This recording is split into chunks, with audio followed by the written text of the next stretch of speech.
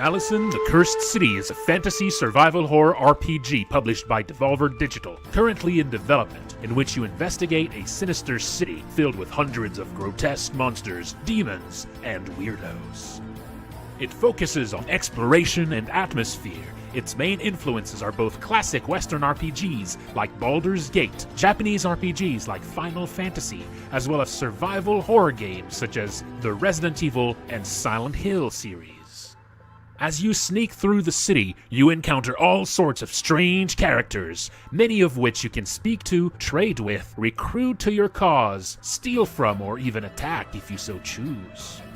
You can approach this game in a million ways. It's up to you how you plan to survive. Your actions may lead to wealth, disaster, betrayal, or may even lead to uncovering some of the city's darkest secrets and the game's many hidden endings.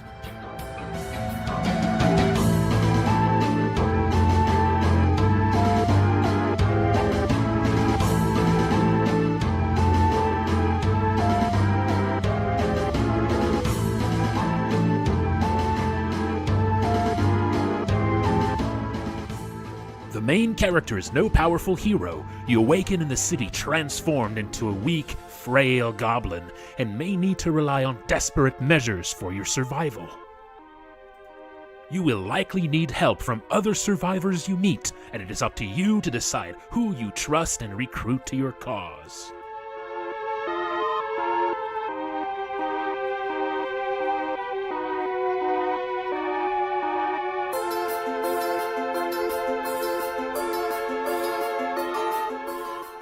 Combat is in a classic turn-based style with a focus on managing scarce resources and building unique strategies by recruiting all sorts of different party members, equipping them, and teaching them new skills.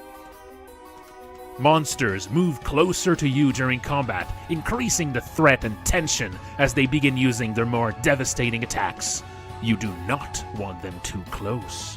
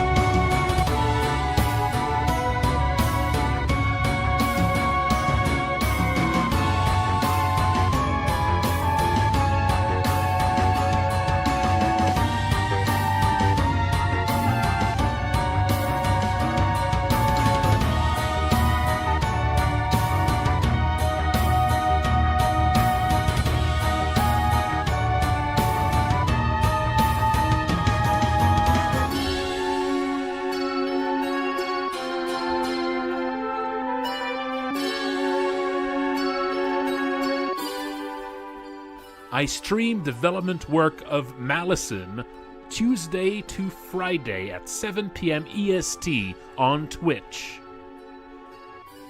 I also have new development update streams on Sunday nights at 8 p.m. EST. There is also a Discord you can join for the game. Check below.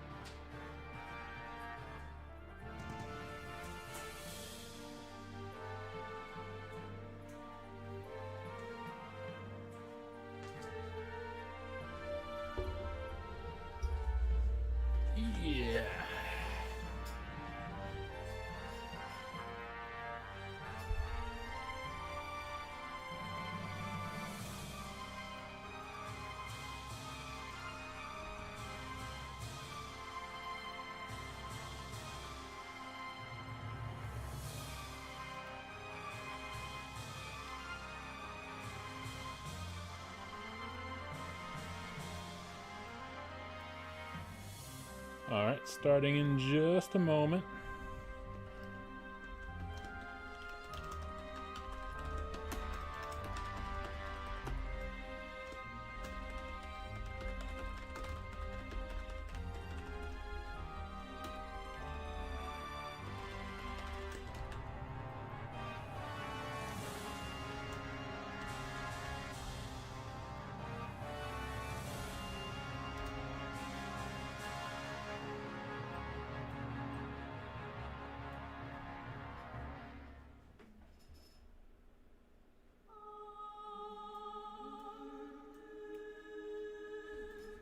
Malison: The Cursed City is a fantasy survival horror RPG published by Devolver Digital, currently in development, in which you investigate a sinister city filled with hundreds of grotesque monsters, demons, and weirdos. It focuses on exploration and atmosphere. Its main influences are both classic here. Hey, how you doing, all? Yes, I am still dual streaming this to YouTube. It seems to be working pretty well.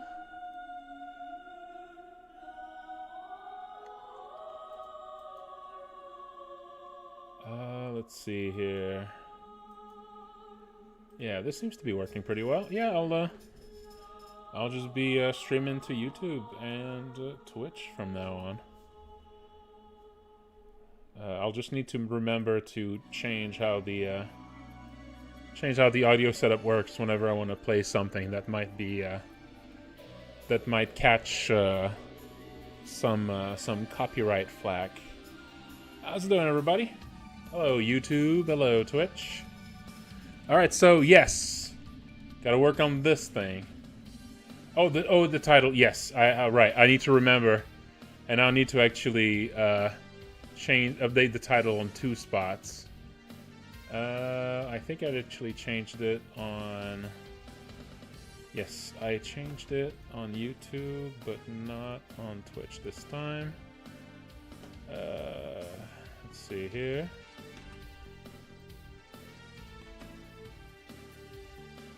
Here we go, and I guess I can change category to art.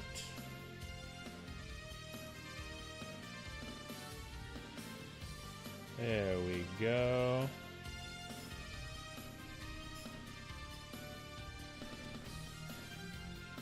Alright. I think we're done. I think we're ready. I'm not used to having to stream to 2 spots means my second screen is now just filled with control panels. Just covered in control panels. I feel like I'm playing a classic old... it's like I'm playing like a classic old DOS game, you know? I feel like I'm playing Blake Stone here with all this... I feel like I'm playing fucking System Shock over here. All these panels.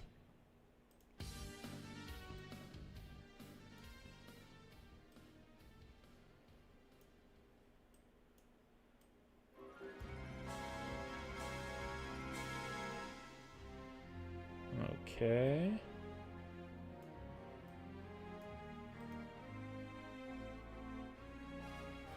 All right. So this this thing I'll be working on tonight. This thing. So this is actually going to be like an introductory spectacle boss for Kingdoms of the Dump. So this is going to be part of the game's prologue, or like introduction. It's going to be like one of the first things you fight. Possibly the first thing you fight in the game is going to be this thing. So that should be fun. So this is why I can show it, even though it looks like a big old boss battle here. This is an early game spoiler, so it's a little bit limited in spoiling damage.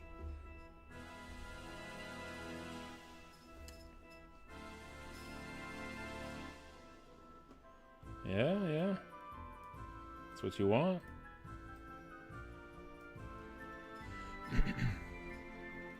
Okay, so let's make some so this is the sketch that they sent me to start with. I don't need to necessarily like really use that sketch. I'm gonna make a new layer, and I'll just kind of make this one semi-transparent here, just to remember sort of like the general shape and size. But I'll try to like make my own version of it here. So what they want here is just a really imposing thing that looks.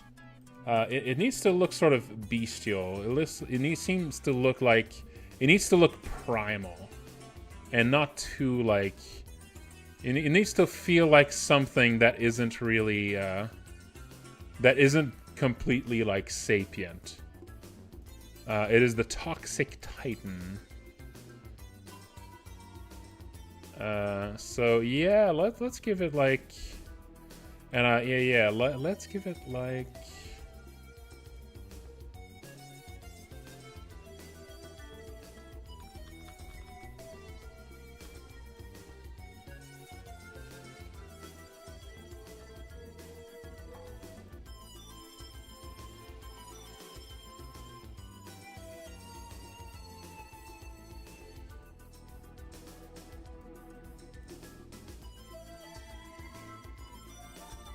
Yeah, maybe.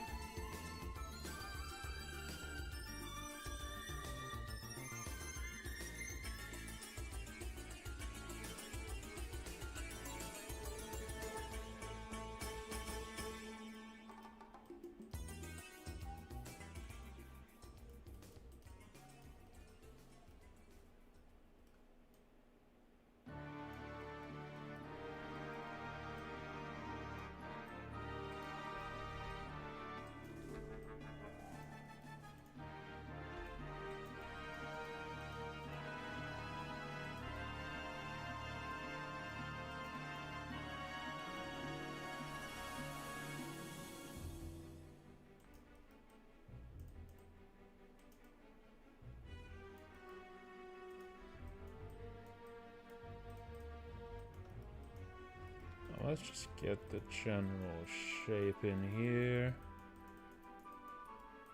And yeah, I need to stay away from it being too humanoid or too much like an animal. It needs to look more vague than that. It needs to look, you know, it needs to have, yeah, like this primal, almost more like an, you know, like this isn't. It needs to feel mindless. Just like mindless rage. Like the other bosses of that theme later need to seem distinguished in comparison, is what I get. Is the vibe I'm getting. Yeah, maybe. One thing I gave as an idea was maybe like as they attack it, maybe eventually, like at one point when it takes a certain amount of damage, it's like its head is sliced off, but then it just keeps going without its head, and maybe like even like a kind of face reforms in the neck stump or something. That could sort of really just accentuate how it's just like just sort of a chaotic thing, you know. You know, something that just sort of improvises life. Improvises whatever shape it's in into something alive, you know? I think that sounds pretty cool.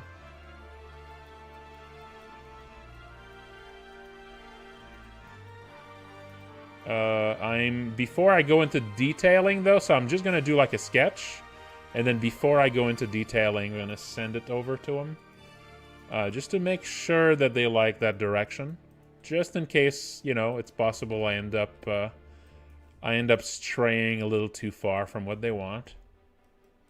Always gotta make sure when you make something that's you know, when you take some creative liberties with something, you always want to just kind of check in with them to make sure you're not you know, you didn't develop in a direction they really didn't expect.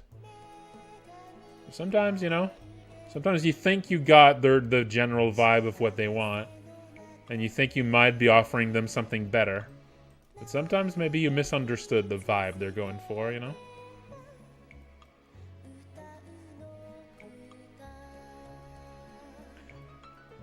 Let's see here. Oh, also, Mr. Lua from YouTube chat is asking, what is this game? This is Kingdoms of the Dump. You should look it up. It's an upcoming, sort of like, you know, Mario RPG / Chrono Trigger inspired game that is set in a world of garbage.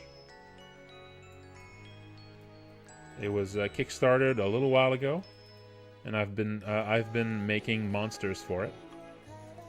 The game has a bunch of, especially boss battles. So most of the work I've contributed to the game has been for boss battles.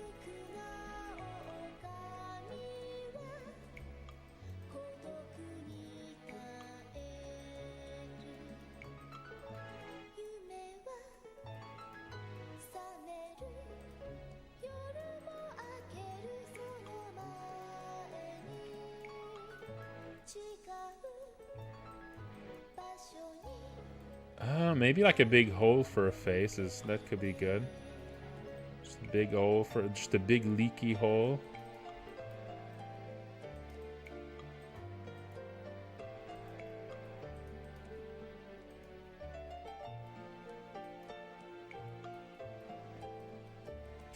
Yeah, there was a demo for people who backed the Kickstarter. Yeah. Also, hey, it's the boy Digital. How's it going?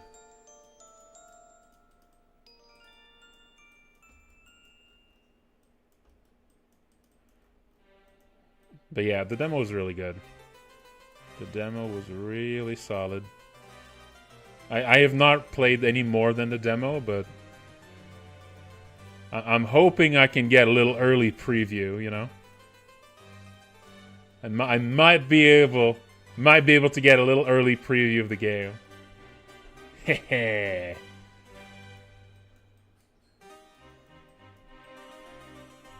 Play it just a little. Yeah, like a faucet. A sea cucumber situation? Oh yeah, maybe it's like puking out its guts. Oh, maybe.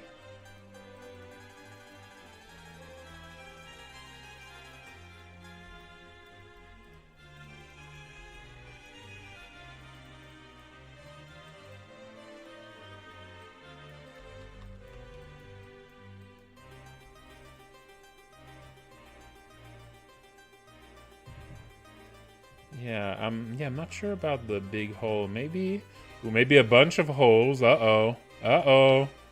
Trypophobia. Uh-oh. Oh no. What if it actually has like a pair of hands clasped on its face? That would make it look more human though. That might push it too close to human. Yeah, it's gonna be animated. But I'm not going to be animating it right away. I'll need to make sure first that that they like the design. You know, this might be going a little. This might be, you know, on the wrong path. So we'll see first. Maybe.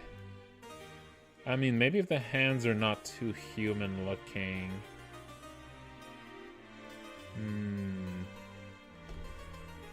Yeah, not sure.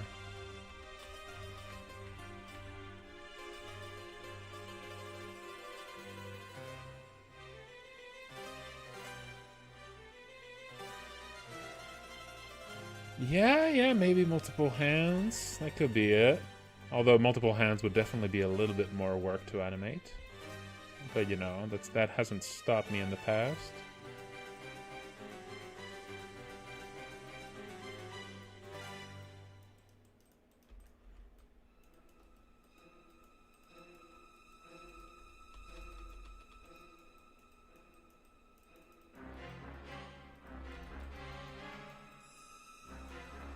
That's right.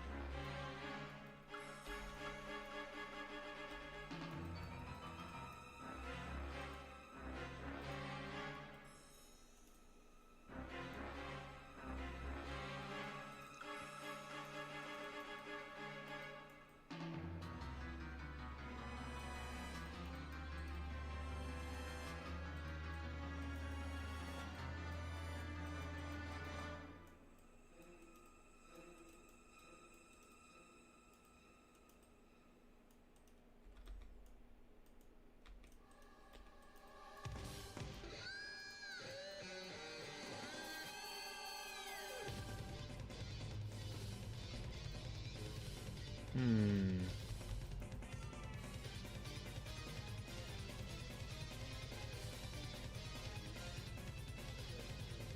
Yeah.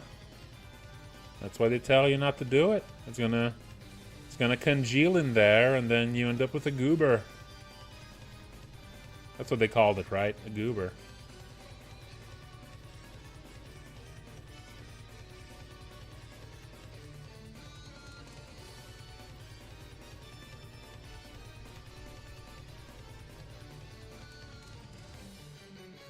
Yeah.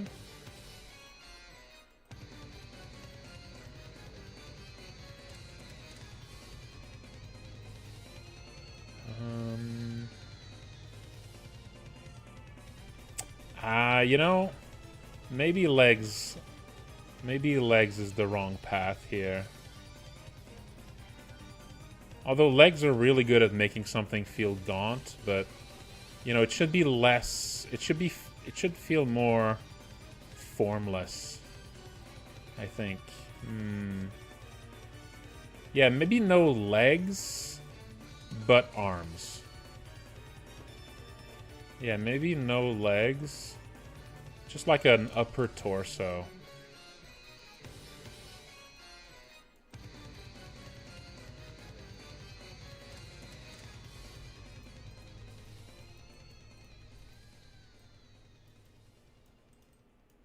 Oh, how about if, like, the center of the face, what if it was just like a whirlpool? Ooh, that would look kind of enigmatic. Yeah, what if this was just like spinning into like a vortex here? That would look pretty freaky. You know, that would be like kind of freaky, but also still very much like inhuman.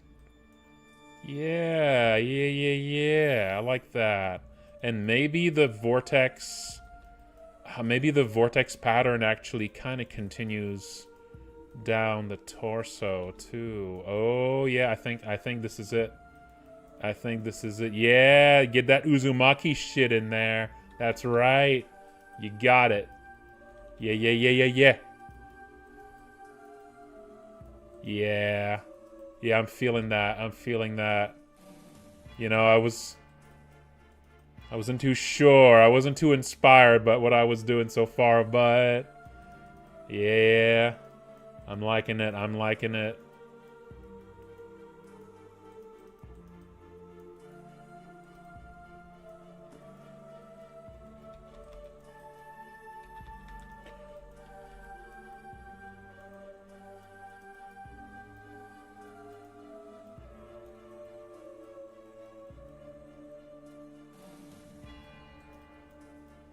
Yeah.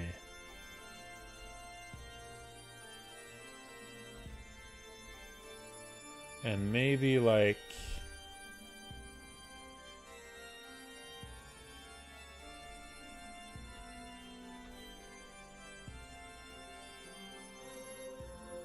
almost like a flower here.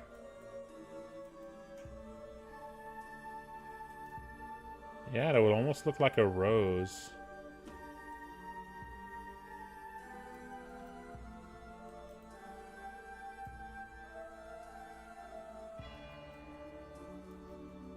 The death cabbage. Yes.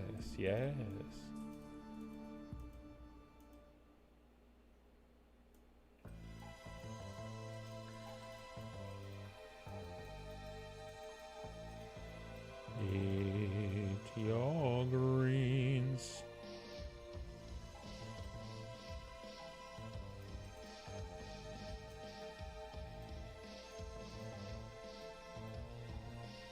And the garbage car.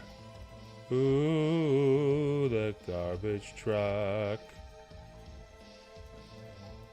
That's a weird song. It really is a slightly odd song.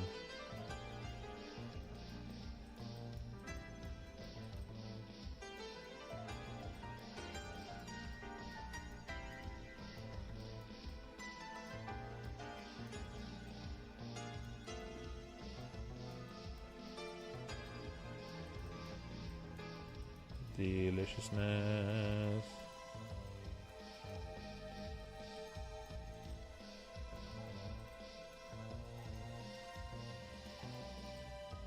Okay, but I do want to have like arms in there too, not just that. So what could this sort of transition into? Like, how would I want this to turn into a pair of arms?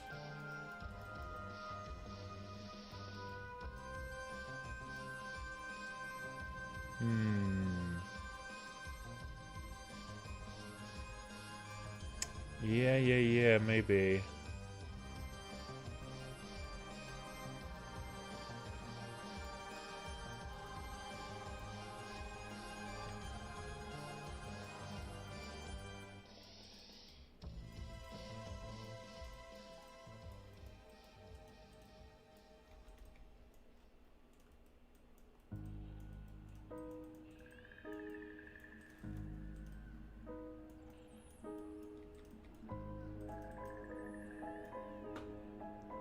Maybe.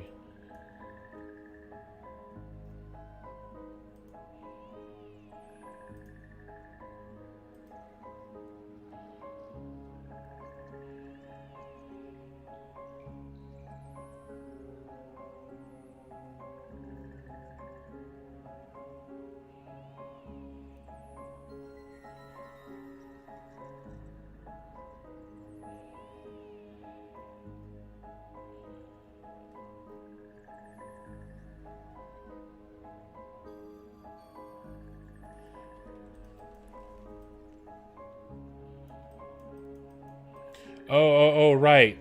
They were saying it should kind of look like it's gripping the bridge out of exhaustion. Yeah, almost forgot that part. So let's actually make the arms just look more like arms here.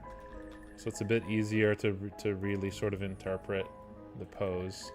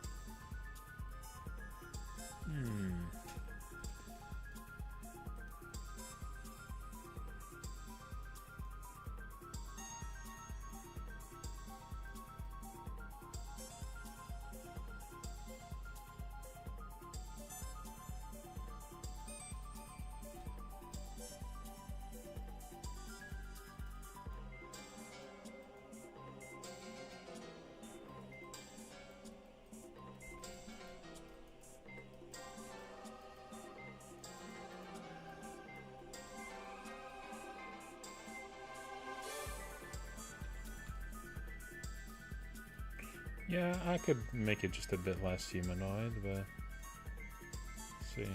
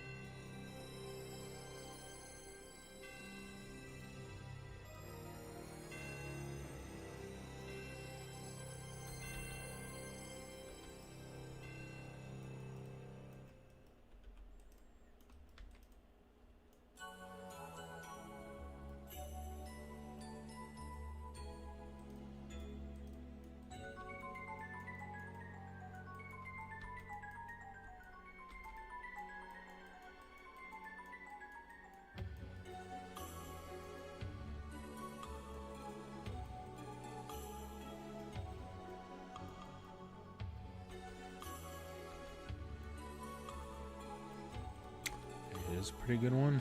Crystal teardrops.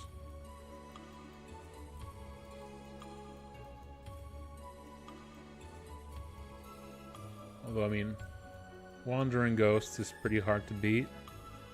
And the Tragic Prince is real catchy. And Final Toccata. Very climactic.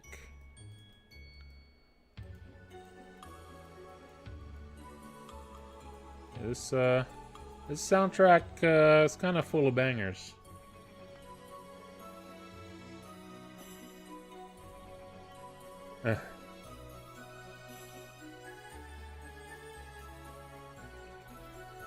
Getting some.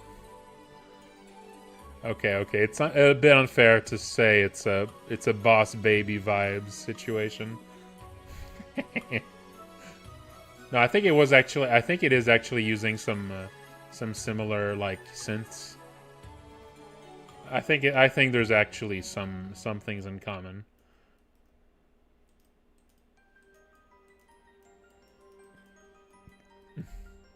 Yeah.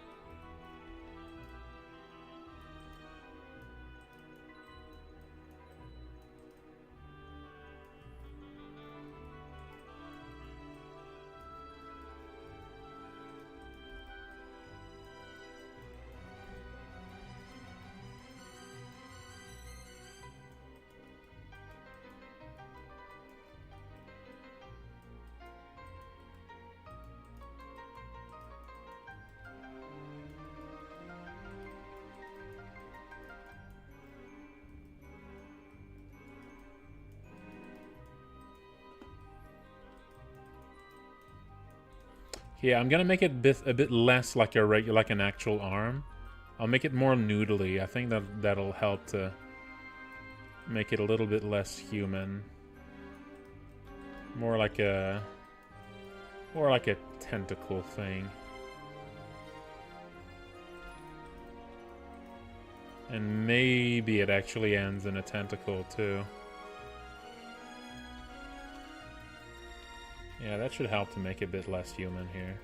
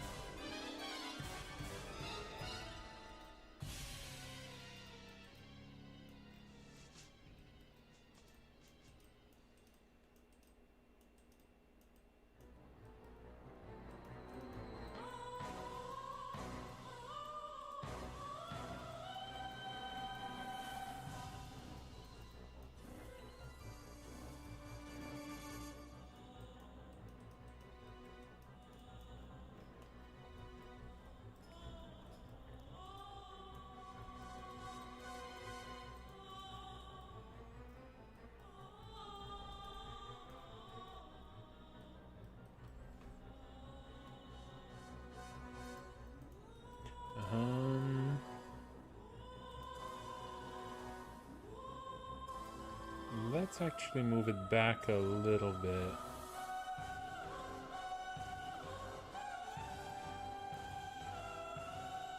Yeah, let's move back the head just a little.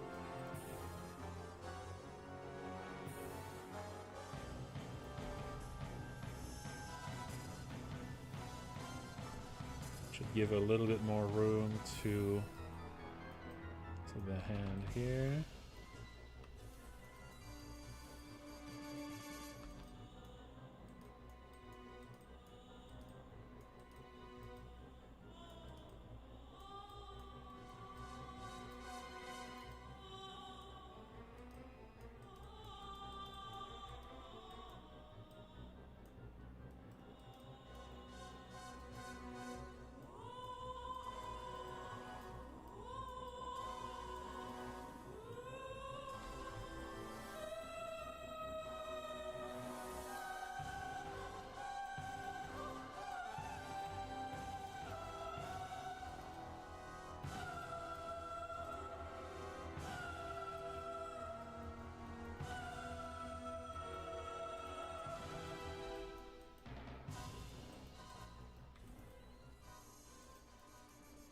Wandering ghosts. Everyone loves wandering ghosts.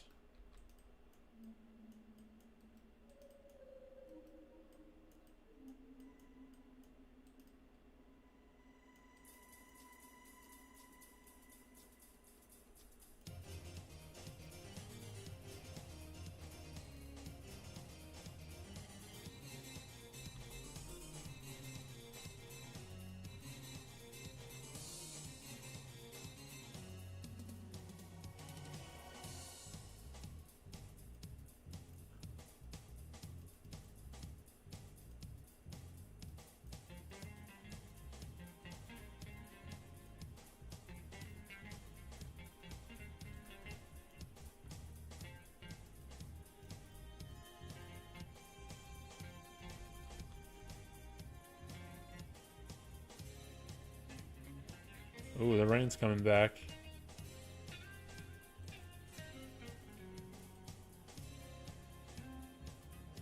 hearing it.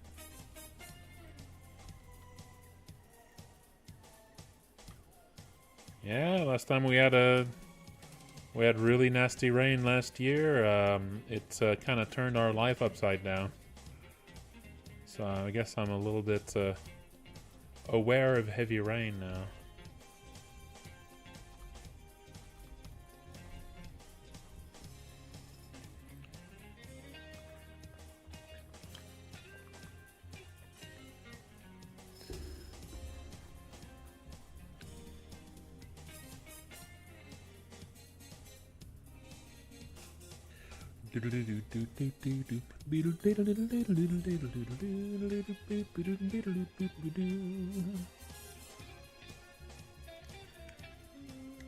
Apparently there was some pretty big damage in Montreal. Saw some pictures of some pretty nasty damage. Like a tree uprooted. That kind of thing.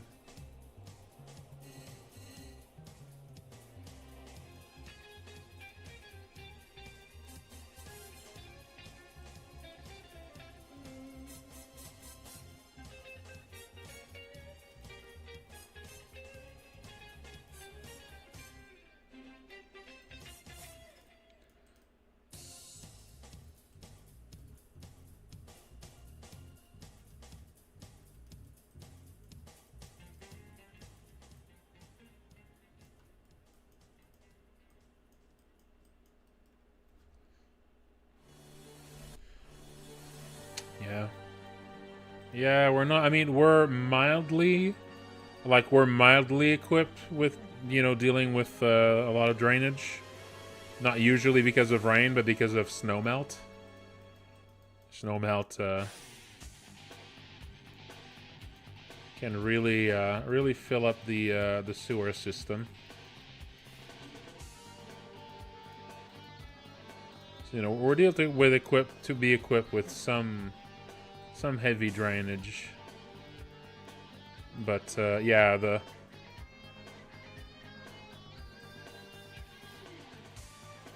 rain we got last year was like by far the most rain on record. It was like the second most rain we ever got in a single day was half as much as this. Like, the step up was huge.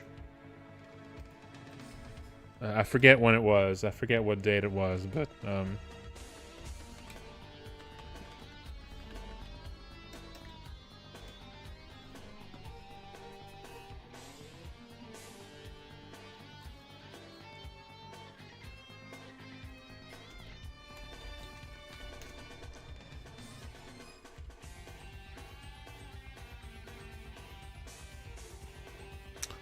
yeah, there you go. It was the remnants of Tropical Storm Debbie. And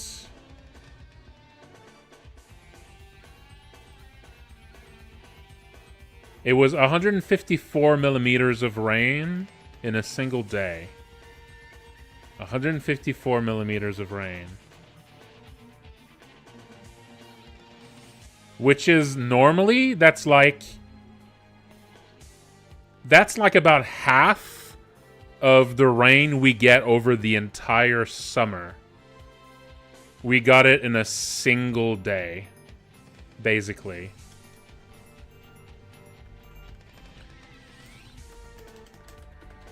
Let me see. That's 6 inches. 6 inches of rain in a single day.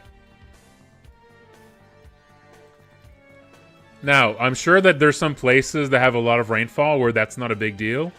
But you have to understand, like, this is not the kind of rainfall we normally get. So we are not equipped to deal with that. Like, yeah. The record heaviest rainfall before that was like 2/3 of that, I think. I think it was like 100 millimeters. So that would have been like 4 inches. So like 4 inches of rain, I think, was the record before that. And now we got 6 inches in a single day. But yeah, I'm sure. Yeah, there's some places that are like battered with hurricanes and stuff, and I'm sure that that this isn't like that. This wouldn't even be like that crazy as an amount of rain. But yeah, your entire infrastructure would be set up to deal with that. Yeah, we are just not equipped for this kind of rainfall here. Yeah. Kind of like how we're prepared up here for really nasty colds in the winter. Like all of our pipes are buried like 4 feet deeper than they would be in most American states, for instance. So like when we get like minus 40 degrees Celsius, which I don't know how much that is in Fahrenheit. Like here, that doesn't cause damage. It's nasty, but it doesn't cause damage. But in some places, in some states, if you got minus 40, it would actually cause like huge damage to like all of your pipes and everything. Because it's just not set up for that. Your pipes are like too shallow because you're not supposed to have to deal with those temperatures. So all of your pipes freeze, and of course when water freezes it expands, and so now you got like millions and millions in damage. Possibly billions, you know? Yeah.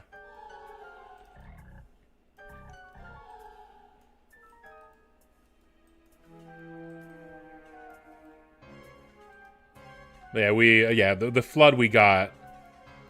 Like, just to give you an idea, like our drainage system, we didn't even have like a return valve on our house's drainage system. We had a return valve on the sewer, but not on the water drain. Cause like just the amount of water it could contain was just like 2 times more than the amount of rain we would ever expect. Like 60 years ago. And now we got like, it went completely above that.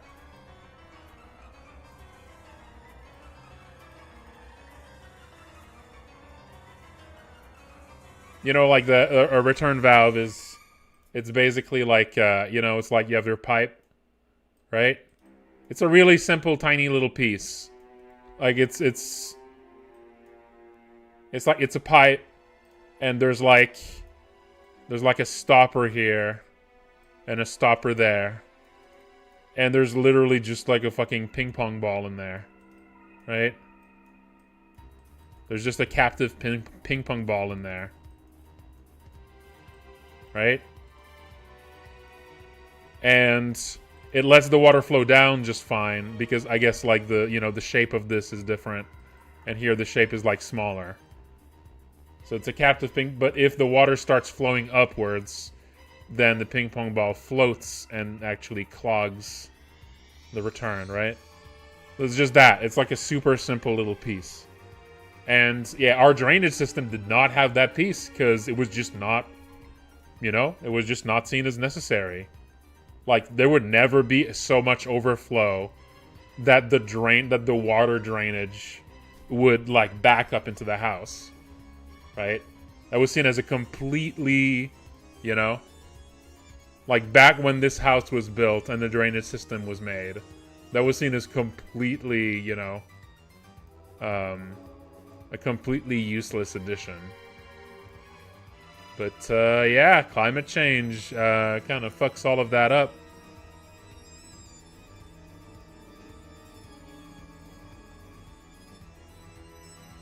And now we have to basically replace our entire basement. Had to, like, put down, like, just the dumpster, the dumpster full of floors and wall pieces, and ugh. We had like 6 feet of water in our basement. It was a fucking nightmare. Almost lost my computer to it because I worked in the basement, and my computer was on the floor. But luckily I was here when it happened. I was literally working when the water started spilling in. So I was able to like react. I was able to like unplug everything while I had my feet in water, and like water was like splashing on my computer and on my fucking my battery, my giant like power surge protector battery thing was just being splashed with water. I say that's a little. That makes you a little nervous to have to grab what's like a giant battery covered in like open plugs while you're like just basically I think it was like 1 inch of water at that point.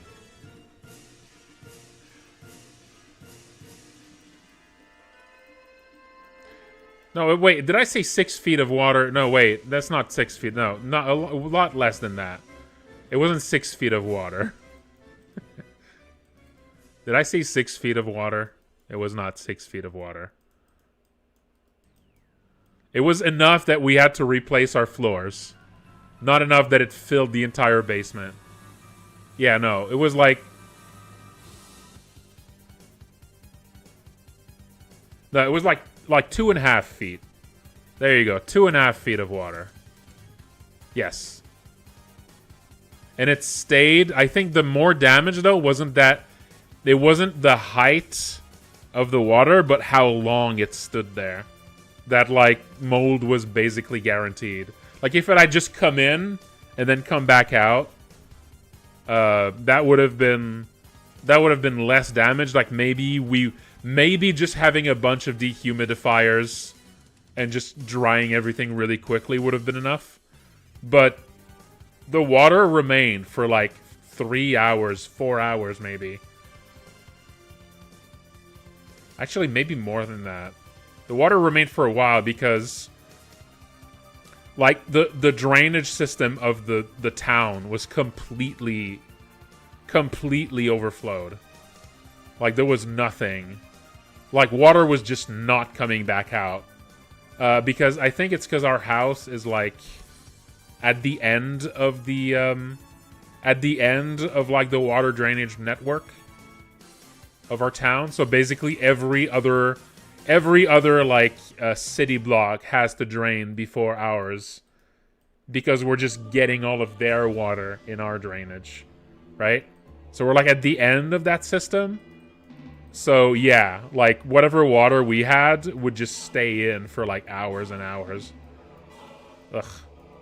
Anyway. That was a big old nightmare. This is why earlier this year and at the end of last year, I was working from my, I was working somewhere else. I was working from my, my bedroom.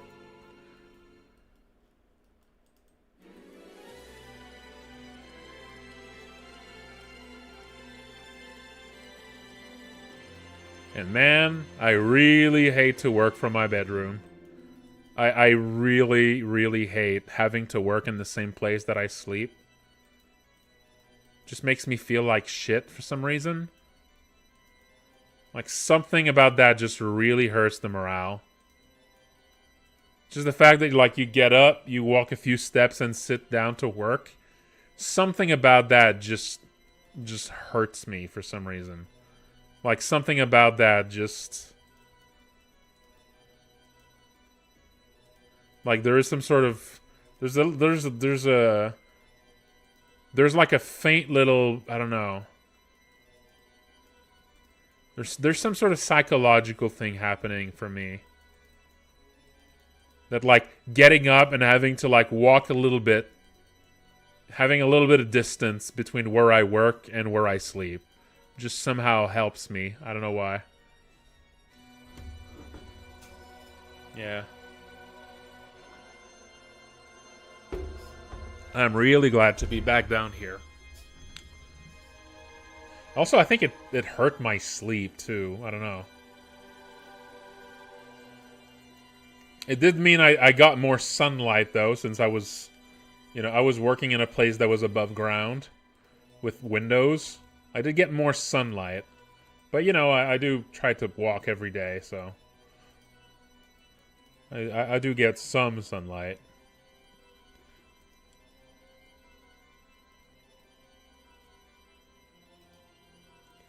Yeah, I don't know. I don't know. There's something... I mean, I'm sure not everyone's like that. I'm sure some people are just really used to it.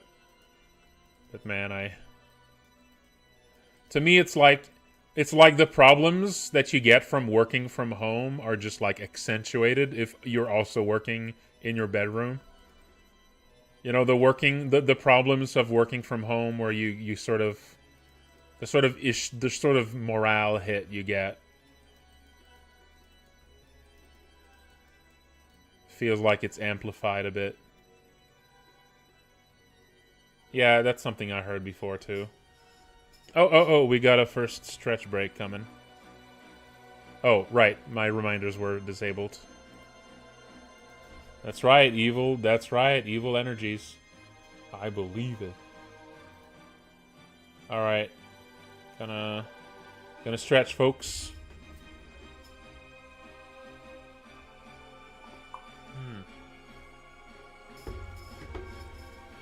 Ooh,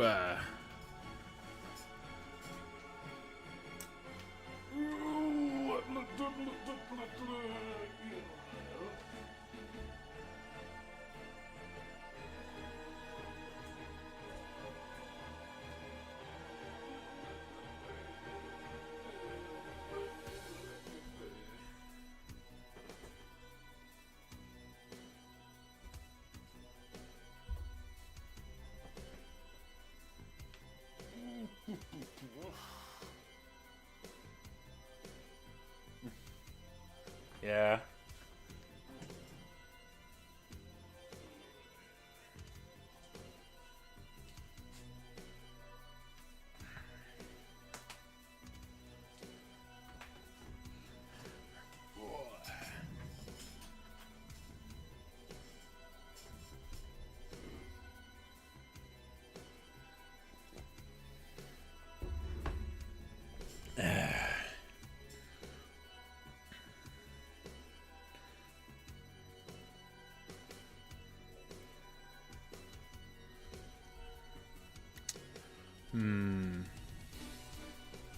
I don't know about that. I don't know about that tentacle here.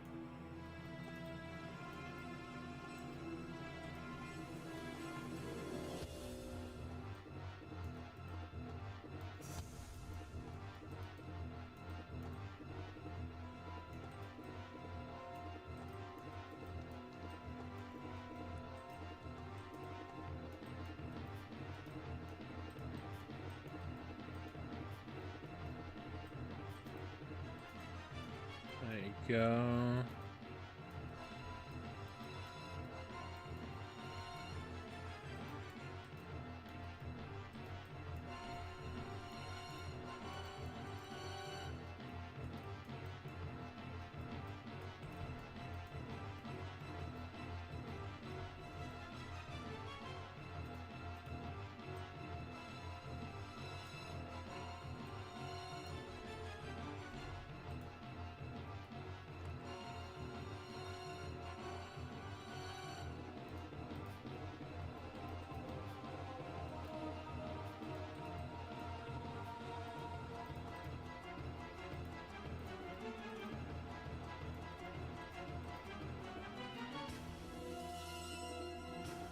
Yep.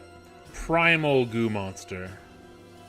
Needs to feel like it's kind of a mindless beast. Needs to feel vacuous.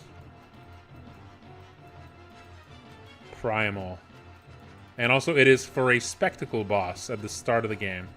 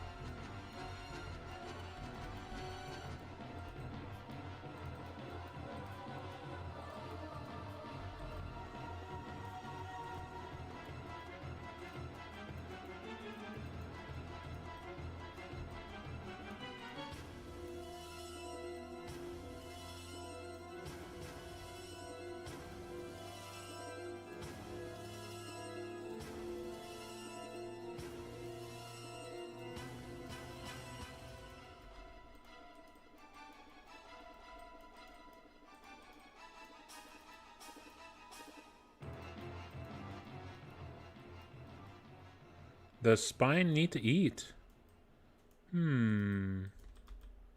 Interesting question.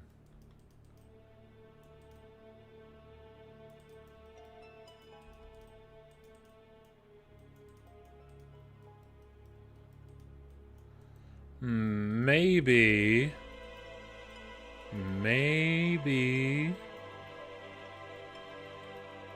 Yeah, it's true. We never get to look inside the fridge.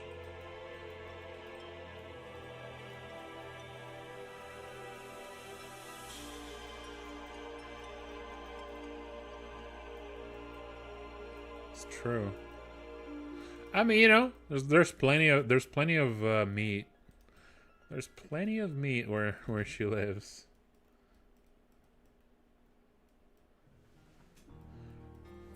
This is this is freelance work I'm doing. Bruno Pastor.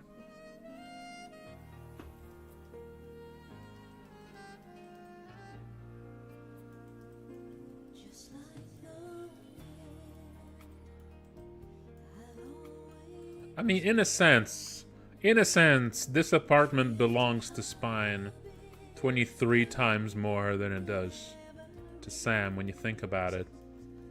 You know?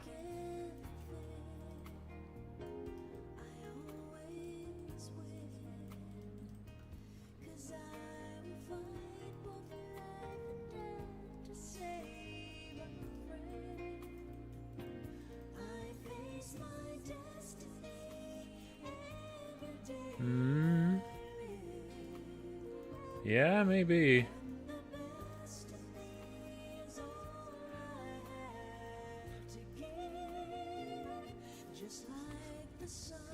I'd really want to see the Judge Judy of this one.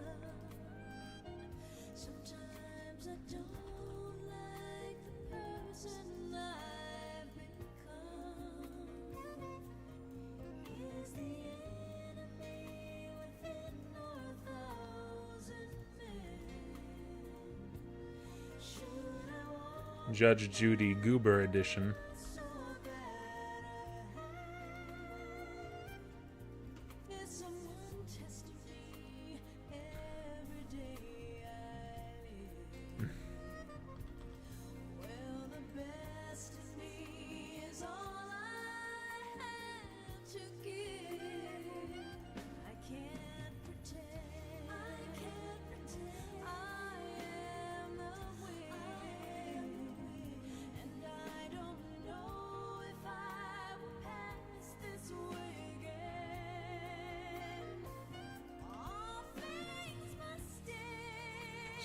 Sometimes you approach a fridge and you just have a bad vibe about it. Sometimes you just got a bad vibe. You know?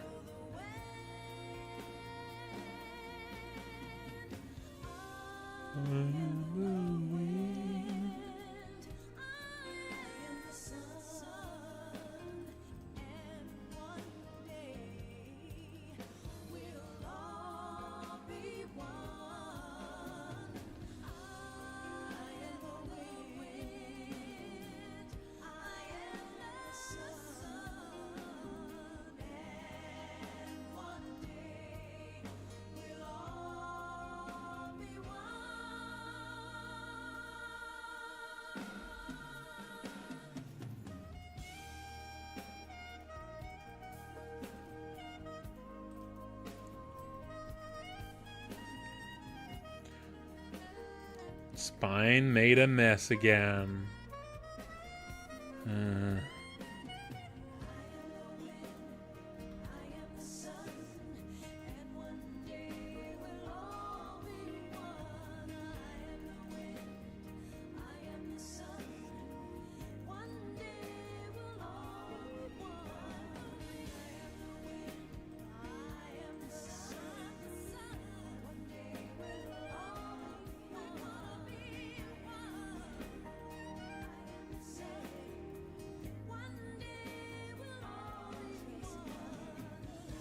You know? I am the wind. I am the sun.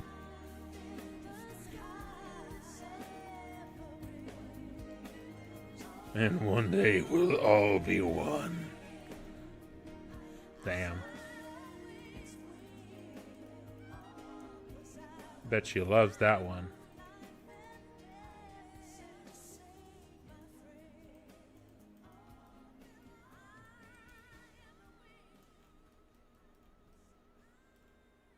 Damn. All right, let's put something else on.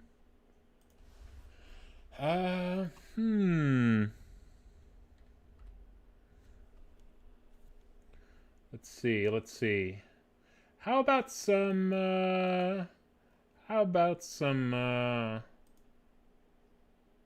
old video game synth shit? Yeah.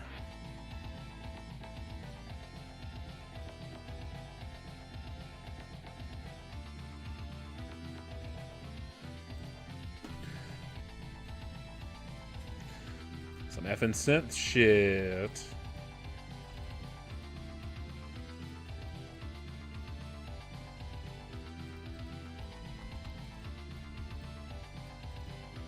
It's the name of a mixtape.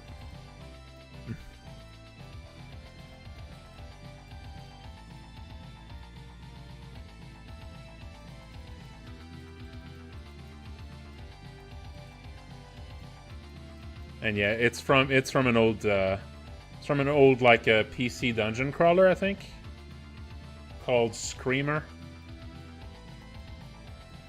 And you choose your character at the start of the game, and all the character bios end with that line.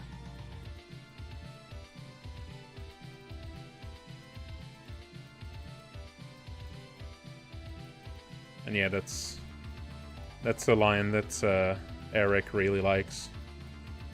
So he's memed about it a few times.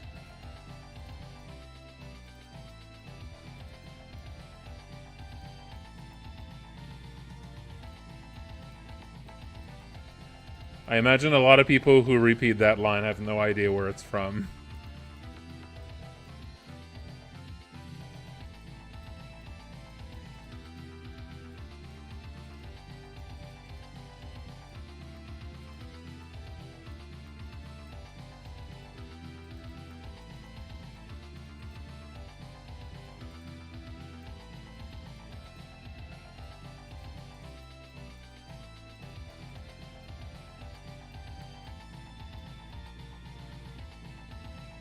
If I remember, Screamer is like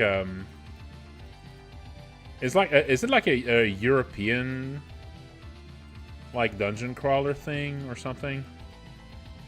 I forget. I remember looking it up a little while ago. It looked very odd. Or maybe it was an adventure game more than a dungeon crawler.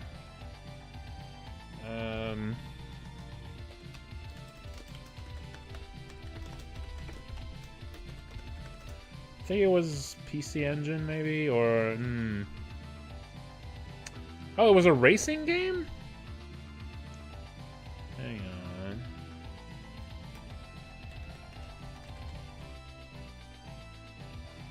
Oh yeah, it's a 1985 game called The Screamer. There we go. Hang on. Yeah, there we go.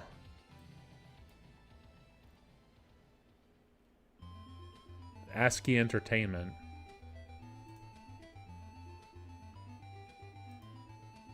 There we go.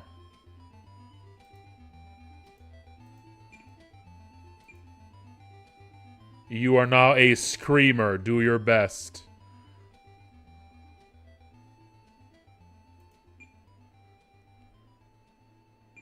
Yeah, it's one of those. It's one of those.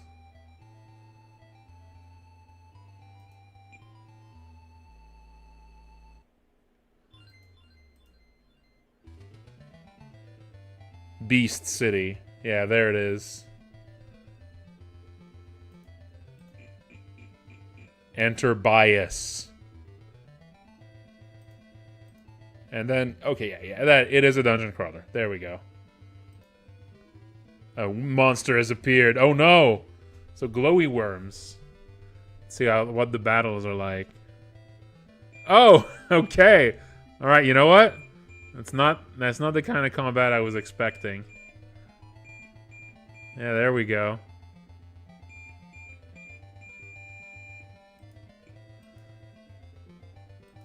There you go.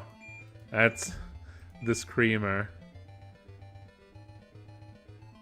Oh, and you need to already enter data disk 2, huh? Damn.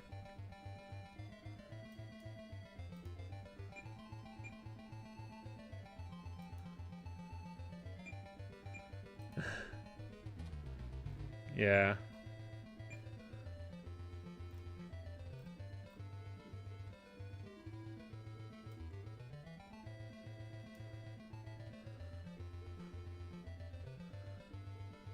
It didn't actually show the bios part.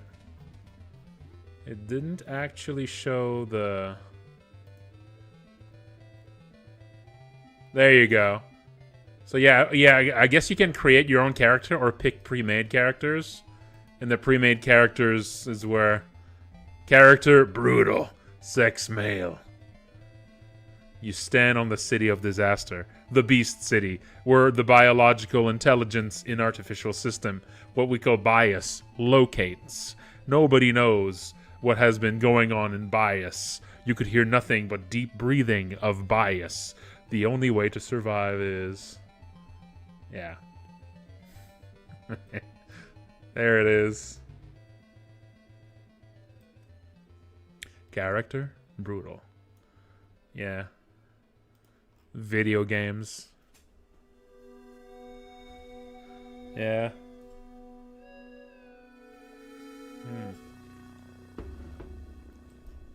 That's some fucking video games right there. Love it.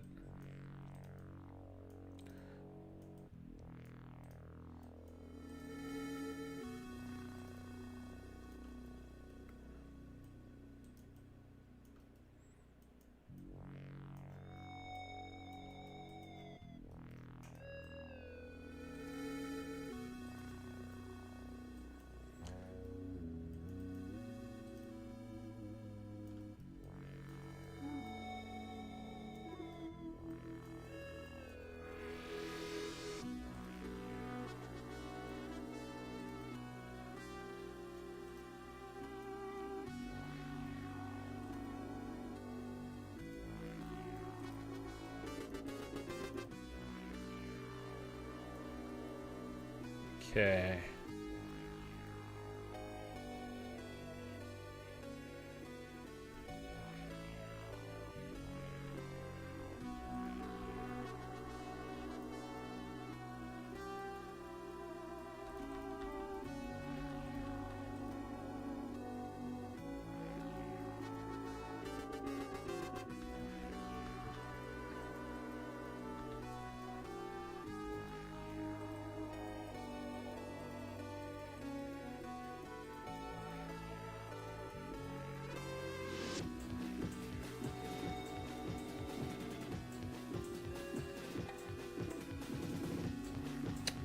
This one's gonna be pretty basic, because it's not like a real fight, you know, it's a spectacle fight, so it's probably just gonna have like one big attack and then like then a few generic things.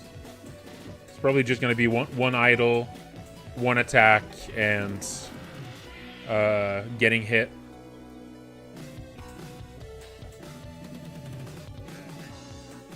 Yeah, because it's not like a real fight, it's a spectacle.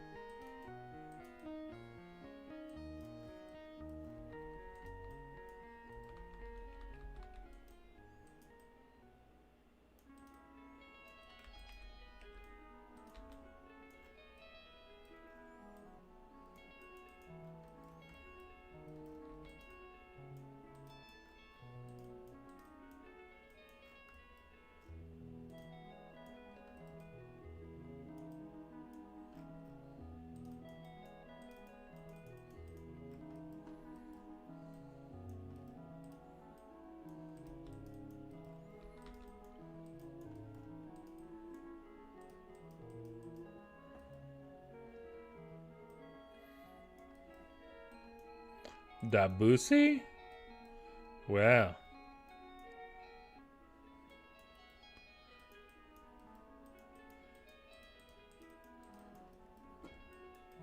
It's not that Ionic, is it?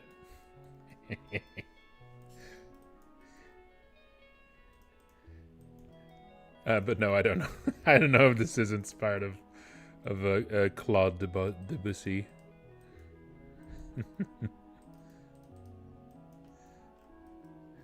Might be. I don't know.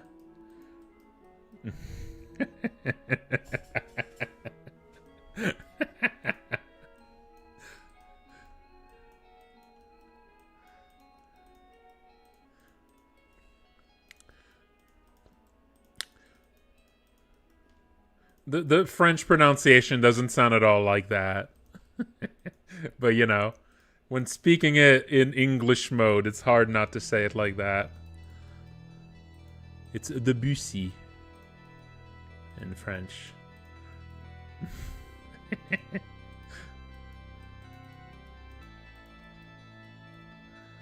Yeah.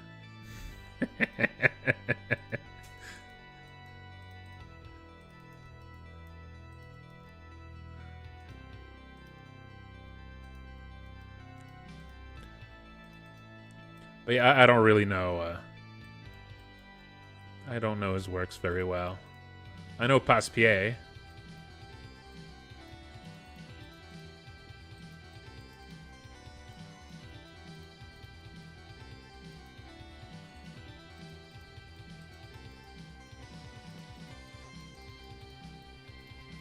And Clair de Lune too, right? Yeah, Clair de Lune.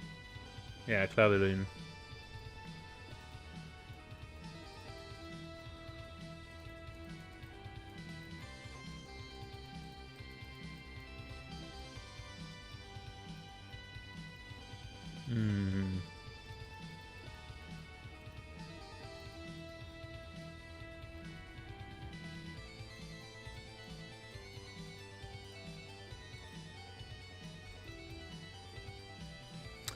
Mr. Lloyd? No, I didn't do anything except enemies. Well, mostly boss battles. But yeah, I didn't do any of the tile work or anything like that. Or any of, like, the characters moving around the map. I wish I could do tile work like that. The game's tile work and environments look so damn good. It's completely beyond what I can do. Like, I could maybe try to, like, replicate that style, but man... That style is very much unlike what I can do. I always really struggle with tiles and environments. Always really struggle with them. Yeah, they look really good. I don't think so. It's not well. They're very late in development. Like I think, yeah. I think they announced. I think they've actually announced the launch date. But yeah, they're getting pretty close to launch here, so I wouldn't think so.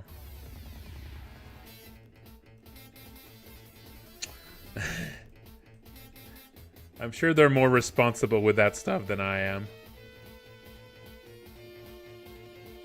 Motherfucker adding characters after the game's launch for a fucking bug fix update.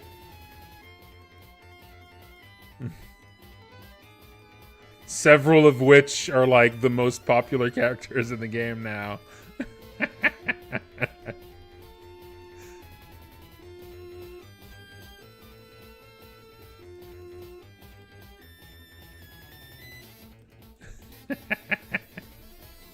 Yeah.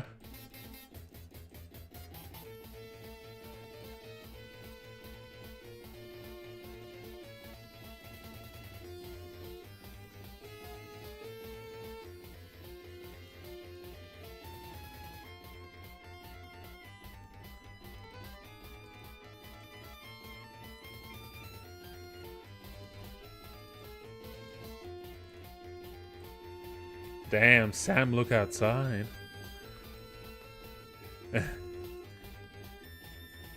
I don't think Sam You Look Outside would fit very well in their world. And also, they literally only have a roach character. Although Roaches is more of a collection of roaches, but you know.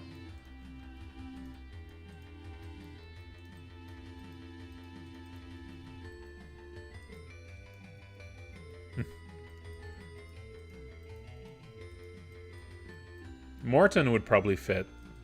Morton would probably fit the best out of everything that's in the game. Actually, Audrey, too, would also. Audrey would fit pretty well.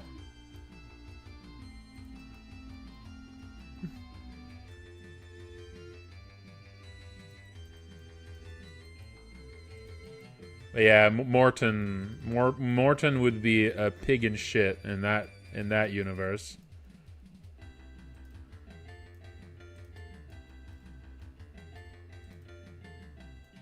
In that realm.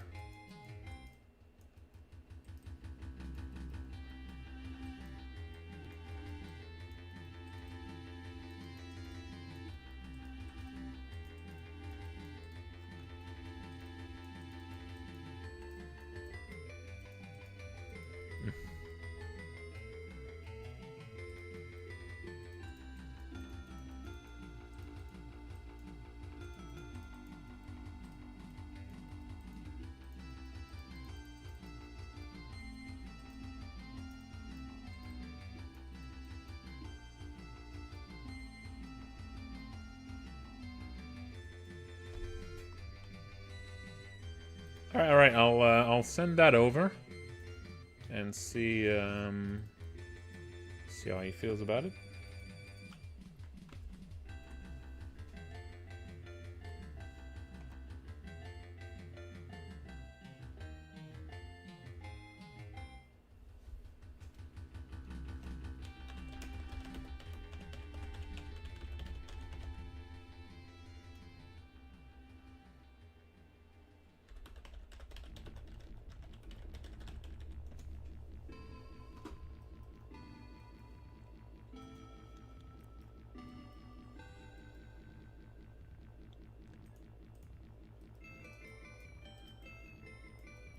Hello, Cadillac Benjamin.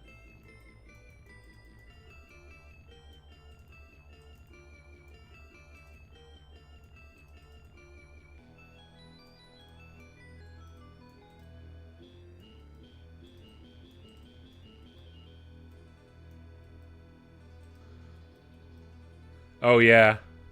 Yeah, Papino, that would be Papino would be in hell.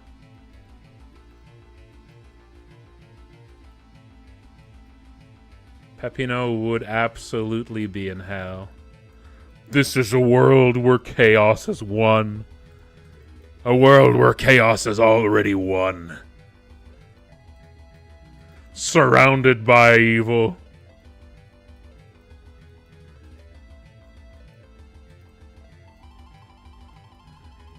Lost in another world. Surrounded by chaos. Low on gas.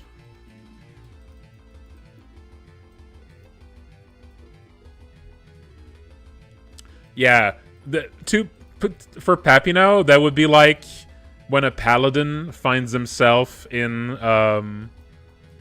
Ravenloft. You know, when a paladin appears in Ravenloft, it's like to all the creatures there, they're like a, you know, they're like a terrifying presence, a lighthouse that just draws all of the evil to them.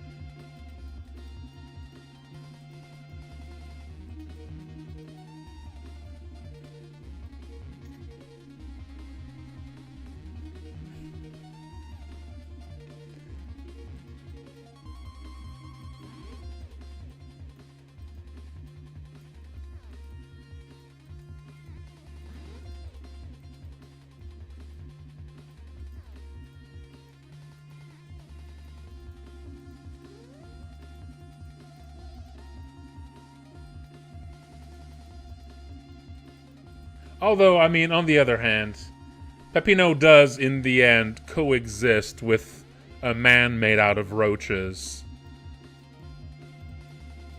And a giant rat. So, you know, Peppino is a bit more... a giant mutant rat. Like, Peppino is, you know, as much of a paladin as he is. You know, in the end, he's pretty open-minded. You know?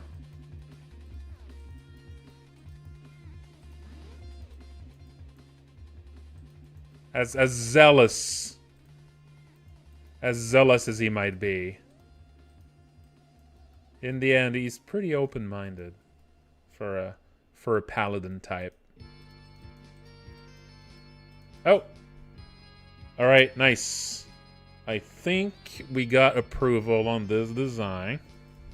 Just gonna confirm.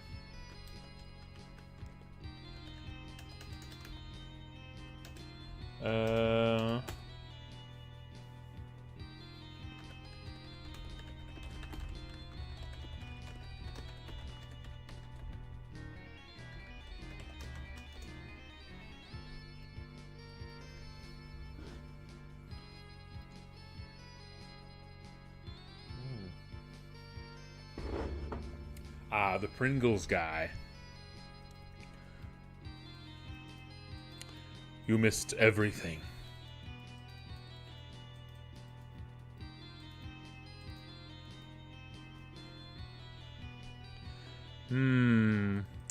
Peppino as a warlock. I don't know. I don't think a warlock would be Peppino.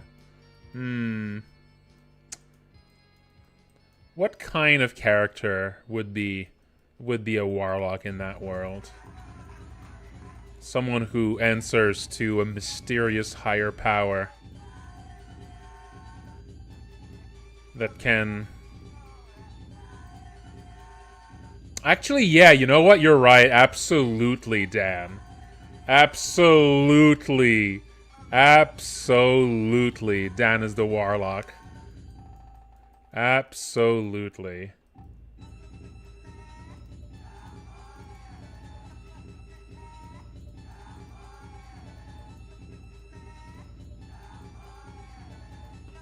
Yep.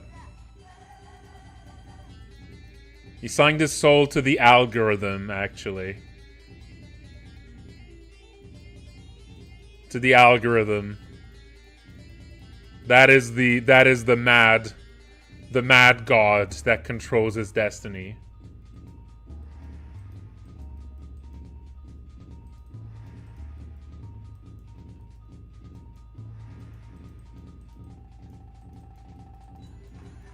No, it's not the people. The people are sort of the many voices of this faceless god are his chatters, but those chatters individually, you know, they only kind of sample. They're only like a sample of the voices of that god. But they're otherwise, you know,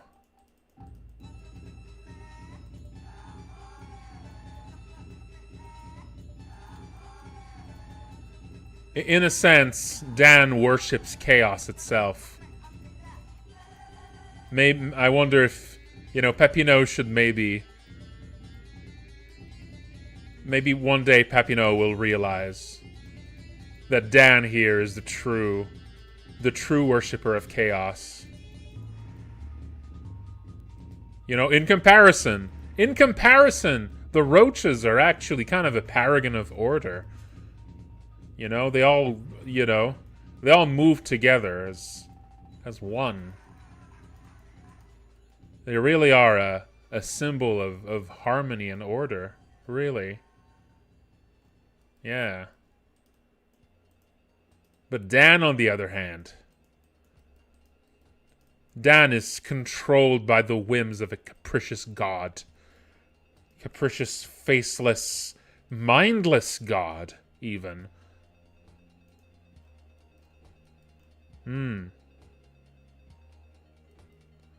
That's right. We actually have a bunch of really fun ideas. So we kind of want, so in 2.0, and again, every time I talk about 2.0 stuff, always take it with a grain of salt, because we don't know how much of that we'll be able to do. But we have a bunch of ideas for like how to expand. We kind of want to expand all the characters a little bit. Just add a little bit to each of them.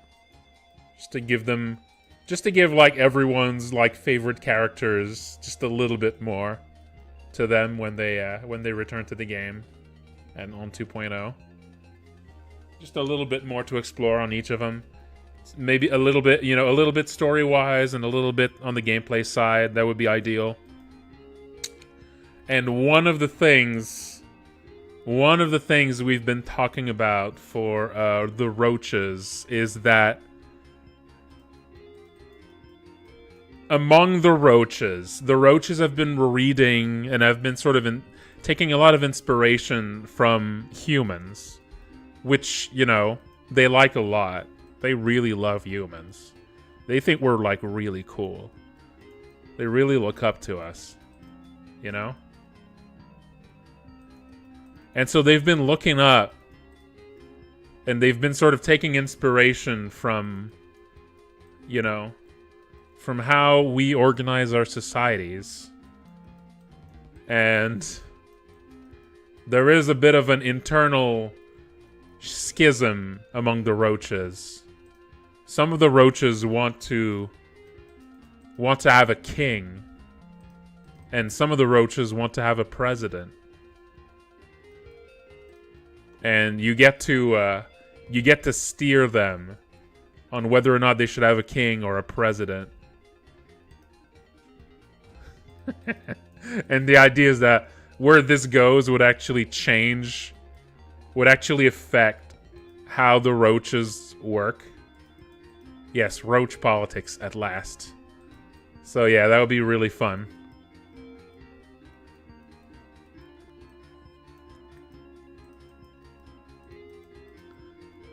Yeah, we got a bunch of fun ideas like that. That's one of them. We'll see. We'll see if that makes it in.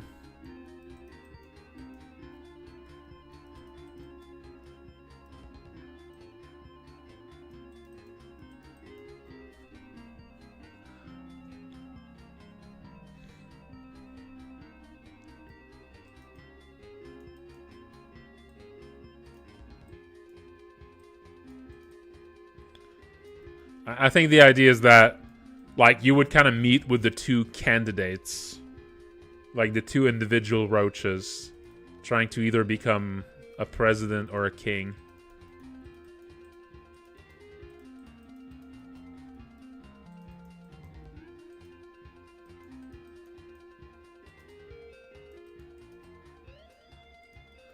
But, a lot of the humor, a lot of the humor would be about how, they don't really understand what they're talking about. They're, like, very naive about it. So, it's going to be adorable. It would hopefully be adorable and funny.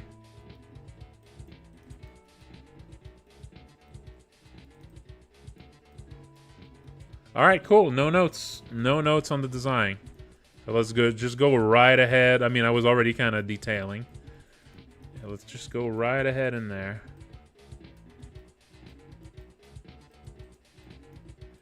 No notes.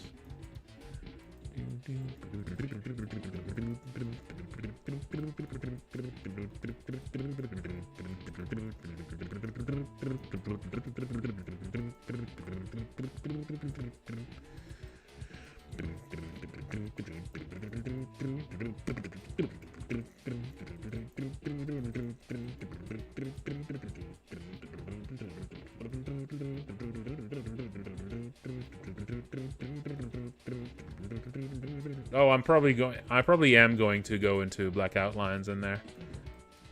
I just haven't put the black outlines in yet.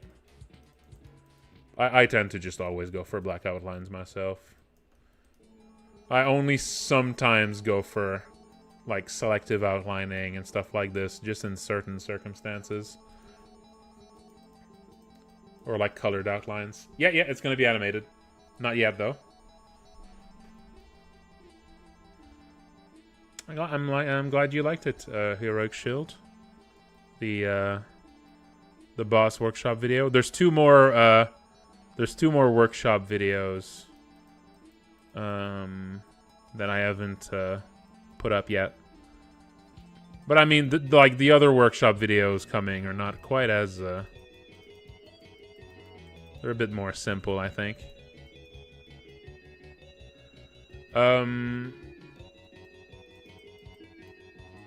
I don't have like pixel art tutorials now. I'm not really, to be honest, I'm not really sure how I would go about. I feel like I find it a bit easier to talk about game design than to talk about like how to help someone do pixel art. Like if I wanted to make like a course on pixel art, I'm not really sure how I would approach that. I think the problem is that I never really got an art education myself, so I'm not really sure how to approach that stuff, you know? So yeah, I'm not really sure how I would even approach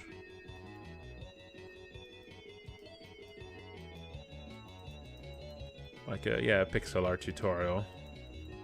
A pixel art workshop I can kind of do. I've already kind of done that before.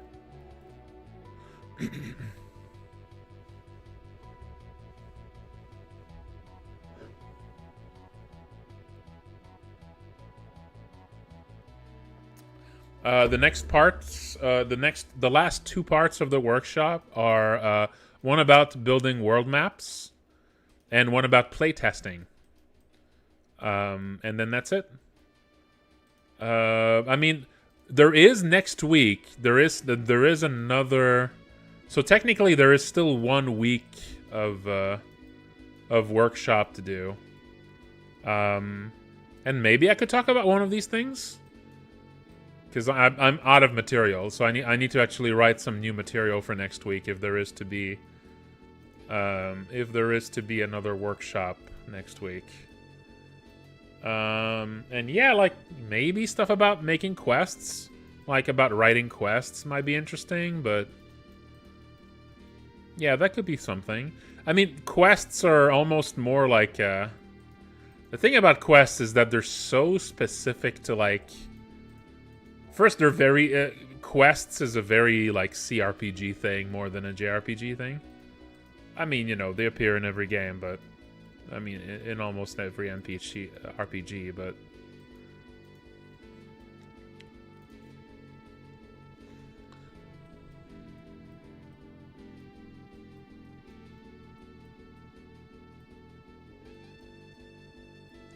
yeah, Look Outside released a few months ago, and yeah, it's doing really, really well. It's actually we're reaching now 120,000 sales. Yeah, so it's doing really, really well. 120,000 sales.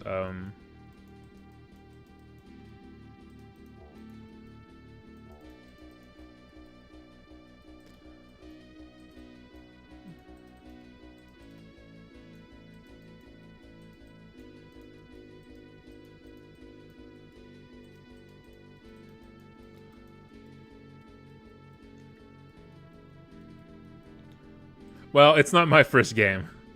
It's my first commercial game, so it's my first time putting out a game for sale, like on Steam. But it's I've been making like game projects for a pretty long time. I started like as a hobbyist game dev like in 2004. Yeah, I'm dual streaming between YouTube and Twitch.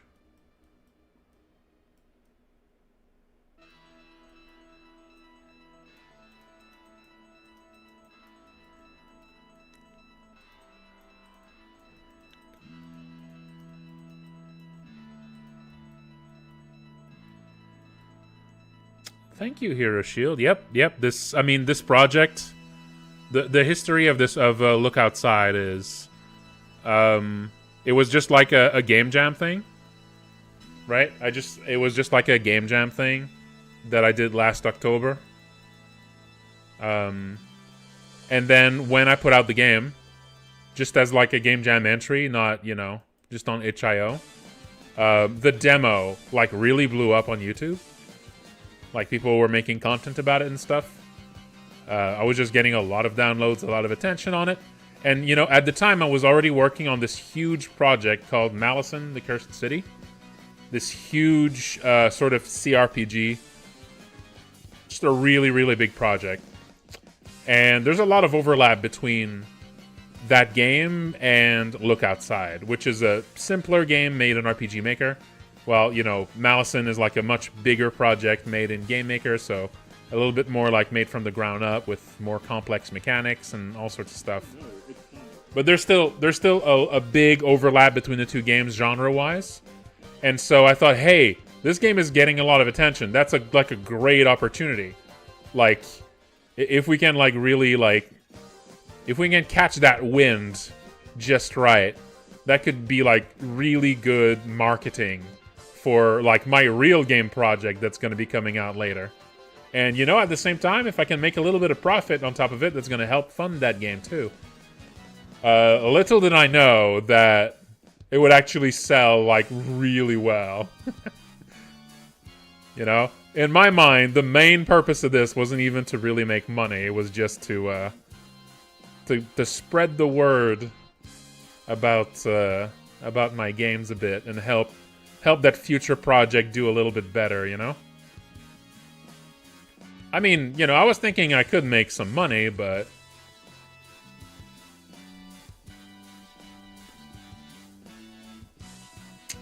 yeah.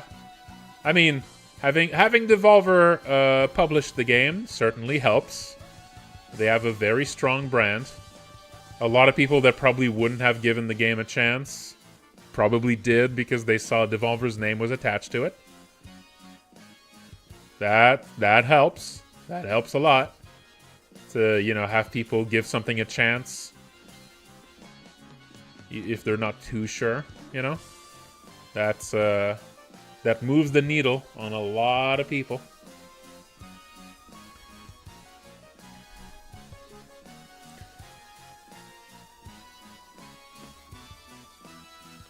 And yeah, it's been doing super good. And now I have now a shit ton of money to actually make the other game. I have more money now for that game than I had even initially for... Because the other game is also published by Devolver, and they gave me some budget, but... Yeah, the success of this game now has given me more money than they even gave me originally as budget for it. Because I was running out. The development on the other game was slowing down a bit, because I was starting to run out of... budget for it. So I was starting to work like a freelance... I was starting to do like some freelance dev and freelance pixel art, including working on this, actually. I started working on this in part to help fund working on Malison.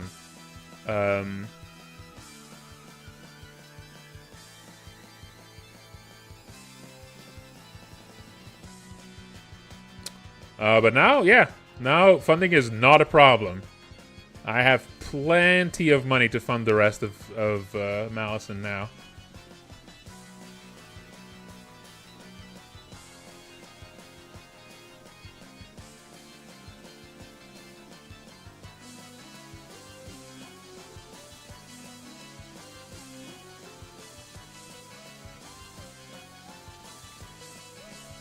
I wouldn't say it means that Malison's going to come out soon or anything. It's still a huge project, and I'm still doing a very large chunk of it myself. But, it relieves me of many bottlenecks. And it means that I don't need to, do freelance work on the side to fund it anymore. So I'll be able to really, dedicate myself to it again, which is going to feel pretty nice. Yeah, it just means I don't need to, I don't need to take time off to work on other stuff just to pay for for like freelancers to help me out. And also to just have money so I can eat and all that.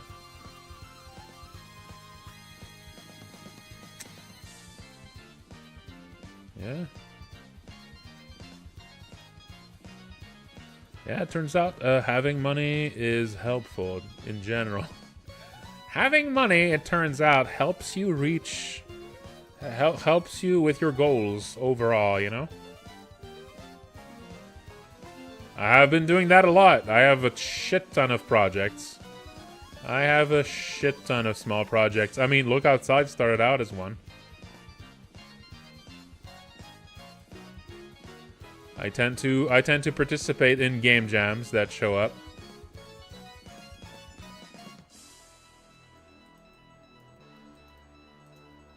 I do like doing game jams. I do enjoy the occasional game jam.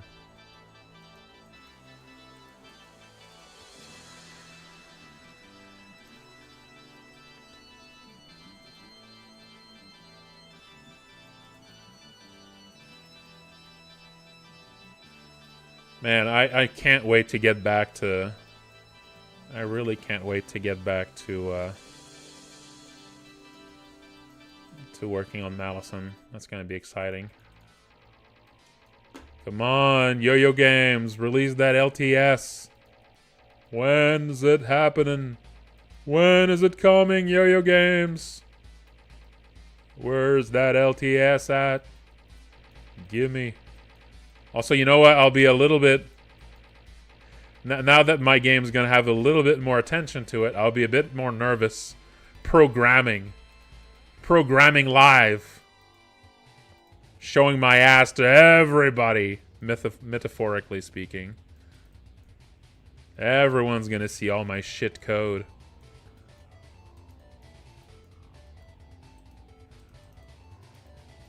I can't really release it in chapters. I don't know. That wouldn't really work as something released in chapters, I don't think. It's too much of like a big... It's almost like an open world game. It's not really... I don't really like open world games in general. But it's like a very... It's a game where you're like exploring the city and there's a bunch of different paths through it. It's mainly like an exploration game. And a lot of the development on it isn't really like a straightforward and linear thing, because like this is the kind of game where most of the content of the game is optional content. Like most of what you do in the game is just explore and just find weird things, weird characters to speak to. I mean, hey, if you've played Look Outside, that's, you know, it's basically that vibe but wider, with more sort of optional paths and more secrets, and, you know. But, you know, the vibe is similarly. Like, in Look Outside, a lot of what you're doing is just going around and finding weird characters and weird situations to interact with, you know? That's kind of most of what you do in Look Outside, right? So, yeah, Malison is that, but more. Like, way more. And also, yes, the visual sort of the theme is more like medieval fantasy than sort of modern day. So yeah, the setting is very different. The setting is it's more like a sort of goofy, cartoony Dungeons and Dragons, but also horror, of course. It's a horrifying Dungeons and Dragons with a colorful, kind of cartoony look.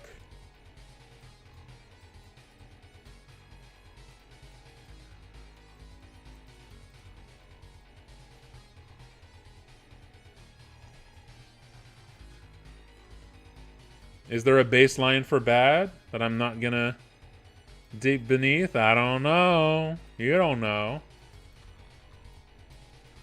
Maybe the coding Jesus is gonna rip me a new one.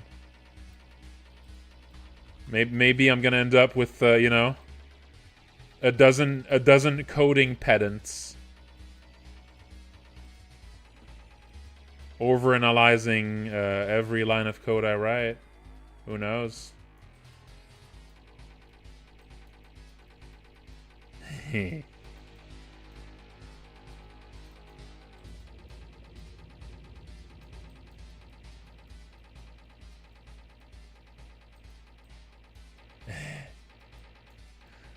Yeah, it's true. It's true. It's true.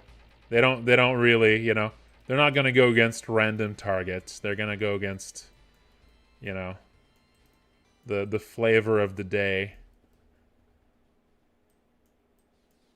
So as long as I don't become YouTube's character of the week, I should be okay. My code is going to be my code is going to be good and fine as long as I'm not the character of the day. Then, oh boy.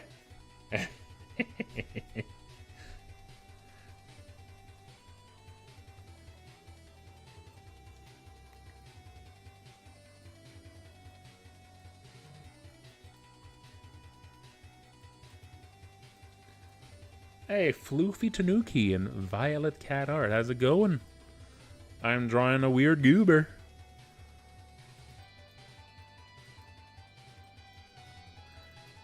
I mean, okay, so I really didn't like a lot of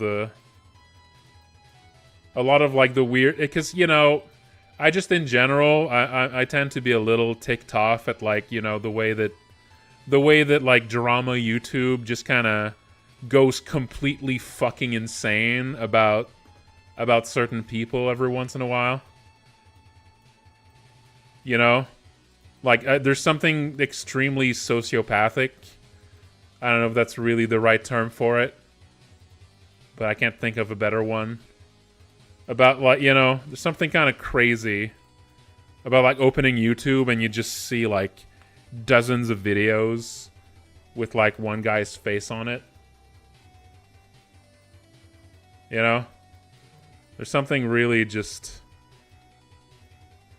something that just fundamentally makes me very uncomfortable about this. Even if I basically kind of agree with all the criticism that's levied against someone. Like, before him, you know, it happened to a bunch of people. Like Illuminati was sort of like the big target for a while. And, like, videos about all that she did was just blanketing the web, you know? Yeah, that stuff is a little intense. And it makes you almost want to be, like, devil's advocate. Like, it's so insane that it makes you want to defend people, even if you actually kind of... even if you really don't actually agree with them. It's just so, like... it's so, like, bloodthirsty that it makes you... it makes an asshole into, like, an underdog in some weird way. Yeah. I don't like it.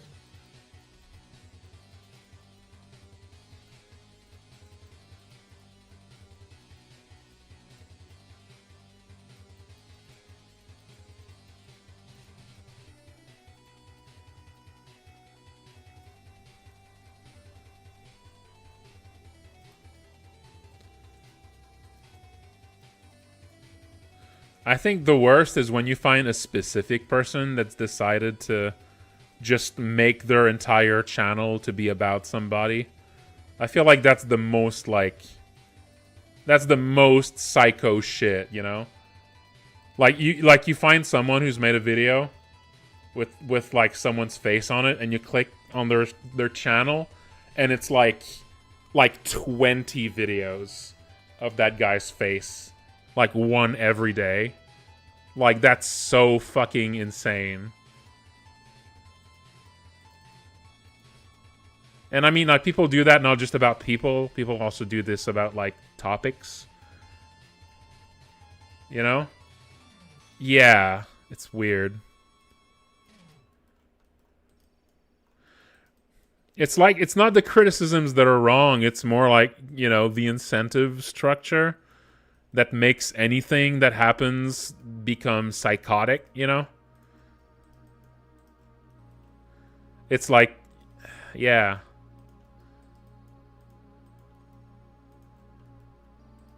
It's like, I think we were talking about this on the Discord a while back, but it's like lolcow culture, but with money thrown in, right? You know, remember lolcows? But what if people made money from doing that shit, you know? What if people sold that milk for money? What you end up with is something fucking insane. You know?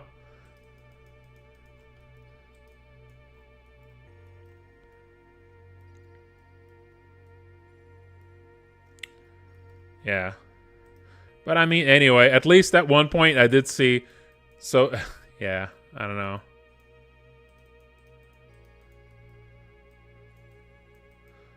But yeah, so I was watching, like, some people trying to, like...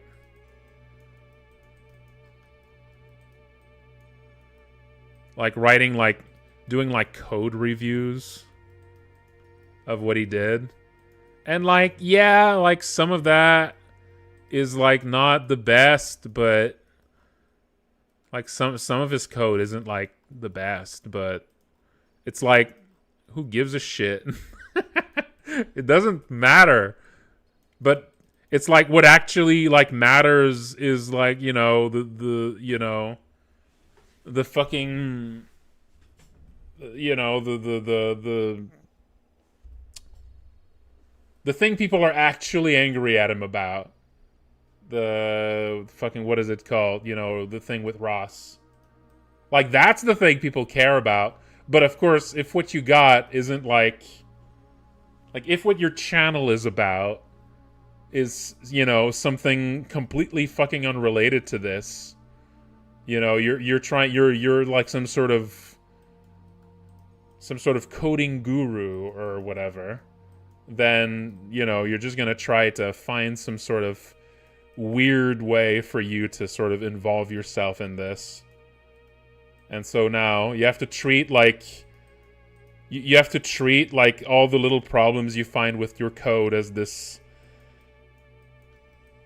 really meaningful, like nails in the coffin of his credibility, you know? And like the way he codes is completely unremarkable. Like most people who use GameMaker basically write like this or worse. You know?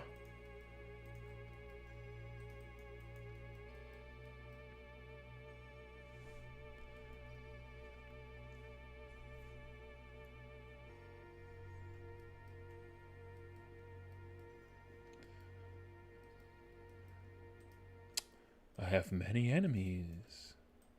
So many enemies. Well, you know, I mean, I'm sure. Actually, you know, now that I have a bit more attention, it can happen.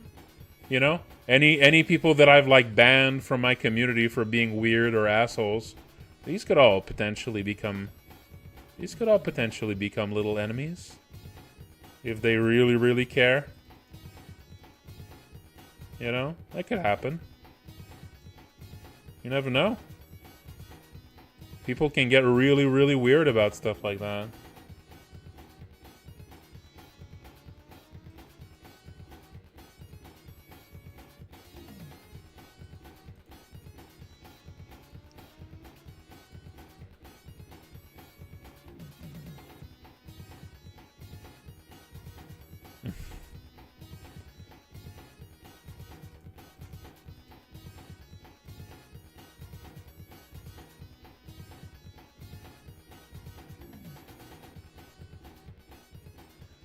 I mean, there were a lot of weirdos. There were a lot of weird, incomprehensible weirdos early on, when the game started to blow up. Some of which that I still I have absolutely no fucking idea what they were about. I think I heard at one point that like some of that was explainable by TikTok memes. But, you know, I guess it's just not my... You know, it's just not my area or my You know.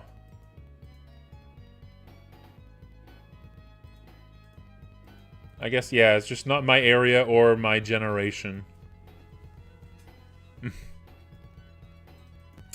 Yeah, I remember there was, I don't want to, you know what? No, maybe, he might have been like autistic or something. I shouldn't.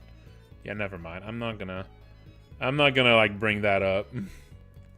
He was probably like autistic or something, but yeah, I mean, there was some very weird posting that, that I still kind of wonder what the hell that was about.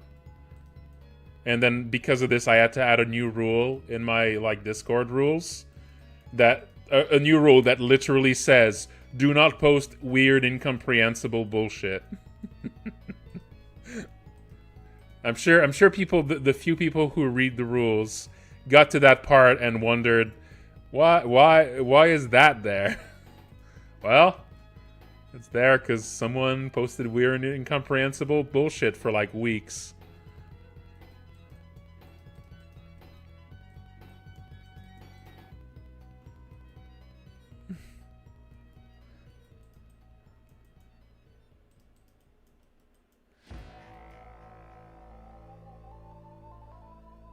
Okay, yeah. So it is a thing, right? Yeah, there you go. Yeah, could be Eldritch Horrors. Who knows?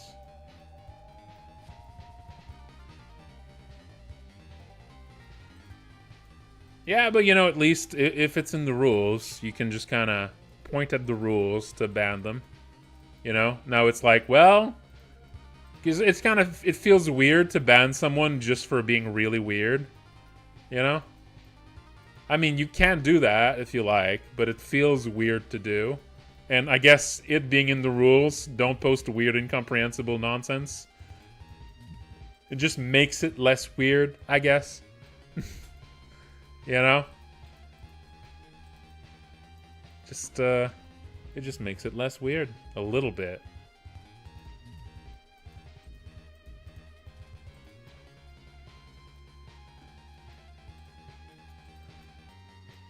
Could have also been just very young, too. That's another... It's probably a little column A, a little column B. Who knows?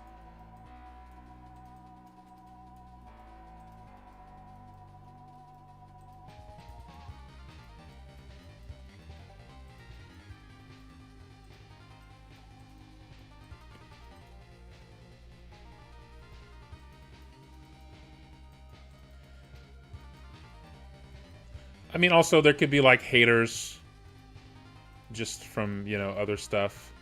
Like, some people have been angry because, like, they've had issues with the game for a while and they haven't been fixed. And,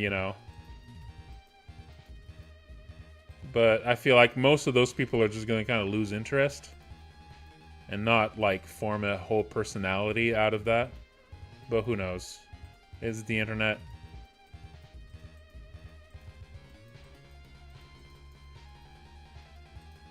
Listen, folks, this is RPG Maker. There's only so much I can fix. In the end, it's kind of out of my hands, Something's kind of...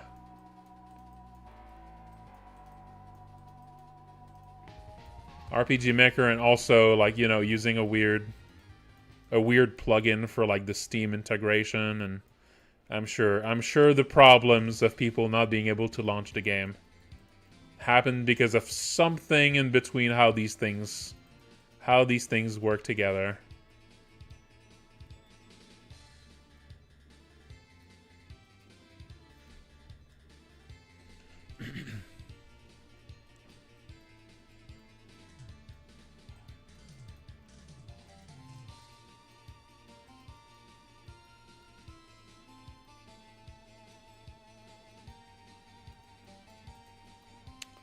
Yeah. Well, no, it's more like people. It's more like people being unable to play at all. It just doesn't launch whatsoever, or like it crashes on the title screen. And yeah, that's just gonna be like RPG Maker problems, Especially if it crashes like before it launches, then like it has something to do with just the weird shit The weird shit that RPG Maker is made with. Like, RPG Maker is just weird. The games it makes. They just, like... They live in, like, a tiny little, like, simplified Chromium window. And it's just, you know, it works... It works using, you know, some string and a prayer. So, on some people's setup is just not gonna work. And it's not common enough that I have a lot of, like, examples of it. So it's really hard to... It's really hard to find exactly where the problem lies with it. Because it's just too sparse. And, like, two people can look like they have the same problem, but they don't. It's just two separate, very obscure issues. So all you can do is, you know, if one of them figures out a way to make it work, you just try to record what they did. So if someone else has a similar problem, you just tell them, well, try this because it worked for someone. And usually that's not even going to work for them because they're just completely unique little problems.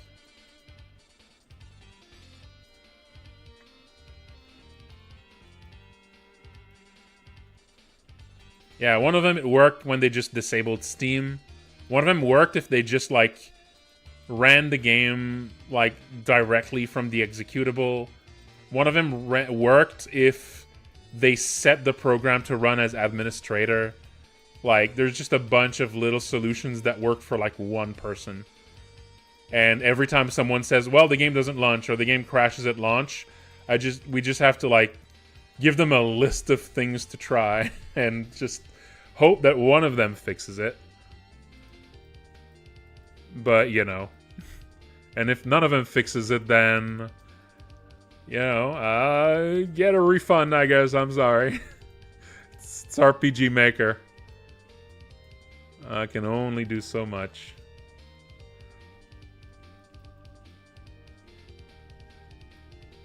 Yes, Kunzi. Yes. RPG Maker games are secretly browser games. And when they run as like its own program, they run a tiny little browser window.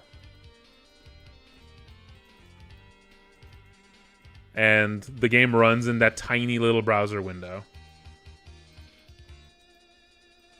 Yep.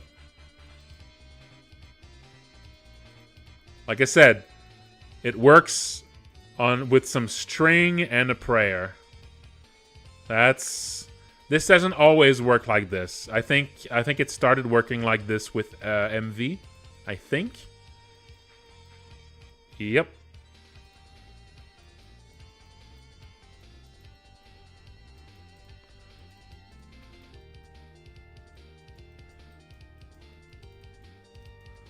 I imagine this is why they switched the language to JavaScript.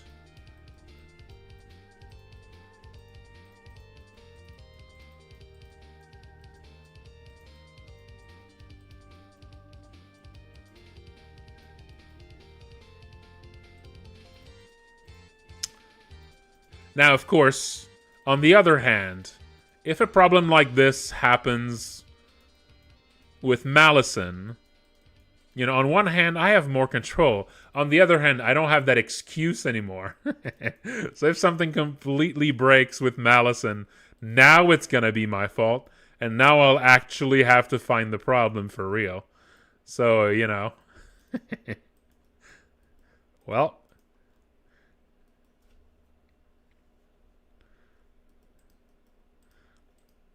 And if it does happen that it is still somehow a problem of the engine, which can happen. You know, it can happen. Yo-Yo Games, Lord knows Yo-Yo Games are fallible people. You know?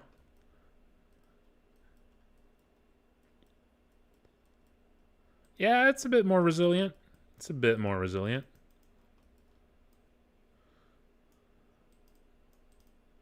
But also, I mean, when you work on like a huge... The risk, I think, with something like Game Maker is when you work on like a huge game that might be a bit bigger than most other Game Maker games, you might be encountering certain problems that like other projects don't necessarily catch.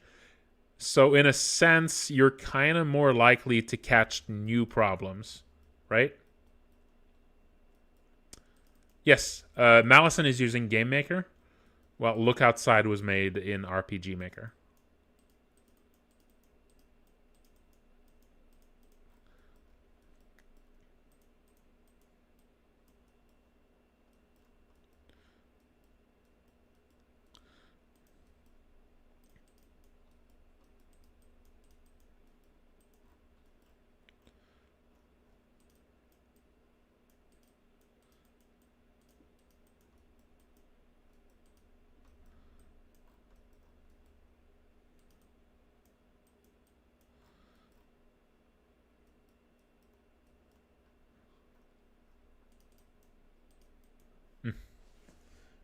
All right, let's put on some more music.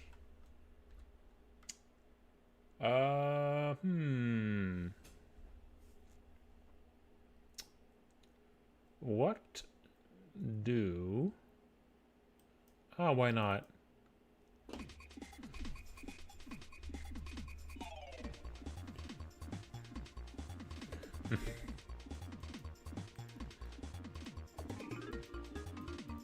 Well, that's kind of... That's pretty doable now, Heroic Shield. Like, there's so many games in RPG Maker now that are just... That look completely different. Like, you can make a 3D game in RPG Maker now. You can make, like... Some people have made, like, first-person dungeon crawlers in RPG Maker. So you could absolutely make a game that looks like a regular RPG Maker game, and then it switches to a dungeon crawler. Yeah, Lisa was an RPG Maker, yes. I forget which, maybe VX Ace? Might be VX Ace. Fear and Hunger is also RPG Maker.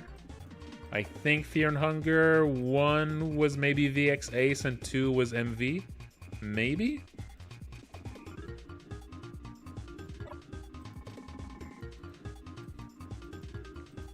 The thing with doing that, though, the thing with making a game that looks like it's RPG Maker, and then it switches and it's like suddenly way crazier, is that I don't think RPG Maker is like a known enough set of limitations that would really wow that many people. I mean, it would still wow people, but it's not like people don't like, you know, the masses of gamers aren't so familiar with RPG Maker that they would catch that this is like crazy use of tech or something, you know? People would just go, "Oh, well, cool. The game went 3D," or something, you know? Oh, you know, they definitely wouldn't catch like more subtle, you know, breaking of the rules.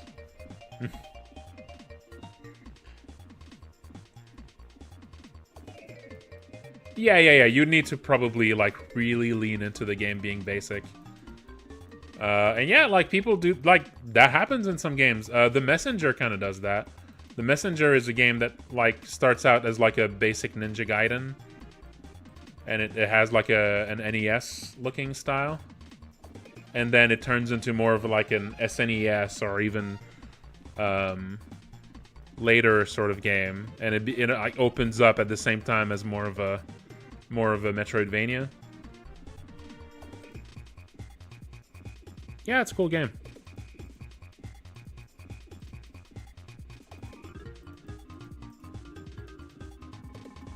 Also, it's a Quebec game. It's a Quebec game.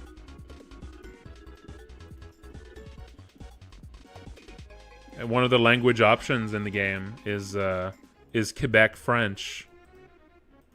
So they added one language option instead of making it sort of international French. They just filled it with Quebec patois. And that was very fun.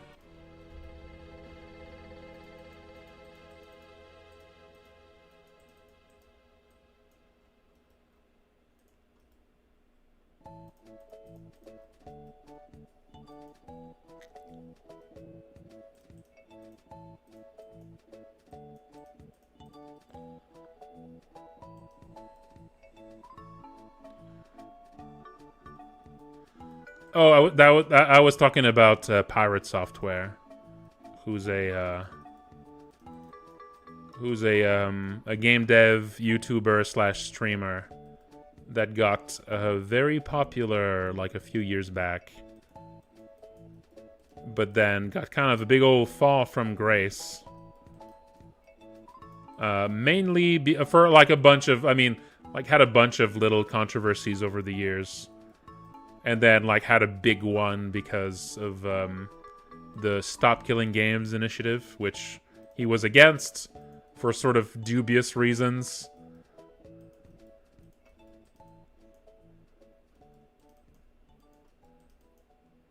So, you know, a lot of the criticism he got is pretty reasonable. But YouTube is very bloodthirsty. When YouTubers smell blood in the water, things get a little bit psychotic, and that always makes me very uncomfortable, even when I largely agree with the criticism.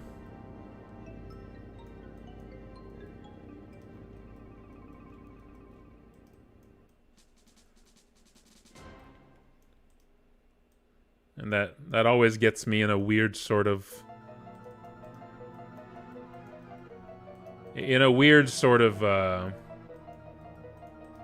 devil's advocate kind of mood when I see like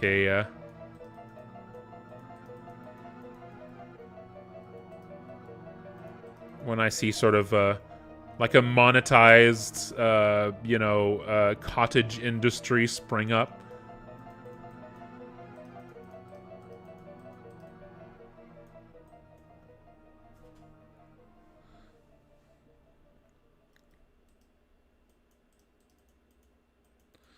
Yeah, there's certain tactics you start to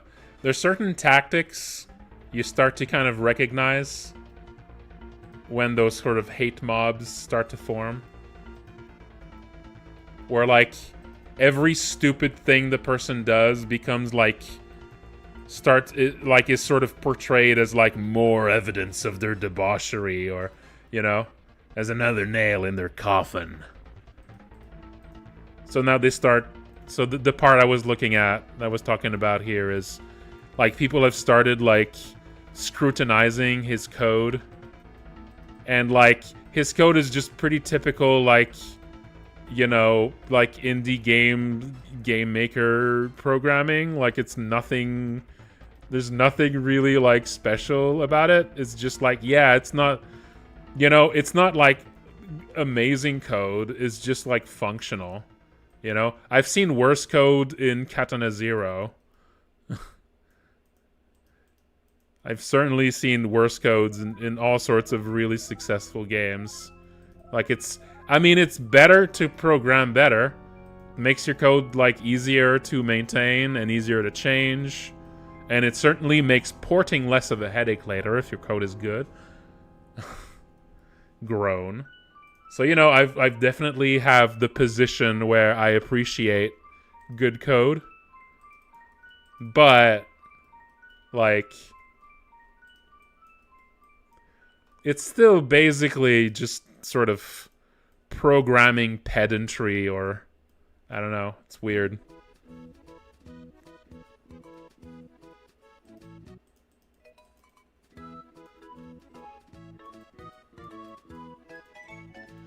Like, it's true that it wasn't, like, the ideal way of some... I mean, some of the criticism was just stupid. Some of the criticism is just like, yeah, he just does this the way everyone else who uses GameMaker does this. And you just don't know what the fuck you're talking about. This is just very normal, you know? And some of it is like, okay, yeah, this isn't ideal. But, like, you can kind of tell why he did it that way. And it's not like a big deal. And then they just make mountains out of every molehill they can find, because the point isn't to inform people on how to program with GameMaker. The point is to take part in that little cottage industry that sprung up around someone and milk it for all you can. You know?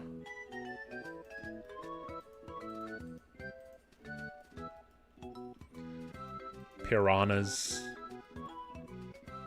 Just a bunch of piranhas.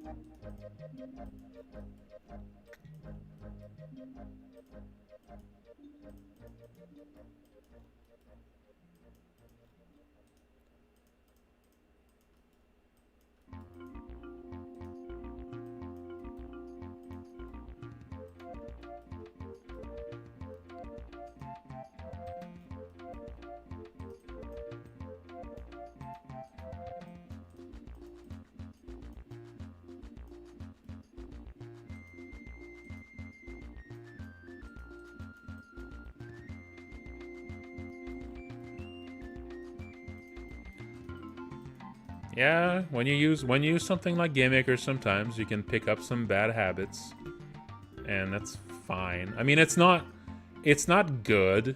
It's better if you figure out better ways to do your code, but you know,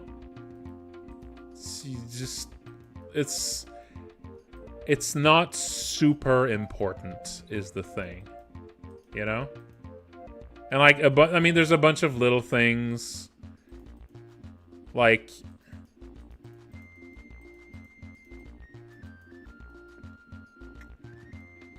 yeah, it's just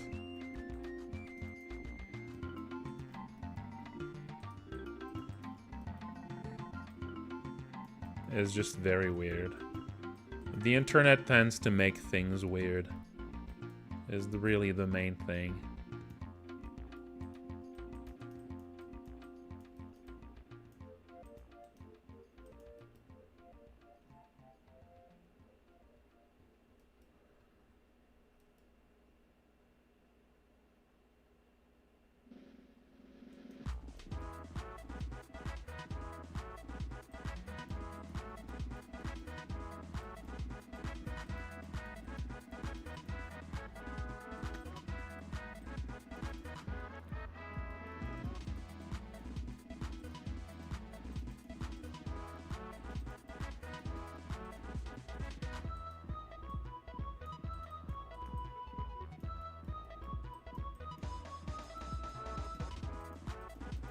Yeah.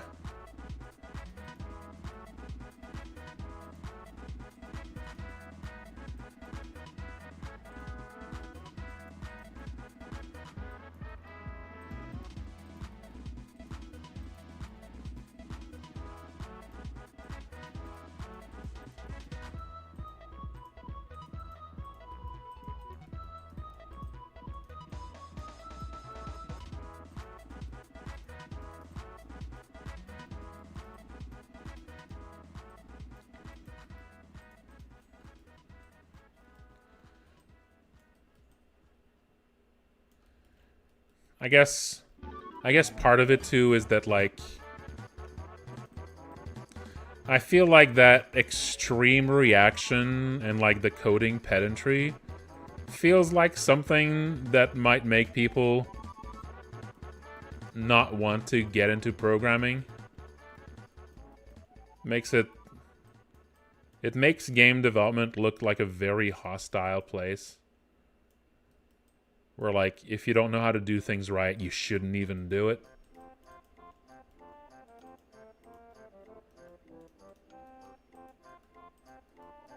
You know?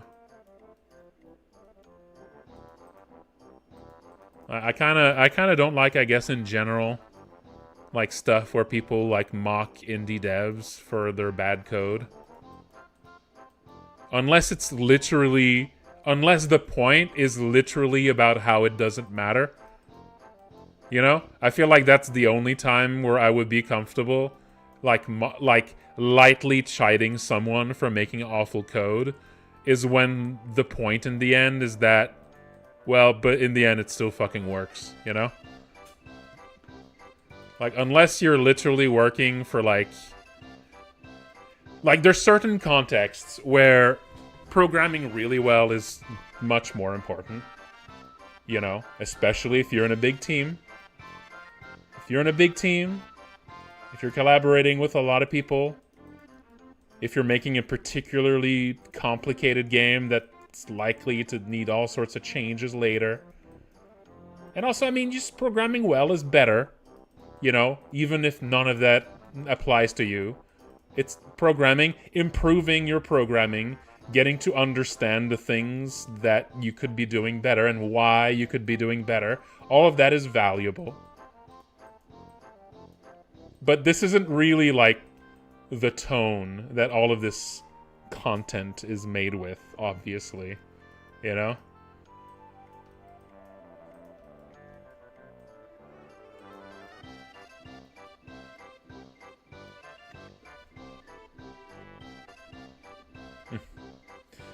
City skylines have fully modeled teeth that you can see from bird eye view, so it doesn't have like have like level of detail. Like it's all fully like rendered even when you can't see it. Is it like that the LOD code is just broken? Because usually like engines, like 3D engines basically usually have like built-in LOD stuff, right? I guess maybe they like didn't set it up right.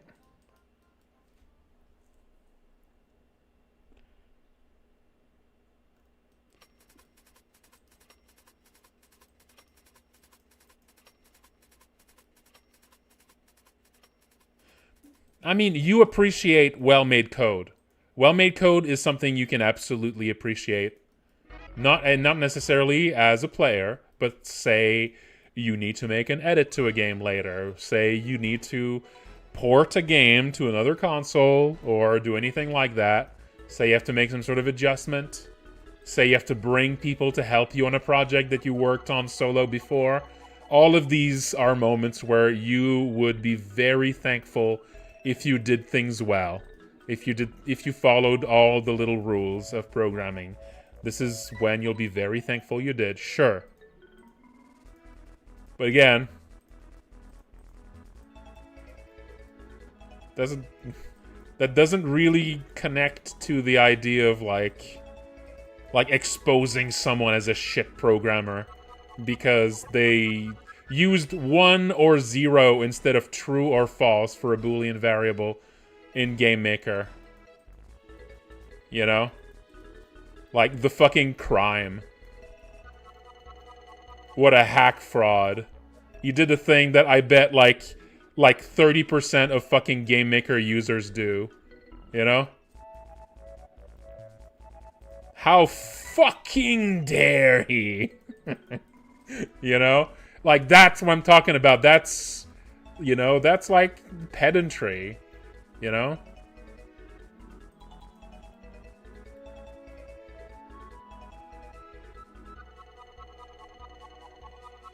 And GameMaker doesn't make a difference between these. That's why. You know? And it's still better to use true and false because it's more, like, readable. It's more obvious at a glance. Right? Like, you're looking through your code, and it becomes, like, you... Instead of taking 0.5 seconds, it takes 0.1 second to know at a glance what this is. This is why you want to use, you know, true and false here.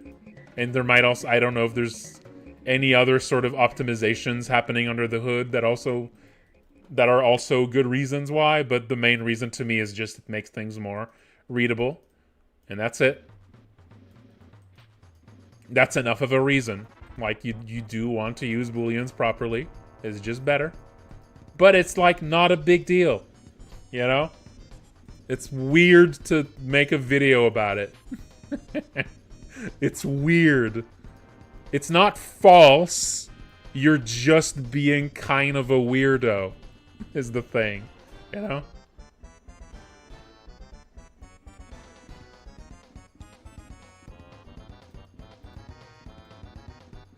I've seen all sorts of weird shit, and sometimes I give people a hard time if I find some really weird programming.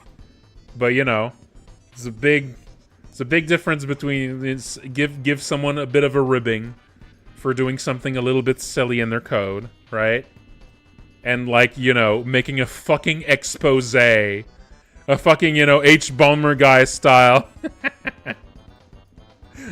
You know, an H-Bomber guy style expose on someone being actually a piece of shit. Because they use the 1 and the 0 instead of fucking true or false. You know? I mean, there were more problems than that, to be clear. But, you know, still, it was basically all just pedantry.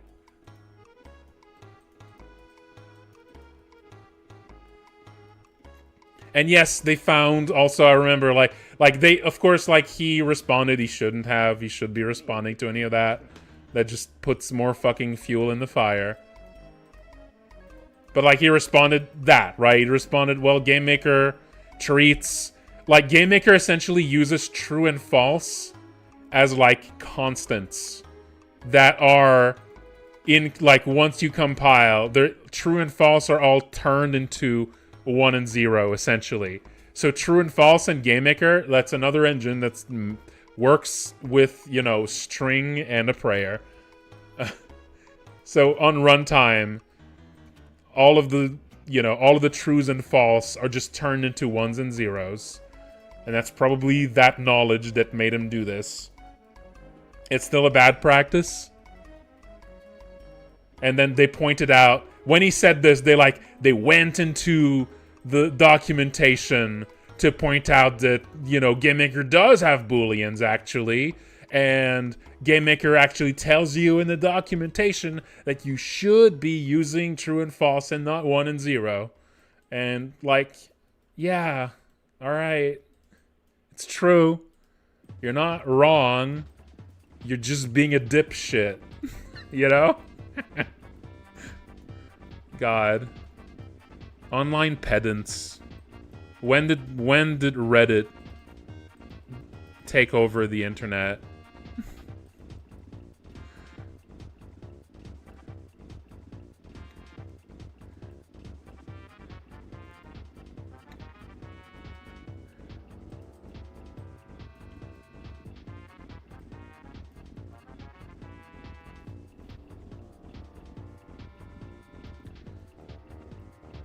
No. It's in this case he was just using, he was just using 1 and 0 for that. I mean, maybe sometimes there might also be specific uses. Like maybe there might be times when, you know. I mean, okay. Well, here's one example where I might actually consider using 1 and 0 for true or false. It would be in a function call that takes Booleans, right? Where, like, it's a long function call, and I just want it to be a smaller line. And I would just use 1s and 0s so that it's just easier. So that it, like, the big function call fits into, like, you know, into, like, a smaller page. And, you know, it's like a function call that I'm used to seeing. And I just kind of know how it's used because, you know, I use that one all the time. And that makes it a little bit less readable. But it makes the page more readable because, you know, I don't have to scroll around it. You know, it's probably not even it's probably not a great reason. But, you know, sometimes you just do shit like this. You know? Sometimes when you're programming, you just do shit like that. And maybe it's just a habit. Sometimes people develop bad habits. And sometimes it's even hard to call them bad habits. It's just habits. Right? Maybe at one point he learned that GameMaker turns true and false into 1s and 0s on runtime, and he just started using 1s and 0s as like, you know, like a funny way to demonstrate that he knows about that stupid factoid, you know? Almost like as an internal joke. Like, sometimes people do shit for stupid reasons. Who gives a shit? Is the game working or not, you know? Who gives a shit is the actual answer.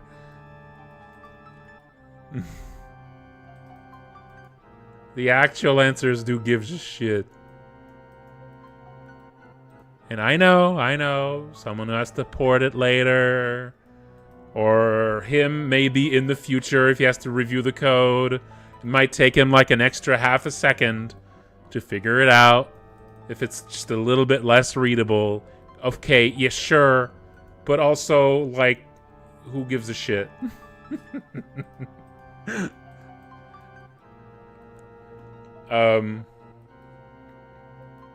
SKG, yeah, that's the initiative, right? Yeah, I basically agree with the initiative. Yeah, I basically agree with the initiative. I don't really understand. I don't really understand his misgivings on it. They feel like his misgivings on it kind of feel like capitalist realism, if that makes sense. It feels like someone who's just like... It feels like someone who's like, well, if you agreed on the contract that you don't technically own the game, then you don't own the game and that's it, you know? Like, the law, you agreed to a contract and that makes it right, you know? Like, kind of mixing together something being technically correct and something being, like, right. And, like, as long as something is technically correct and follows contract law, then it's fine. Very sort of, like, libertarian mindset, I guess. That's what I'm kind of reading on how he treats that. And I don't know, that's just my judgment. It might not necessarily be true. I guess when it comes to, like, someone who's in tech, who's into programming, I'm gonna tend to interpret things that way because, you know, like, tech bros being libertarian-ish is just kind of like how that often goes, right? You know? That's just... That feels like that's how it goes, right?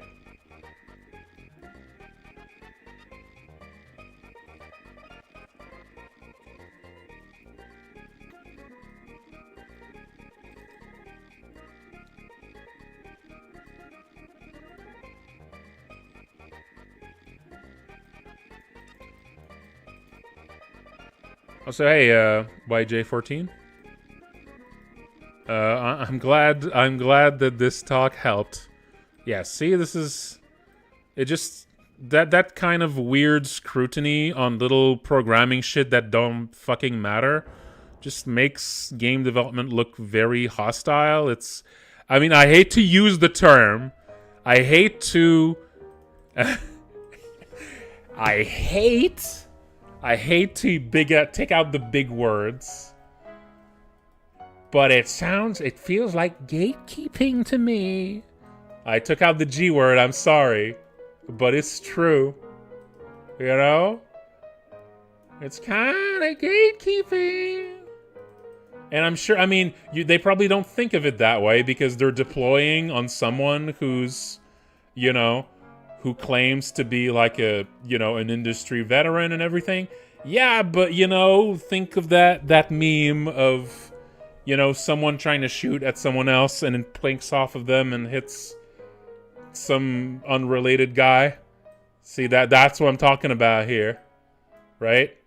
You're making game development and programming seem weirdly hostile.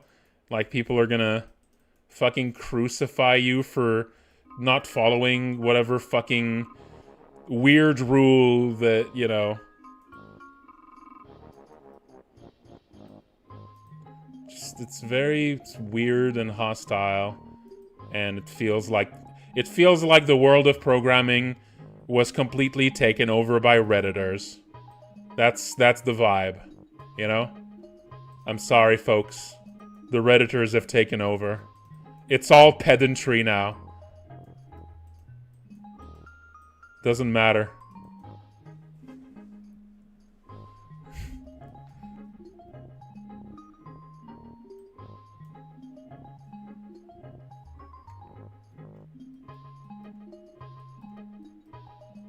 Yeah, I mean, I'm not in Europe, so I can't sign it. But yeah, it seems I haven't really seen anyone who had criticism for it that seemed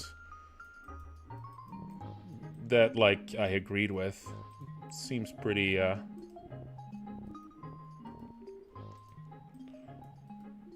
you know, like if I lived in Europe, I would sign it.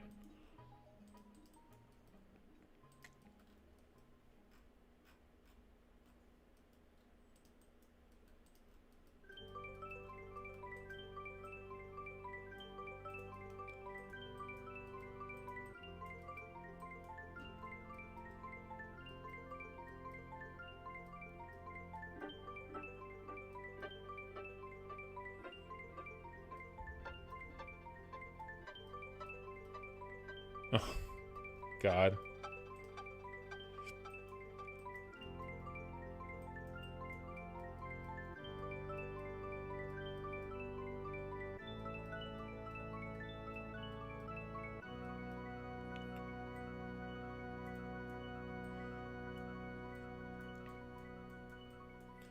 I don't know.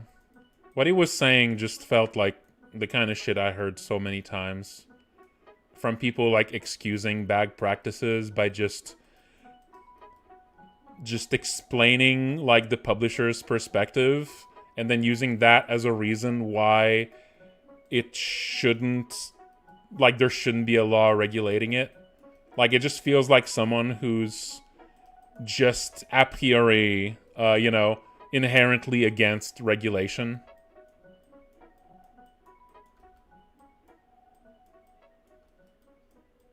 Which, so it's a lot of people think that way. It's not, it's not particularly, it's not that notable that someone thinks like that. A lot of people think like that. I just don't find that very persuasive.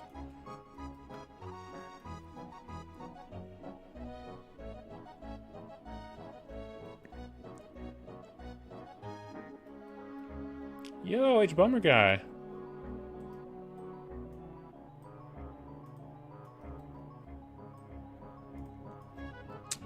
Yeah, it's a big goopy man. Stack Exchange feels like an actual cesspit in its interactions if you dare to ask a slightly common programming question. Yeah? Damn. I've never been... I've never been, like, in the sort of Stack Exchange, community. I only basically see Stack Exchange whenever I have some sort of programming question that I search up, and sometimes, it just comes up.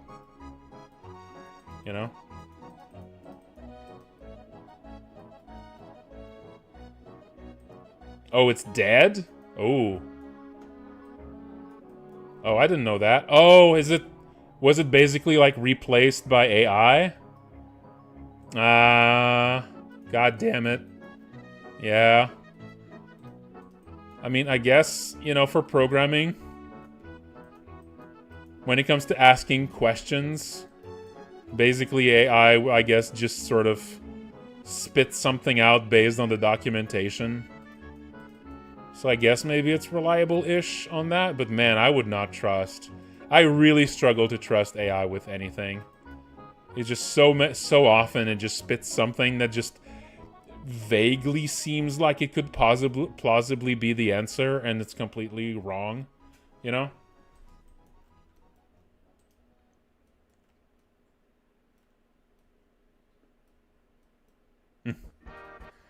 Well,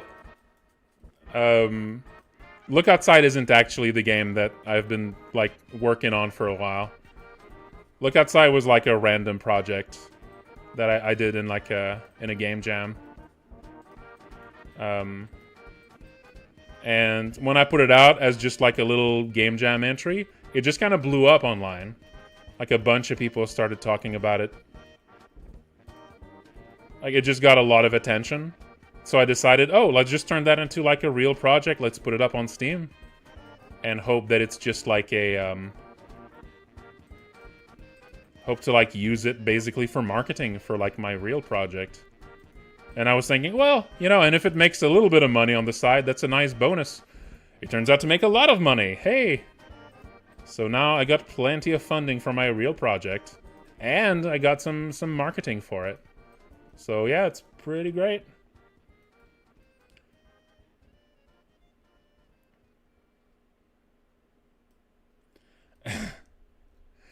Yeah, you know, it takes a while. You know, the search for a very recognizable art style can sometimes lead you to do some very silly things.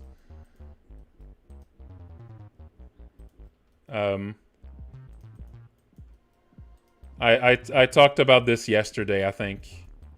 But early on in my pixel art career, I was using a lot of dithering, you know, the little dithering pattern. You know, when you do this to sort of get a new color. Using a lot of dithering. And at one point someone told me that, wow, all the dithering you use really gives you a recognizable art style. And that was poison for my brain, to be told that. That was brain poison for me. From that point on, what? I have a recognizable art style? People know it's my sprite if there's way too much dithering? And I just started using it so much. I just put it like it was a nightmare. It was a dot nightmare. My art suffered so much from it, but hey, someone told me it was my art style. So I had to just go nuts with it. So I went nuts with it. And then one time, like years later, maybe just 1 or 2 years later, someone told me, hey, you know, I think this sprite would look better if you just remove the dithering. And they just like made a little edit. I need to go look out who did this. Who saved me from myself by doing that? Someone saved me from myself from doing this. It was probably like an old Pixel Joint person. And yeah, they just removed the dithering and showed me the result. And it was like, hey, look at that. And I never dithered again. Instantly cured of my dithering disease.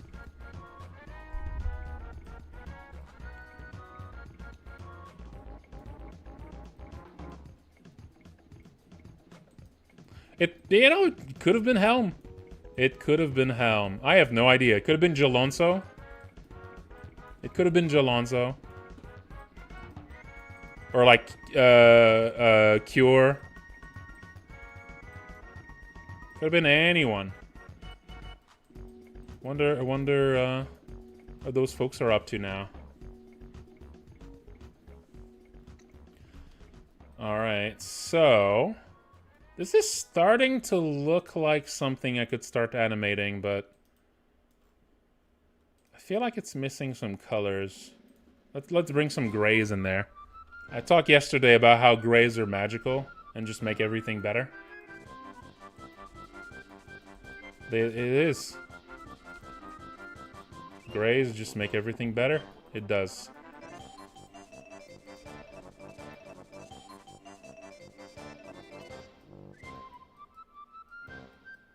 No, yeah, not yet ready for the wiggling. The wiggling's gonna have to wait just a little bit.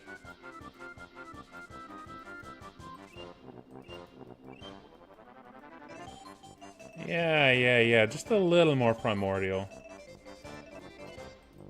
Just a tiny bit.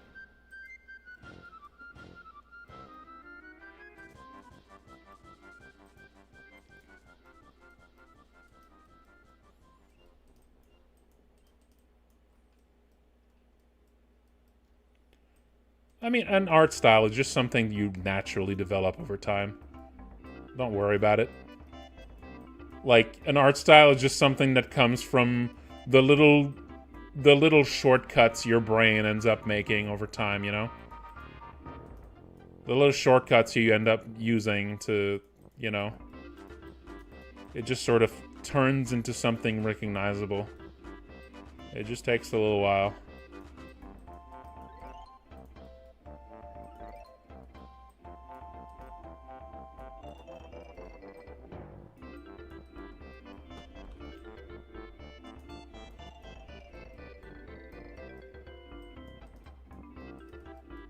Don't even have to worry about forcing an art style. Eventually, even if you try forcing an art style, an actual one's gonna eventually assert itself. And then you can just think of that as a weird phase you had. See?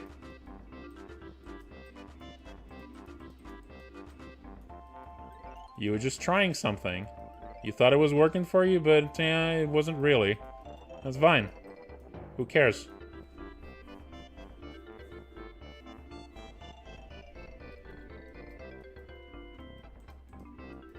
Oh, I'm now realizing. Hang on. Mario RPG music might not actually be algorithm safe. Might not actually be safe to use. I'm now struck by fear. Because they did do like a remake recently. Uh-oh. Ruh-roh. Maybe this was a horrible mistake. It might send me to like the YouTube gulag. I guess we'll see. I guess we'll see.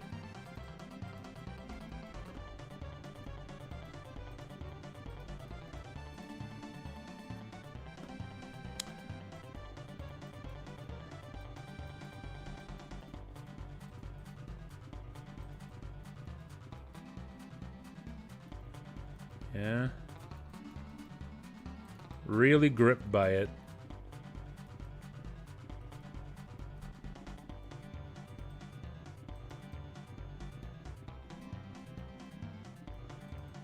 Ah, yes. The Silver Gunner. The Silver Gunner remixes.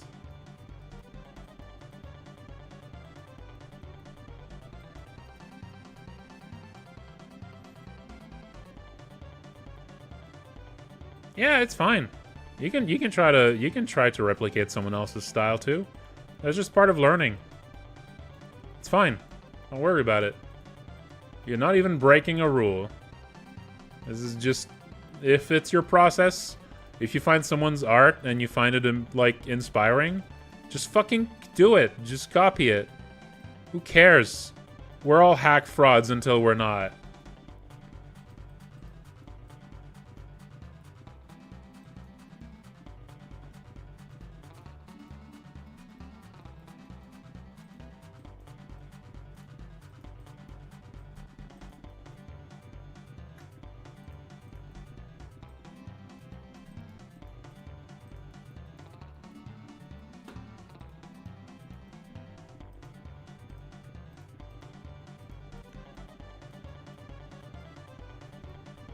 Oh, stretch break.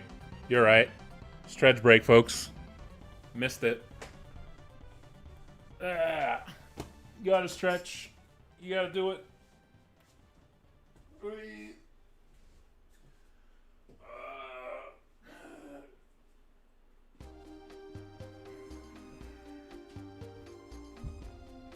Oh, we even get the relaxing Boosters Tower theme for it. Great. But yes. If you're developing as an artist, just copy, copy, copy. It's fine. You're learning. Just don't pass someone else's work as your own and you're good. People don't own styles.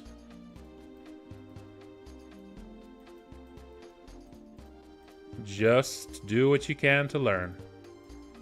I used to run a pixel art workshop, and the thing we did in that pixel art workshop is I grabbed screenshots of NES games, and I sent it for people to download. And the idea was to just take that screenshot and like modify something in it, or just like mess with it in some way, or try to redraw it. Just have fun with that screenshot. And I think that sort of exercise can really help you, because it's a lot easier, especially when you're starting out, to work based from something rather than to just make something from like a blank sheet of paper, you know? Like when you got something to work from, It's a lot easier.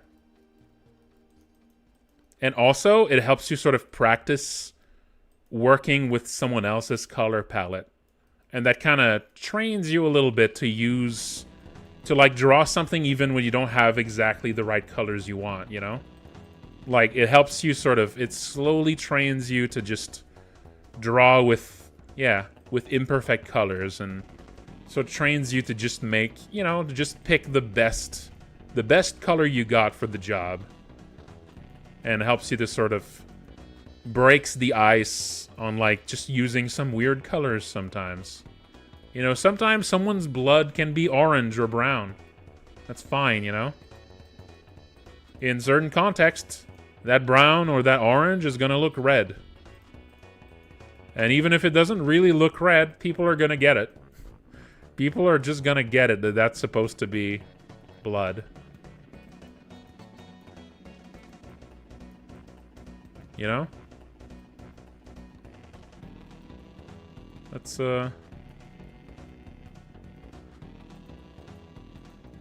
yeah, pretty much. I know that's gonna be disappointing to people that really want some lore for the blue people, but yes. That was just me literally just having fun with colors.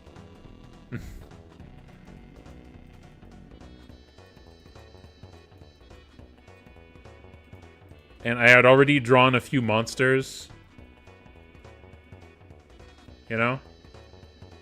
I had already, like, drawn a few, like, blue monsters. And I just made a few blue people. And, makes them stand out a bit. Just another thing that makes them stand out, you know? And yeah, you know, it gives people some fun colloidal silver theories. Sure.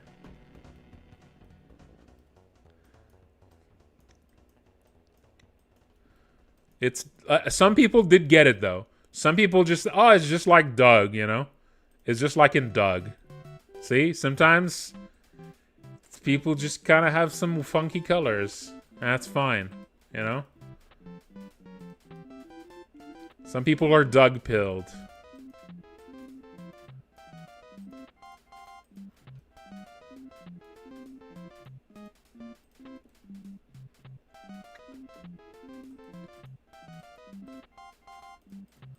I didn't even like Doug growing up.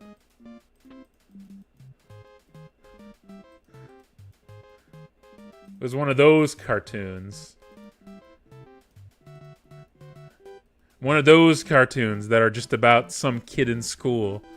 Instead of being the cool cartoons about fantasy and science fiction and adventure that I was promised would be a thing. But didn't actually exist.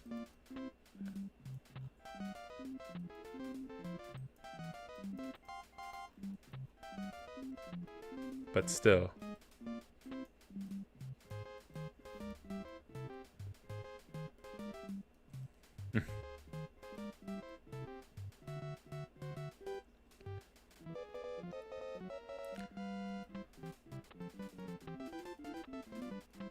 Didn't even have monsters in, yeah. What the hell? What the fuck? Not even a single sword. Not even a single sword or laser gun.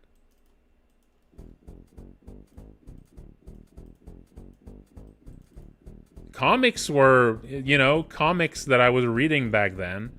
They had all sorts of cool shit in them. But cartoons? Had none of that. I don't know why. I don't know why. Well, the real answer is I didn't have cable. And also, the good cartoons were all basically just, yeah, tour commercials. So, they were actually not that good either. God.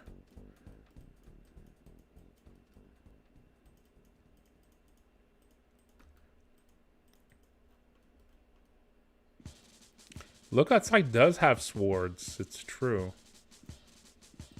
Did I put swords in Look Outside out of a because of that betrayal I felt as a kid that cartoons didn't have swords.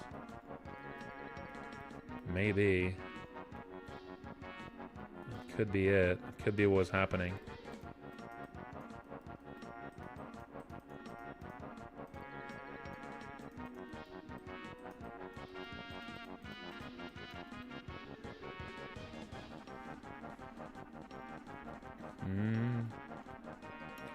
Okay, I'm starting to like this guy. I'm starting to think this guy's... Yeah. Starting to... I'm starting to feel it.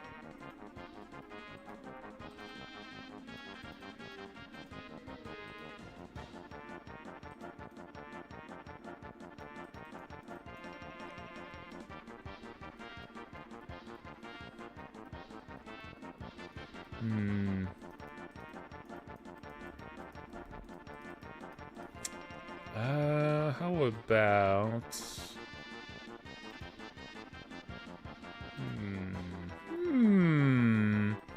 Ooh. I like the look of that gray. Oh, yeah. Oh, that gray is going in there.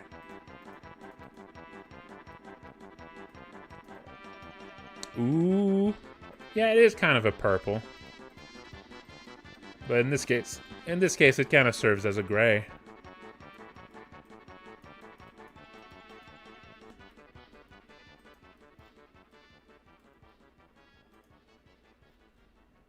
Yeah, I'm liking that. I'm liking that here. Yeah. Yeah, that's the stuff.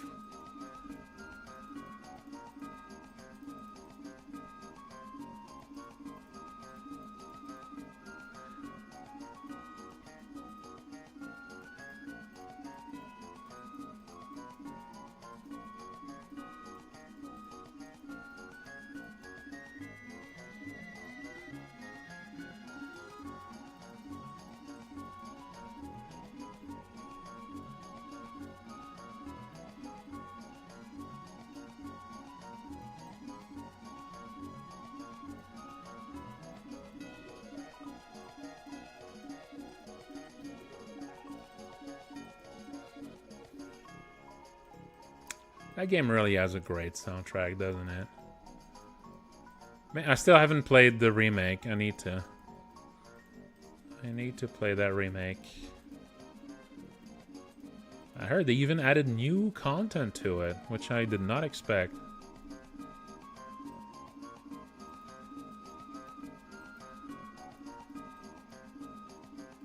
The remake of Mario RPG. Yeah.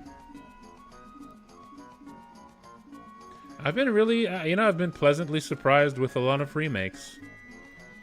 They've just been really good.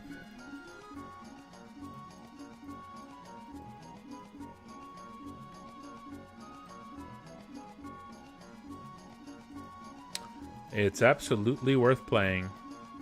10-digit Primate. It's a very solid little game. It's so good that it made me... It took me a while to realize that the Paper Mario games were also good. Because I was blinded by the fact that they were way too different from Mario RPG. Which is what I really wanted from them. So for so long, I was blinded to the fact that they're actually very good games too.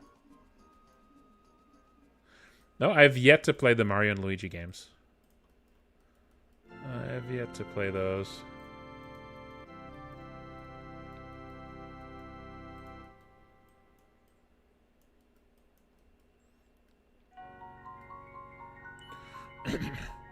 Oh no. They removed... Well, I know. I know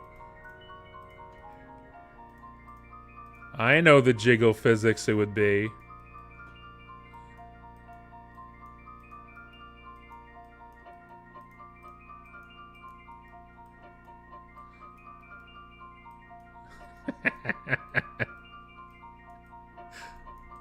That's funny.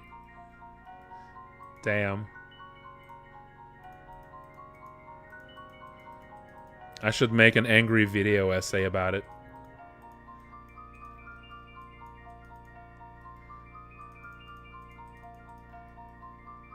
I can't believe what they took away from us. See what they took away from us.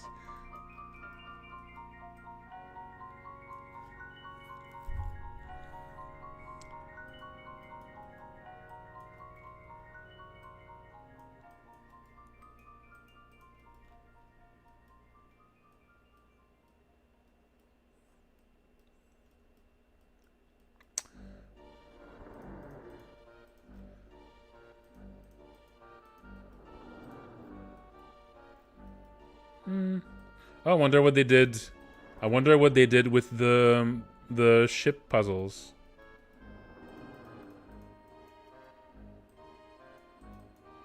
Wonder what they did with the ship puzzles.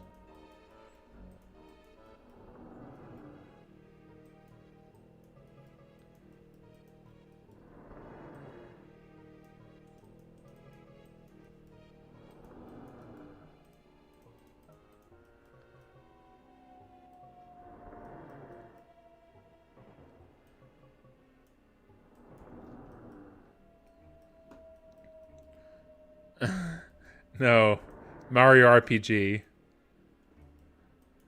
have had one boss with with jiggle physics.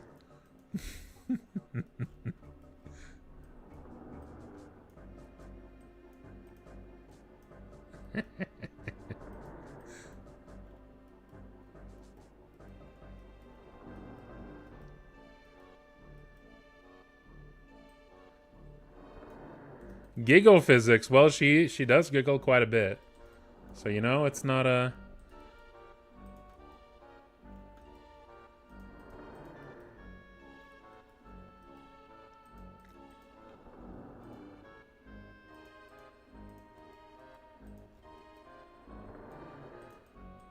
Giggle is like a whole thing.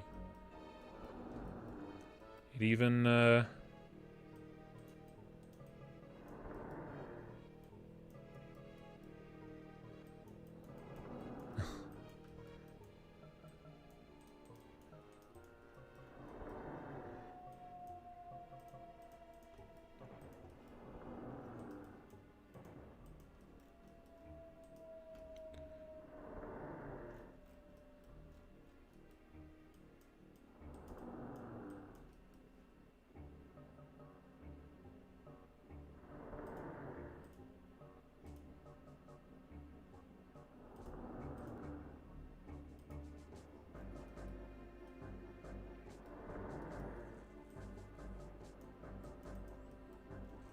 Valentina, there it is.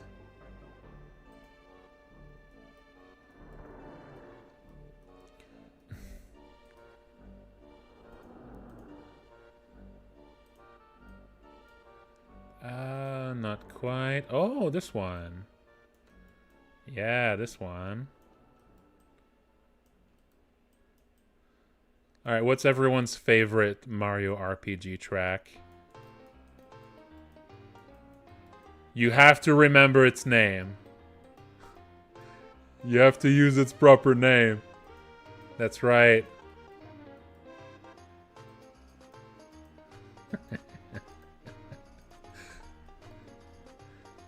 That's right.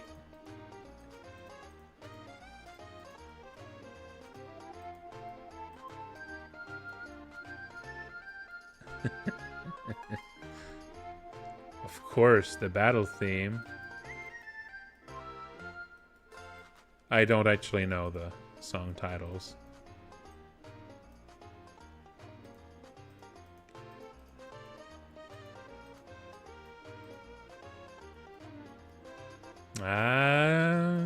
Beware the forest mushrooms. Of course. I mean, that's like everyone's favorite song, but alright. Yeah.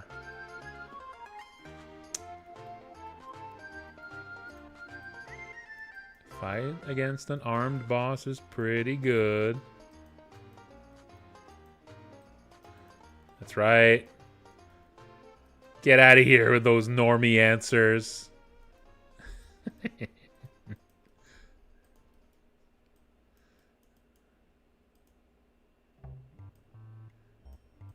Well, here's my favorite song from the soundtrack. The Monstro Town theme.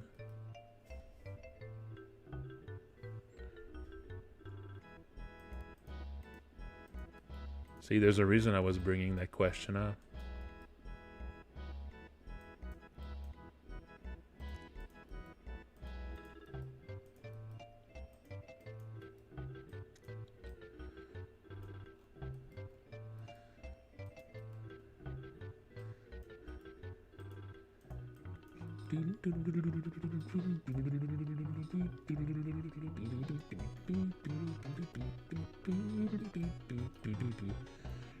Bored by Chrono Trigger? Get out! Can't believe you couldn't get. I can't believe what I just read.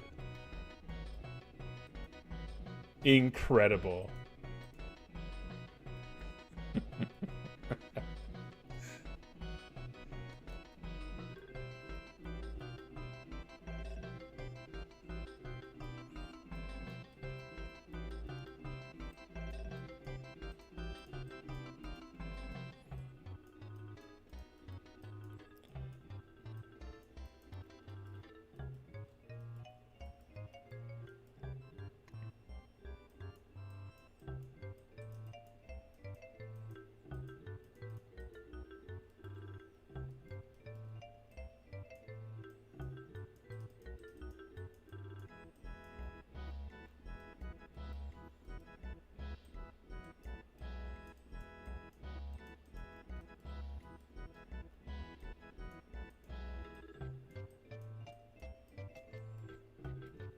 I'm sorry, Wolfalotl.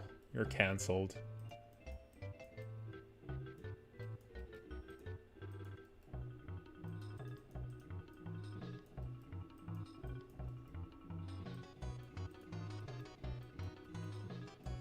I'm sorry.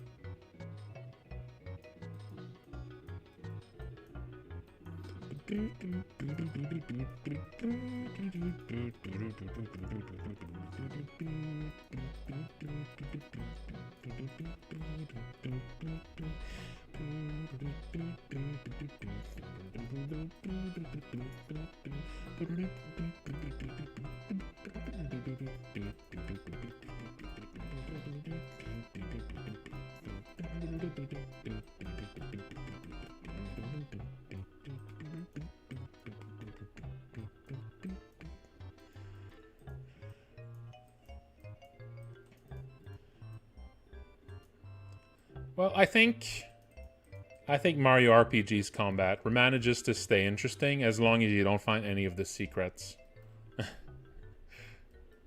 Because if you find any of the secrets, it quickly loses, like, any challenge that it might have had. That's... Yeah, I mean, this one, okay. The Lazy Shell, at least, is, like, really... is, like, an absurdly, like, well-hidden... like, you need a guide to find it one. But if you find it, it just trivializes the entire game, like, instantly. There's a bunch of ways to, like, trivialize the game's difficulty. It's not super hard to begin with, but... it's generally... enough to keep your interest, but if you find any of the big secrets, like...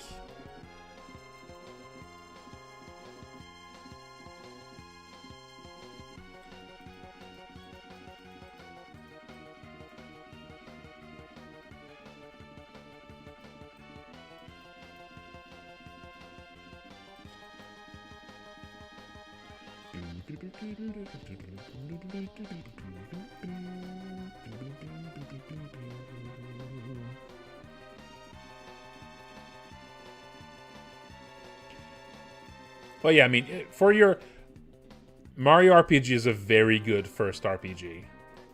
It is going to be challenging to a child. It absolutely is. Like, if it's your first time trying to even play an RPG, yeah, that's going to be plenty challenging for you.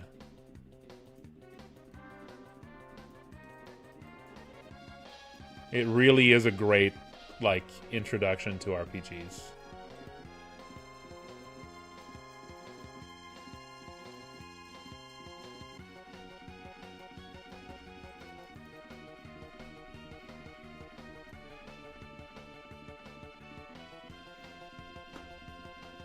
Yeah. Do the rematches presume that you have the lazy shell? Or do they maybe, like, prevent you from equipping it?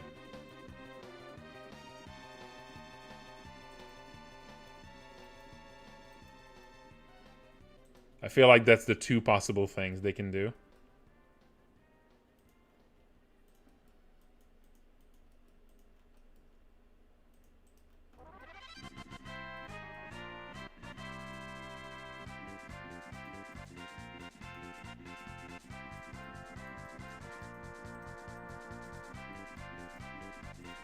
Slime.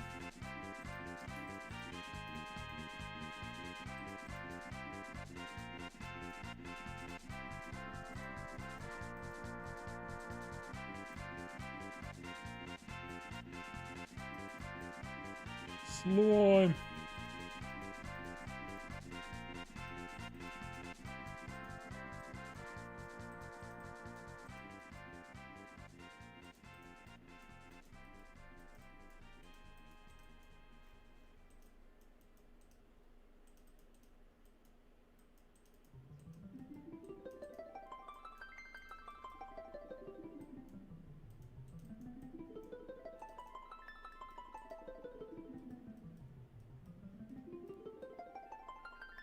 Yeah.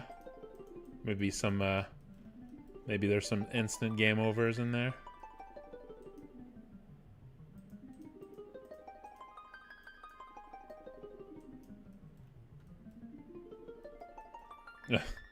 Mario RPG was made by Squaresoft, so they put in a few little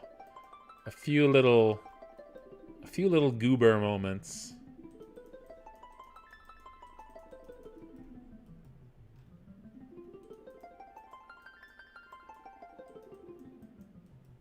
They put in a few little things.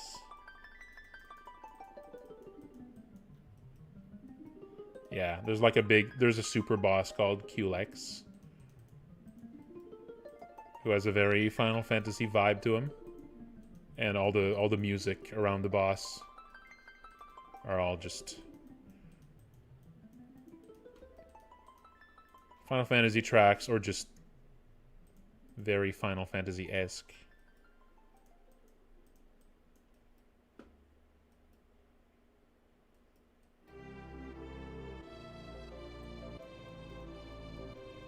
I don't know. I don't know the lore. I know a little bit of the lore, though. That apparently the project started out as like a weird fantasy theme thing, where Mario had a sword, right? Like early concepts for Mario RPG were very different looking, which is kind of fun. I hope someday somehow they revive that.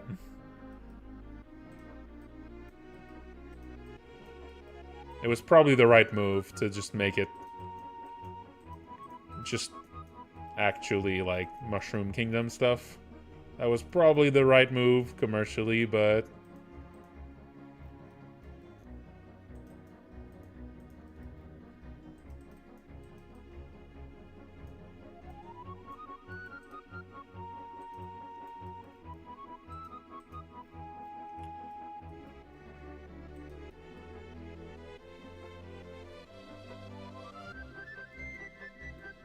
yeah, Fantasy Mario.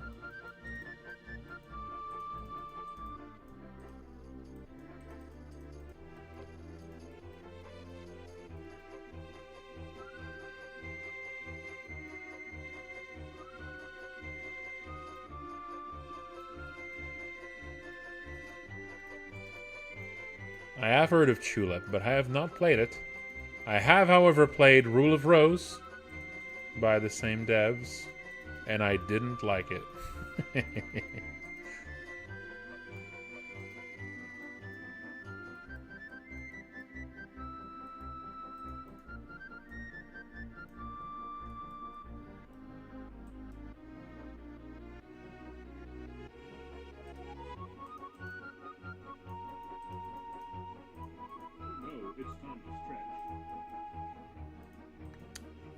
Oh, it's time to stretch, he says. Let me see that. Ah, it's not really time to stretch.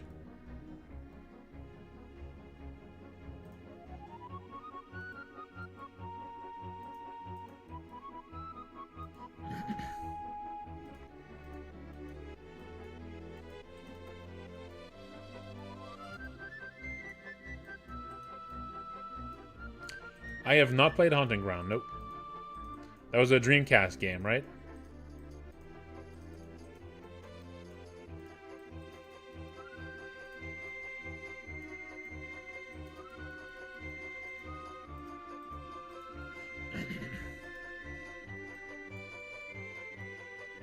No?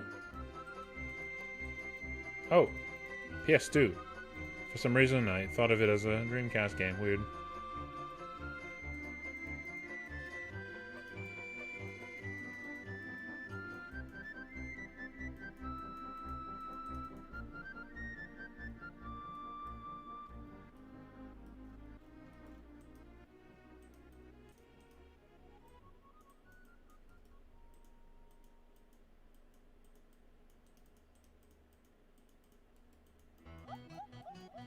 There's the Giggle Queen herself.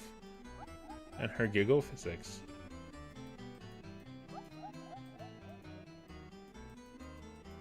Hear her giggle.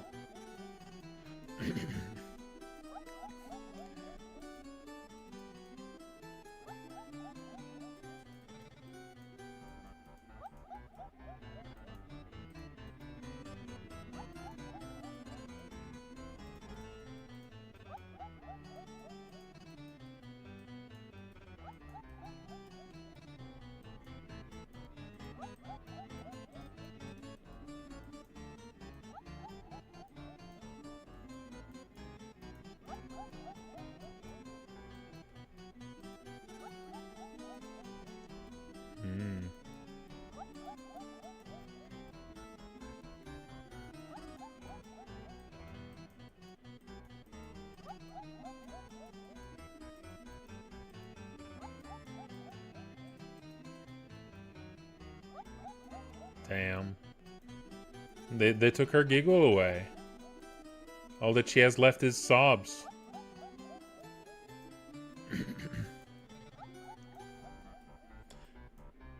She's crying, she's sobbing at the state of gaming.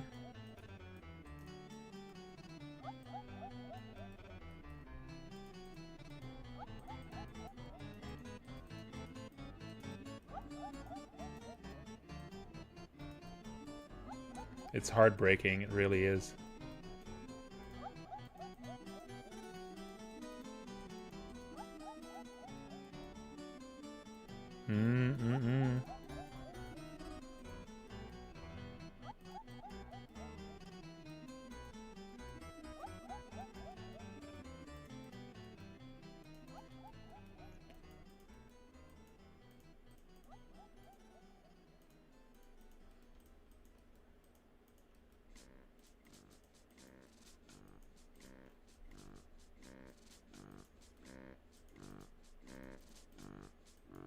The hardest working bird in the land.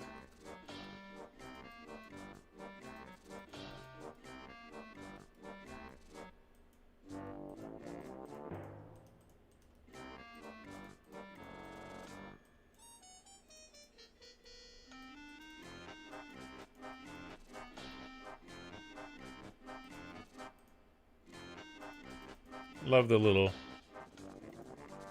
musical gags of this song that go along with the sequence. It's a really good bit.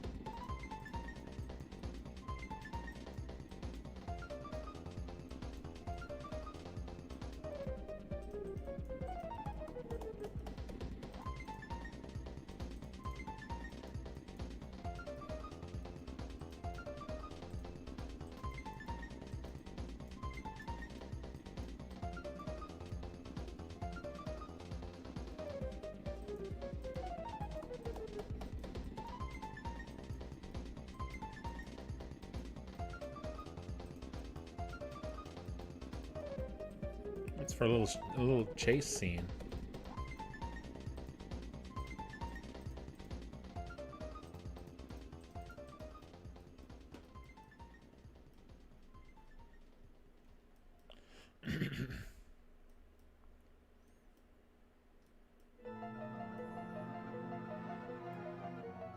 I think it was just a scrolling texture, right?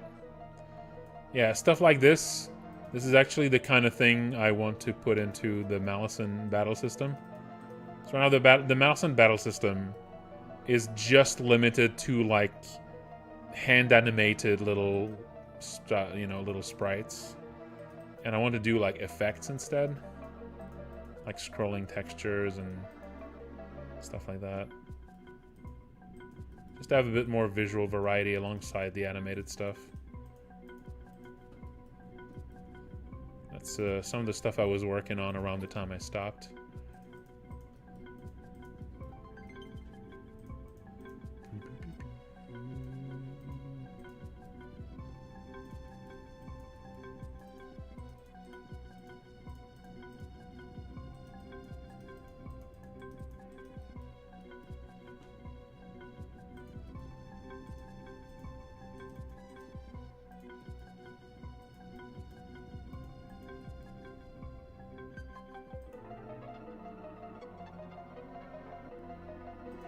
Yeah.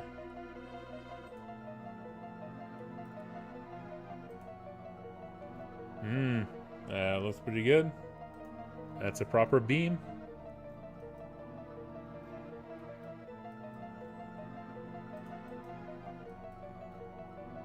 Yeah, the original looked more like just a gust of wind.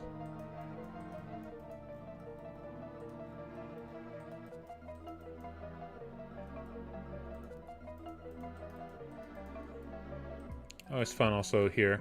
You're returned to the starter dungeon, and now it's different. And the music is extended. And that's pretty fun. Also, this dungeon is a classic, you know, multi-door thing. You have to pick one of 9 or 8 doors. And you have to, like, clear 2 or 3 of them, I think.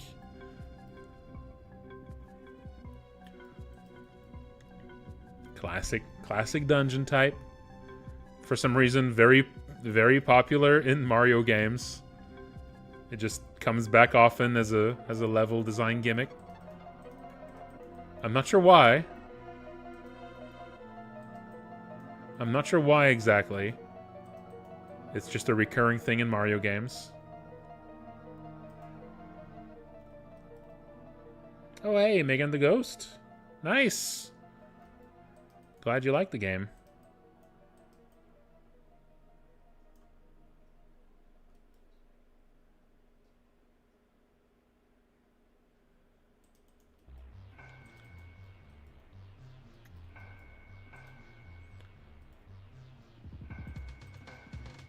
Another song that I really, really quite like is the second half, the second half of the final boss theme. You know, I remember back in the day, I way preferred the first half, but over time, I grew to appreciate the vibes of the second half more. Let's see if the wisdom of old age.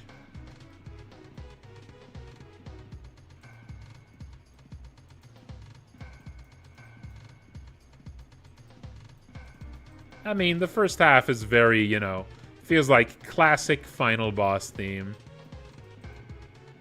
But, you know, I've grown to appreciate weird themes.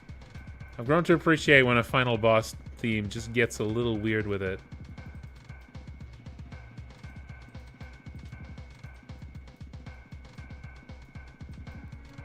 When a final boss theme gets a little bit of a little tone shift to it. That's like a little unexpected, you know? That's fun. I love that. So it's really grown on me, that second half. Yeah.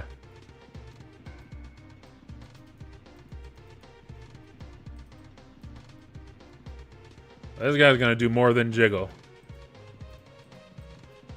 This guy's not, won't need giggle physics. No. Guy's gonna have flow. I mean, this is gonna be one of the first things you fight, so gonna have to make him pretty cool looking, I think. Really gotta wow, you know, gotta make a good first impression.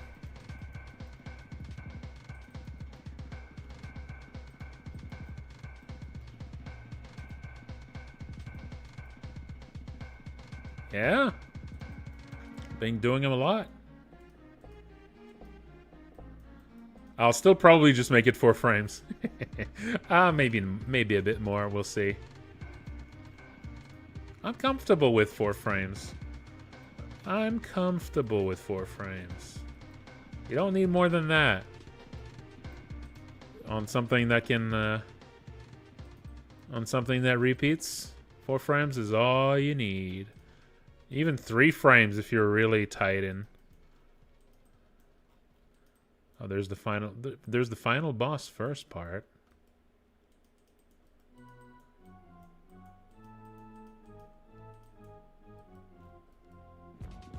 Which is, you know, it's fun. It's feels like a final boss theme. It's got that little...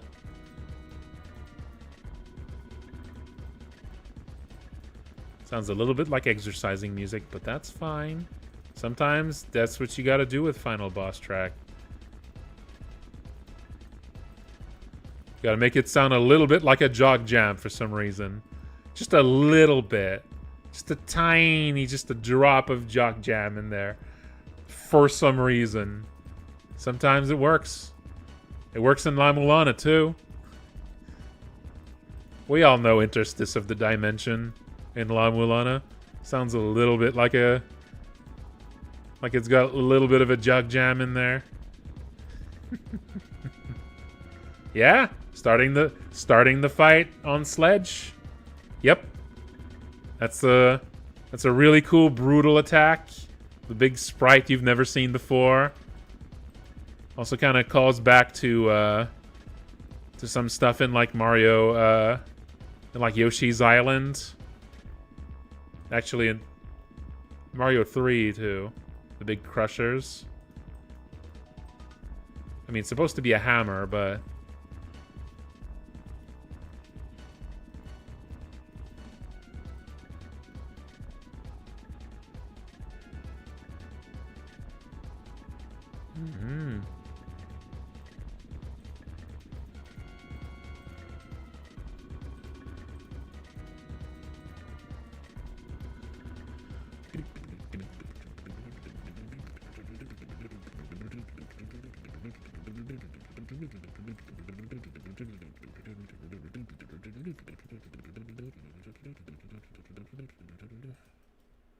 and here's the second half.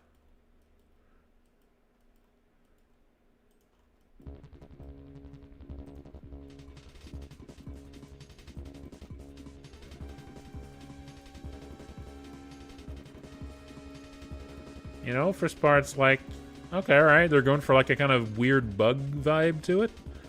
And that fits. It's got like weird little mandible things.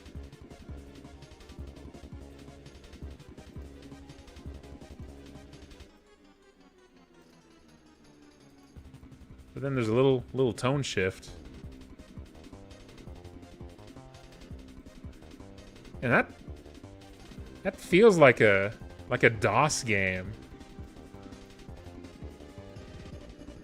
For some reason. To me that feels like a DOS game. Doesn't it? Of course it's gonna spiral. Come on. Can't do that and not make it spiral now, can I?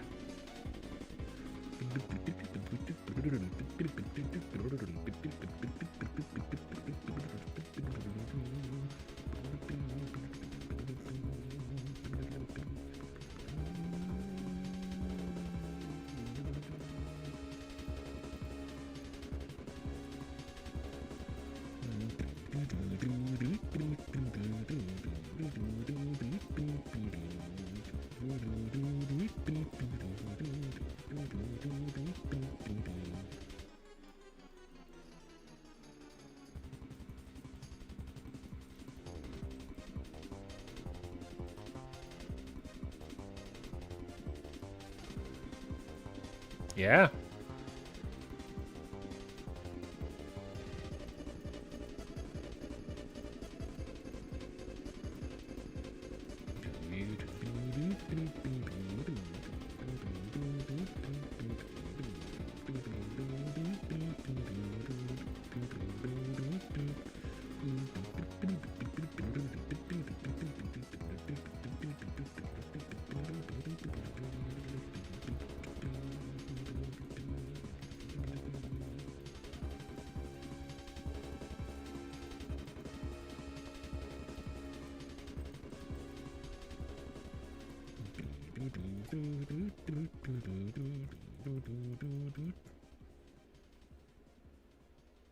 Oh, time for the stretch break at last.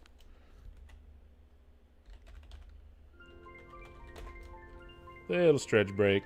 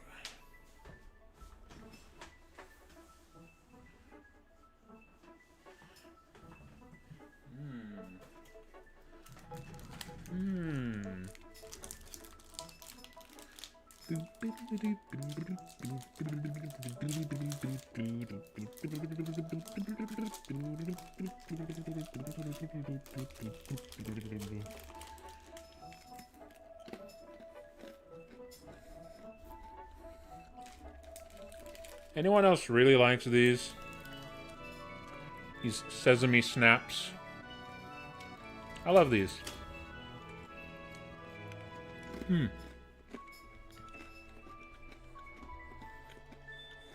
They're just really good.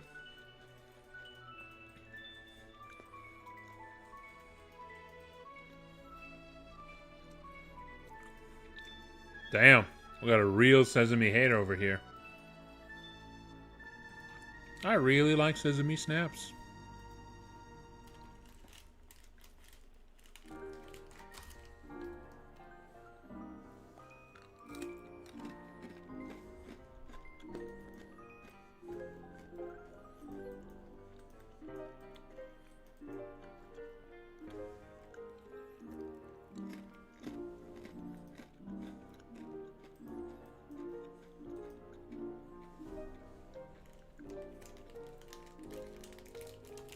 They're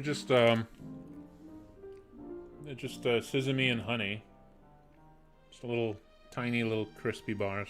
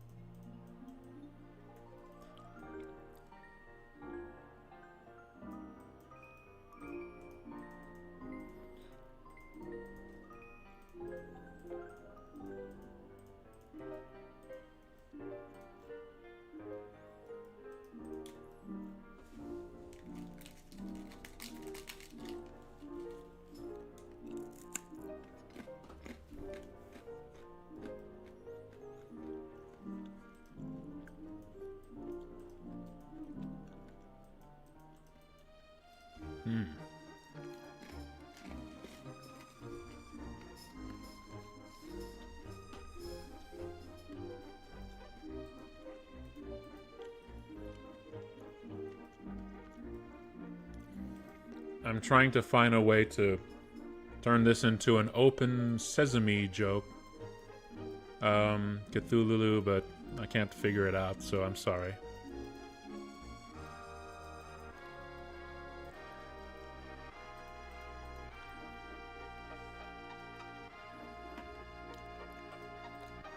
Feel free to think up your own and attribute it to me.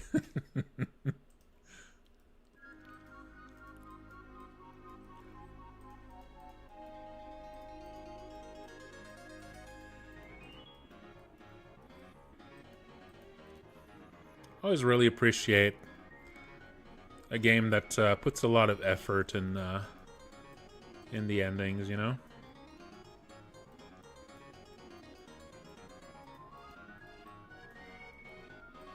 Especially an RPG.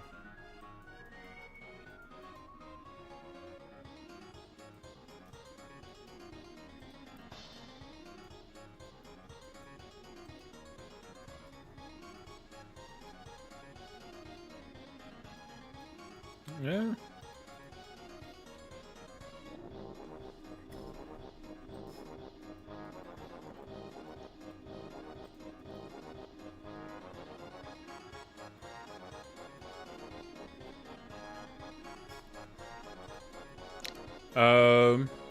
Malison or Look Outside?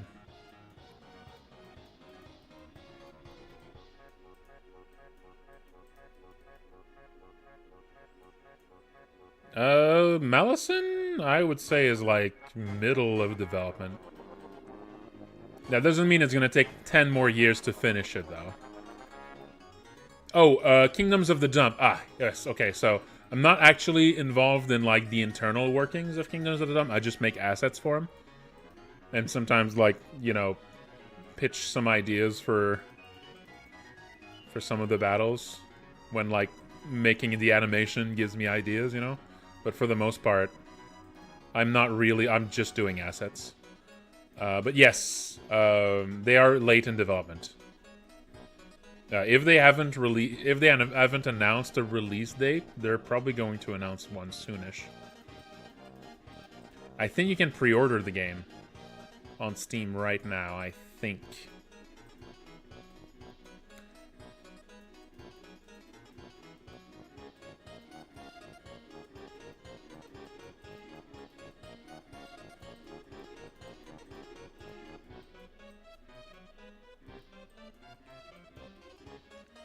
Okay, only wishlist, not pre-orders? Okay.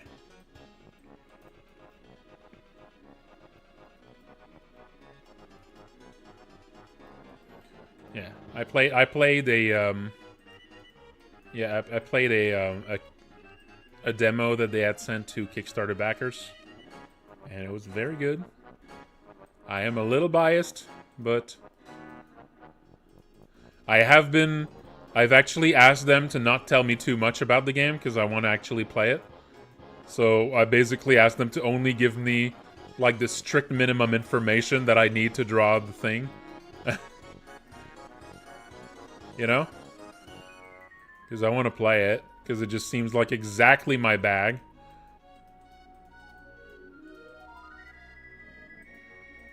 And the fact that it seemed so exactly my thing that was like my one misgiving about taking the job. Because I want to play it.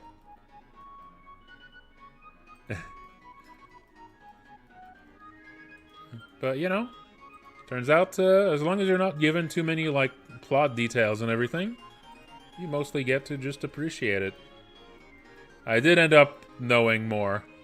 I did end up knowing more than I would have liked, I think, but, I still appreciate the charming writing and characters and all that. So it still works.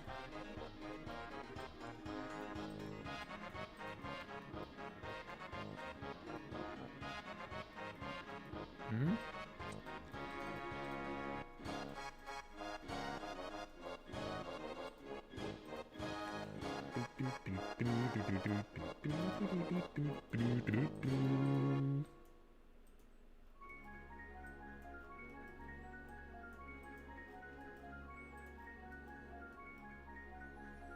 Hey, Musta All J, how's it going?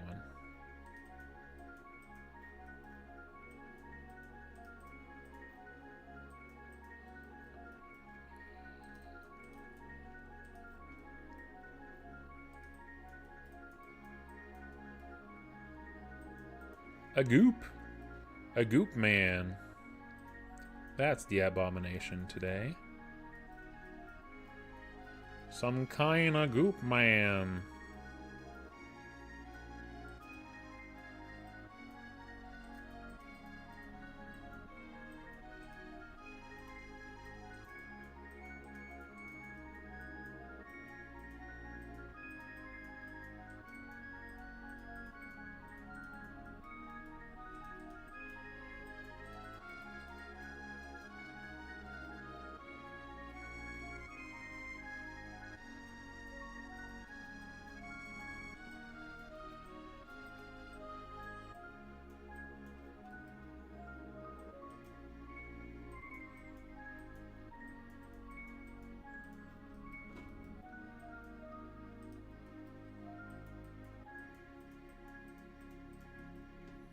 And that was the soundtrack of Mario RPG. It's a really good one. It's a really good one. Let's see. What do I close this out with? I want to keep working on this a little bit longer.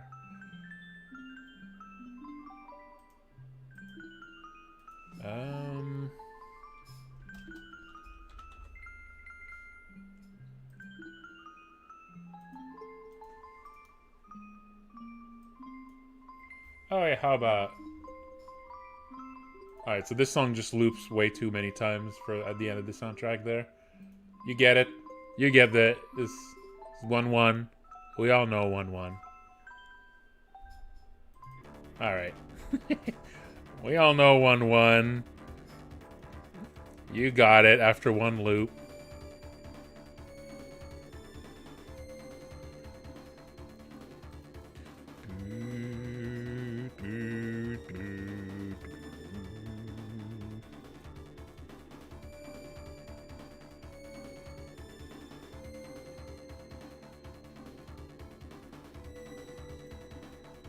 Yeah.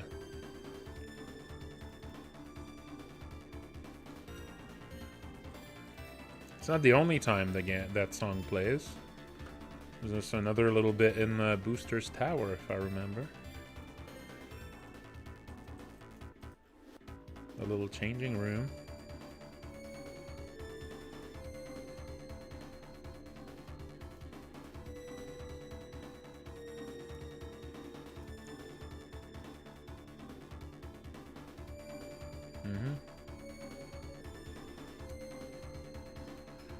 Yep. Boss battles, mostly, Mr. Lua.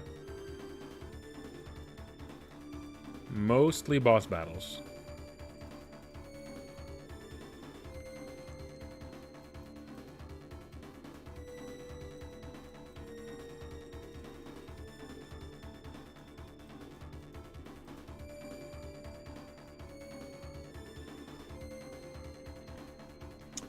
I started pixel art in around 2004. I mean 3 days ago, yes. 3 days ago, I'm sorry. I got that wrong. Sometimes I get it wrong. I started 3 days ago. And, you know, I'm having a lot of fun, so I'm glad I gave it a shot.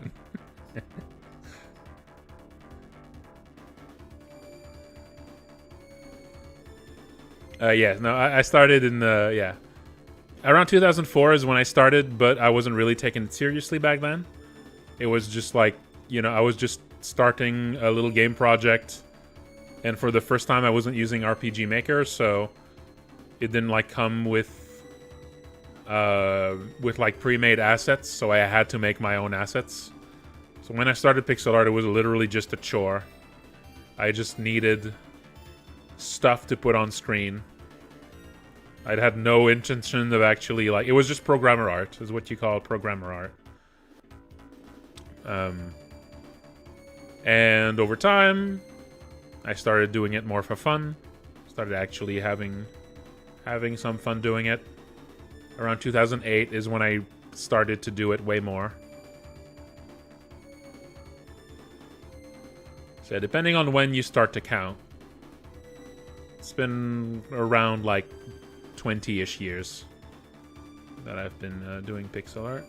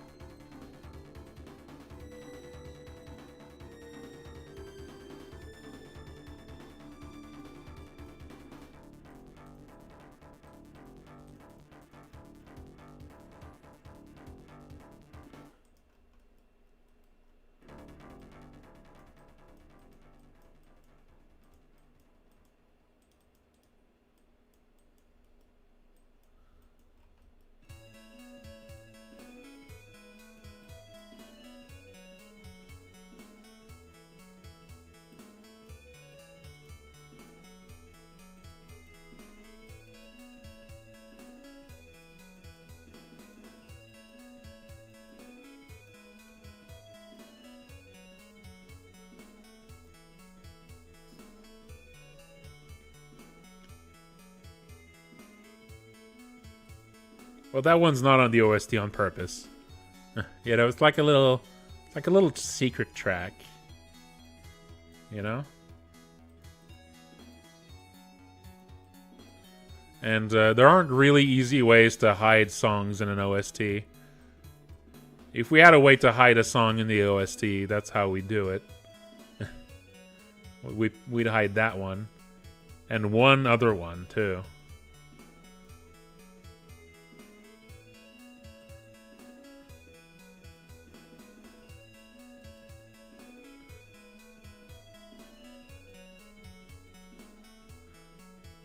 I mean, you can't just put a song at the end of a long silence of the final track, but that's not really, you know, that makes more sense to do, like, you know, at the end of a tape. At the end of something that physically has, like, a static length. So people are used to having long, quiet parts at the end of the last track, you know.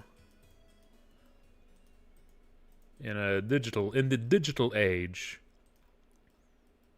that doesn't really work as well.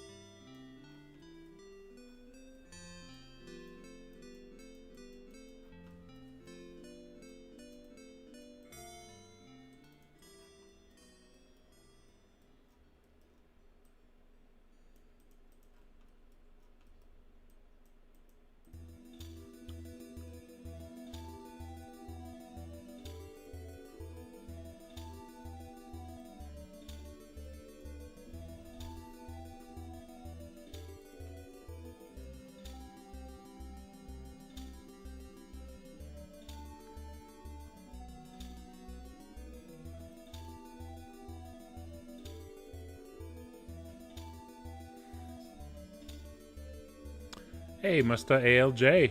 Still doing game dev? Yeah. I would say so. I put out a game a few months ago.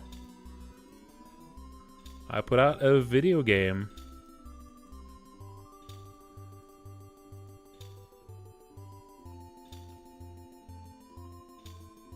It's called Look Outside. And it's been doing very well. It's on Steam.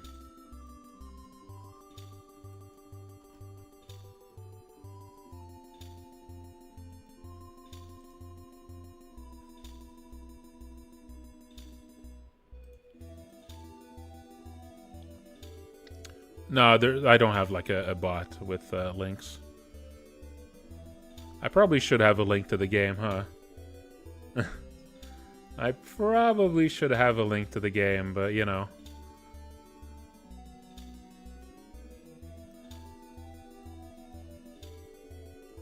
I guess I just presume most people watching the stream already have the game, so I didn't bother.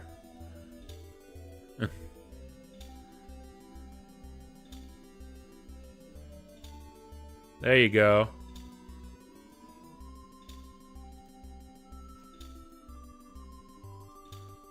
Thank you, Dimera.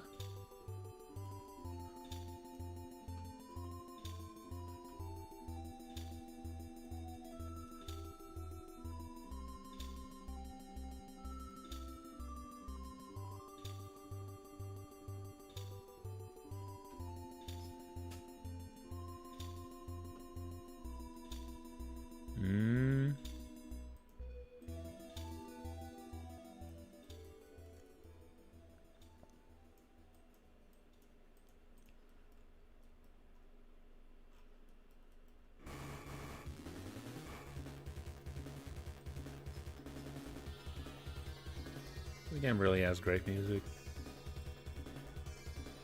I mean, not all the songs are bangers on this one, but enough of them are.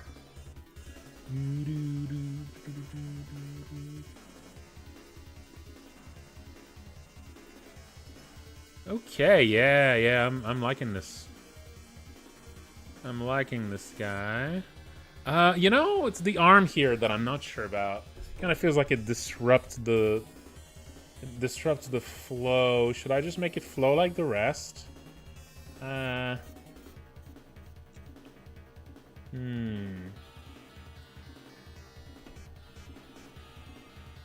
Should it just flow? That would look better if it just flowed like everything else, didn't it?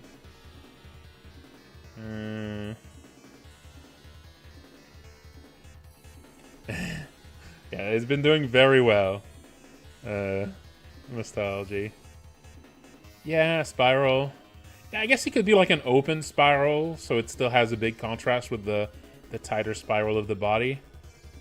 Maybe I could like... Yeah, I kind of like the contrast, but maybe that could be a way to still have a contrast, but still make it like it's... Like it feels like it's part of the same creature. Yeah, here it feels like... Really feels like a limb sticking out of it. Yeah, let's just try an alternate limb. Yeah, like...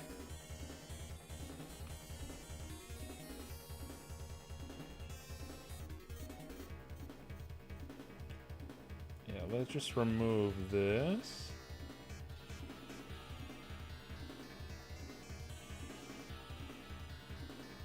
Got it.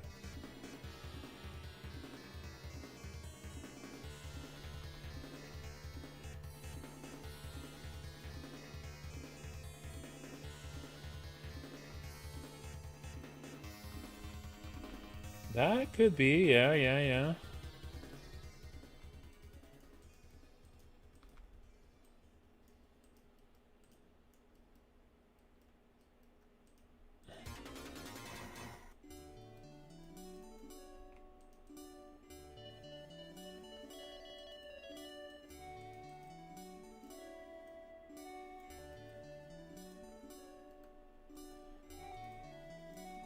So maybe it starts as a tighter spiral.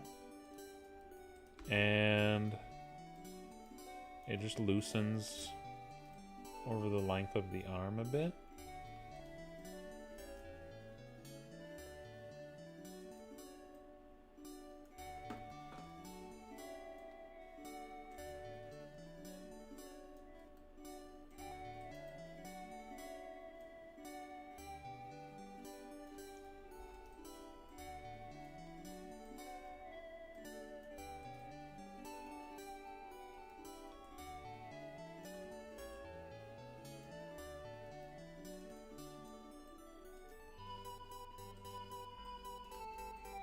And that animated, that would look really cool too. Yeah. Animating that spiral here would look really good. Although I'm not sure how I would make that work with the fingers. That might be a lot. That might be a lot, I don't know.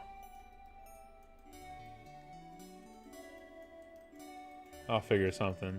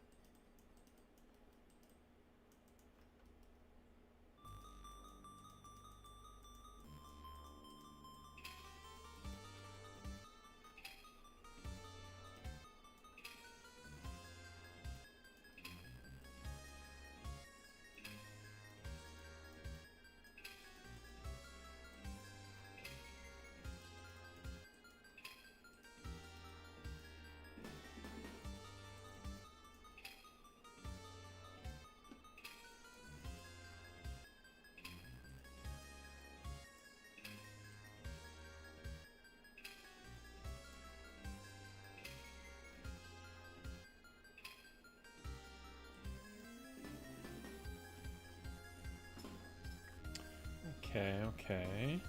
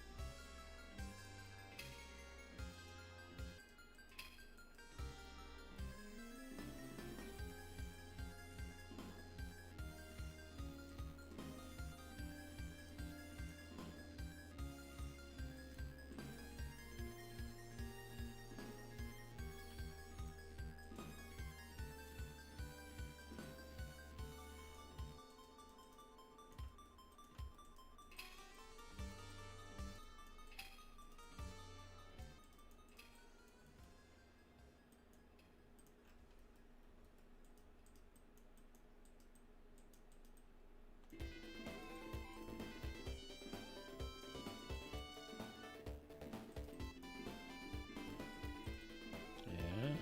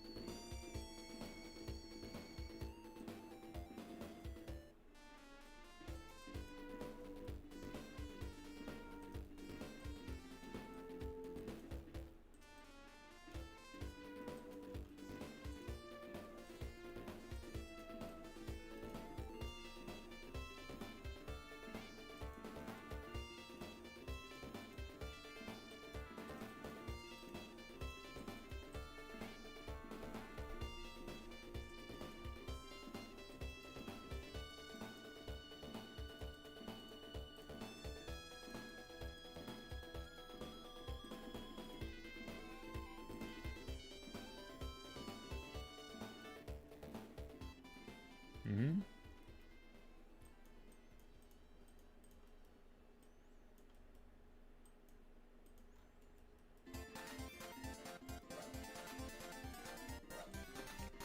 That's the song. That is silly.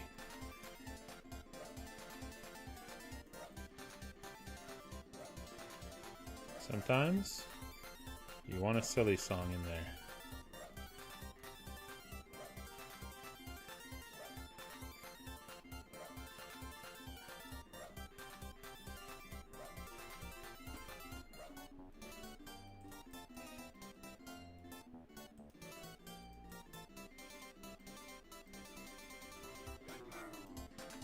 And then it's kind of a chocobo walk at one bit.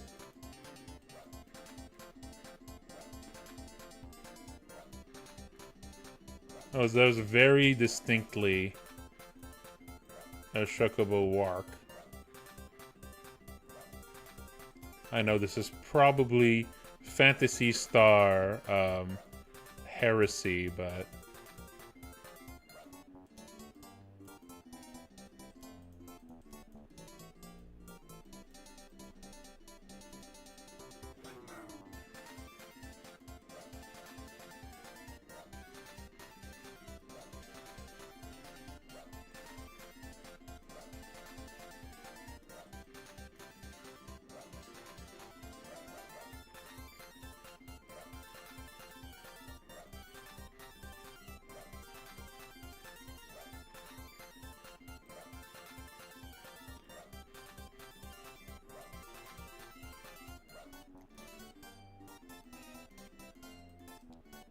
yeah.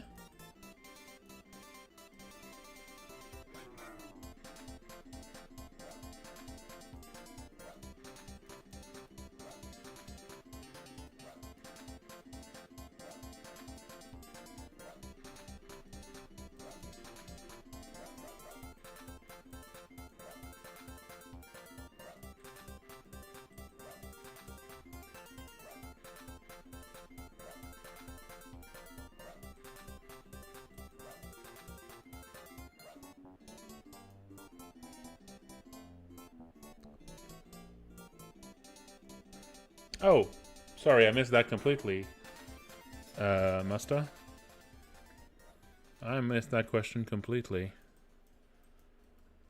Tips for new to streaming, specifically pixel art streaming. Well, I'm not sure if I could... my advice is going to be a little bit weak on that. Because, you know, I've been doing pixel art streaming for like 10 years.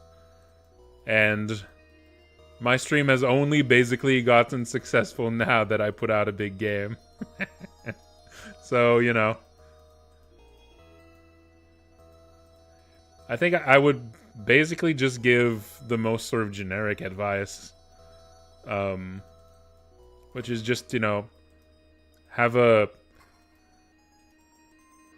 schedule and try to always, you know, try to always stream on schedule.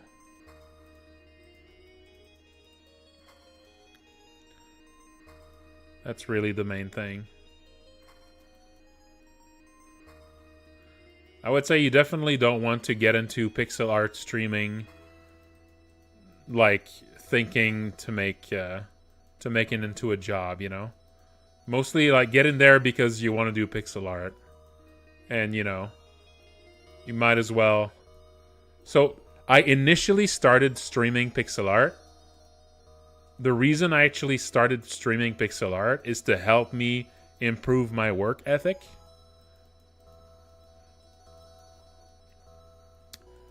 Because...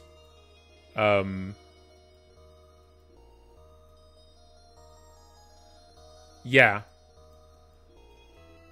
Yes, that's kind of why I started back then. Is that streaming pixel art meant that, like, while I'm streaming, I couldn't be distracted by whatever. You know? While the stream is live, I just kind of have to work. I can't do anything else. And that was, like, the main reason I started streaming. Just to sort of get me working with no... Yeah, just to give me just that little bit of pressure to not get distracted by anything while I'm working. At first, before streaming, I was actually recording time lapses for that. This is why my YouTube channel actually has a bunch of old time lapses. Because at first I was just recording time lapses. I had a special app that just took screenshots every few seconds and made a video from it.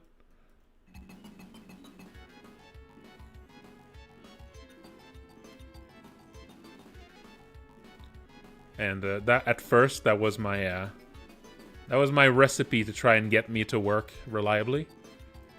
And then the streaming was better because not only not only with the streaming was I working without interruption, but the streaming schedule itself also made sure that I worked every day, basically, right? So that gave me a reason to be working every day on a schedule. And giving yourself a schedule to work is a good idea for many, many reasons. You really want to give yourself a schedule. I mean, not everyone, not everyone works the same way, obviously. But to me, having a schedule to work really, really helps me out.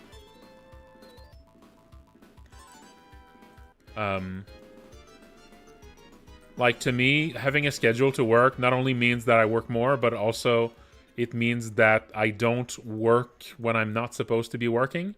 So I actually take more breaks. Because if I don't have a schedule, I feel like I should always be working. So when I don't have a schedule, it's like I vary wildly between working too much and not working enough. Like, if I feel good about working, I overwork myself. And if I don't feel enthusiastic or motivated, I don't work at all without a schedule.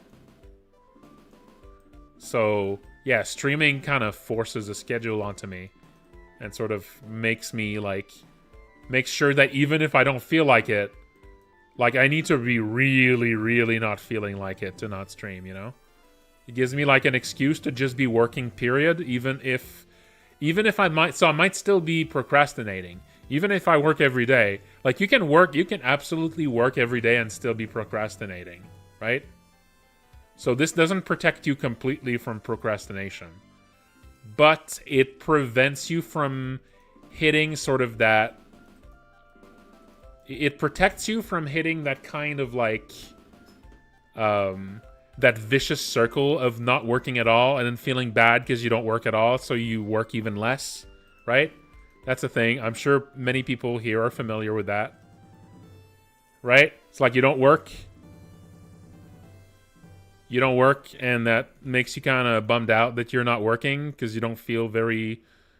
it's this weird vicious cycle, right? Well, making sure that you work on something every day because of, something that forces a schedule on you, sort of gets you out of that, at least, right?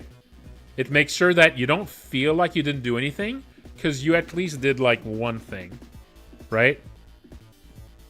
So you can still be procrastinating, but it's not going to be the kind of procrastination that puts you into, the pit, Or at least it's going to somewhat protect you from the pit. And that's good,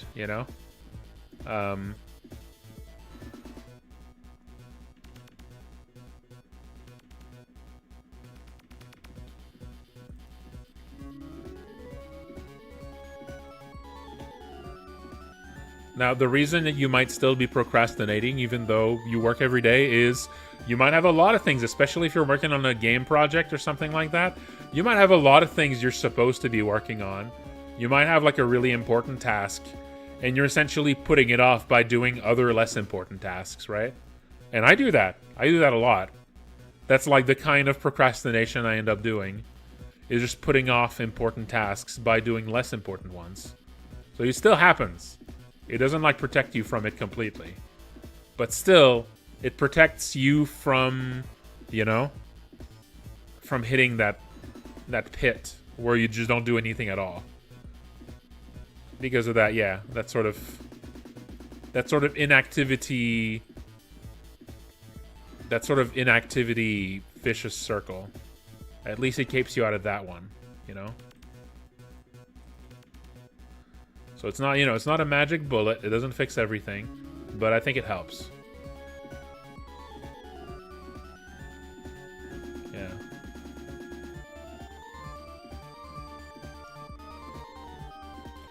That doesn't mean streaming is the one way to do that, of course. There's plenty, I'm sure there's plenty of other ways to just figure out a way to sort of discipline yourself into a schedule. It might be something where you work with someone, if you find someone else who's kind of in a similar situation, you might like organize like, you know, sort of co-working stuff. Or finding like a communal office space thing. A lot of people do that. I think that that's part of that. It's like it kind of forces a schedule onto them, even though they're not really meant to work at an office somewhere, you know. They still have like this scheduled time to work. So just any way to sort of force you to sort of work on a specific schedule no matter what.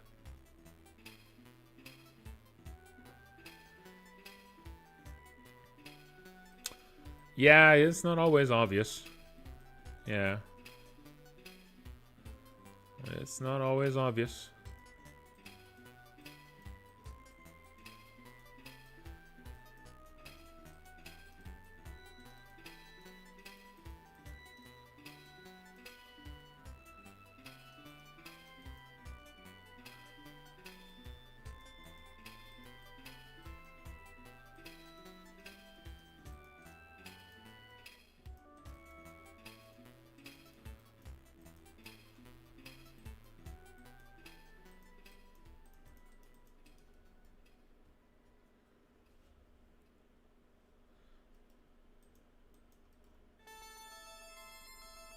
Uh-oh.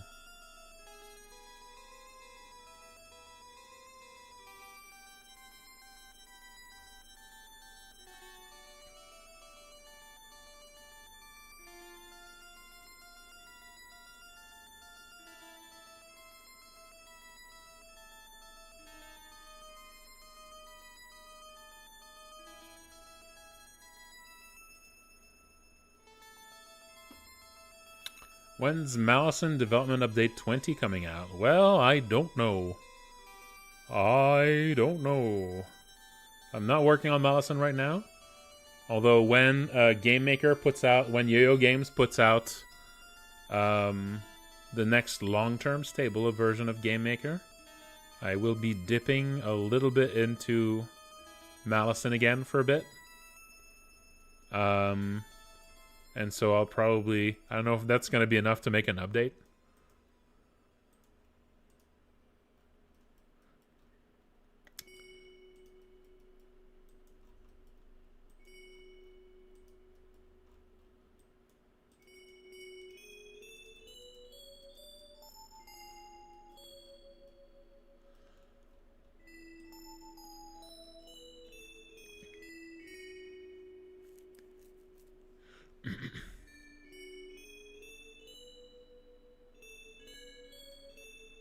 If you're too, yeah, you're too unwell to work most of the time. Yeah. Yeah, I'm sorry. I don't have an answer for that.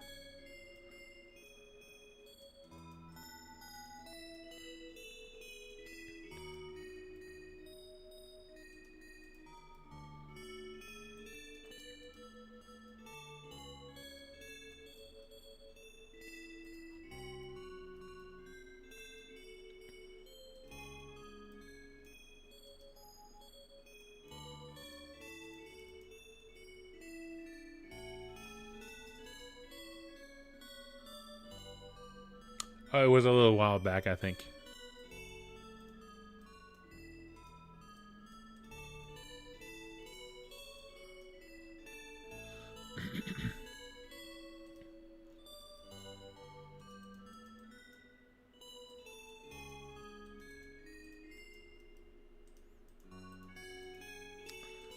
But yeah, as for actual, like, advice on, like, streaming pixel art, I don't know. That one's tricky.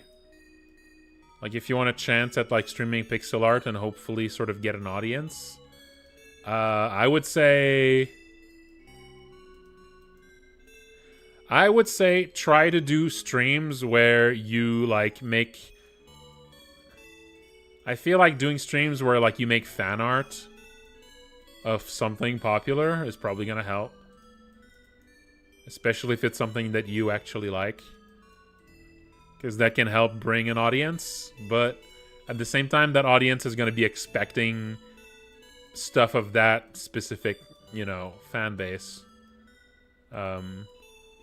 So is that going to be people that are going to stick around when you start drawing something else? I don't know. But I know that's often something people do to try and build an audience.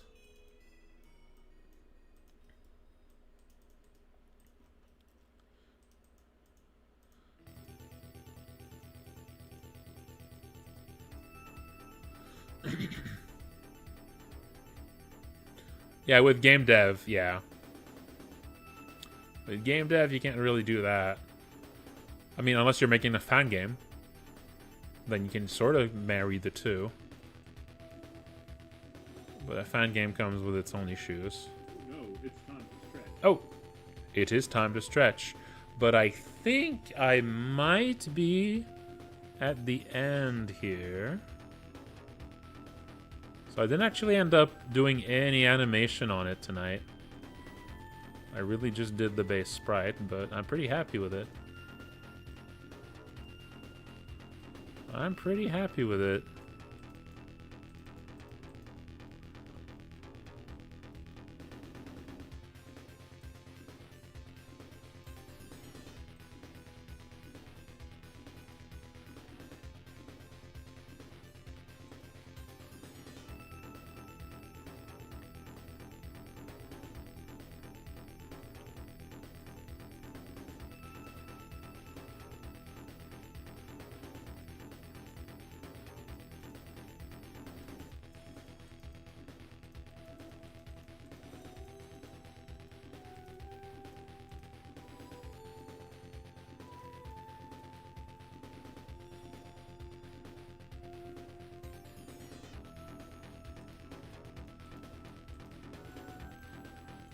Next stream, I'll probably continue working on this guy.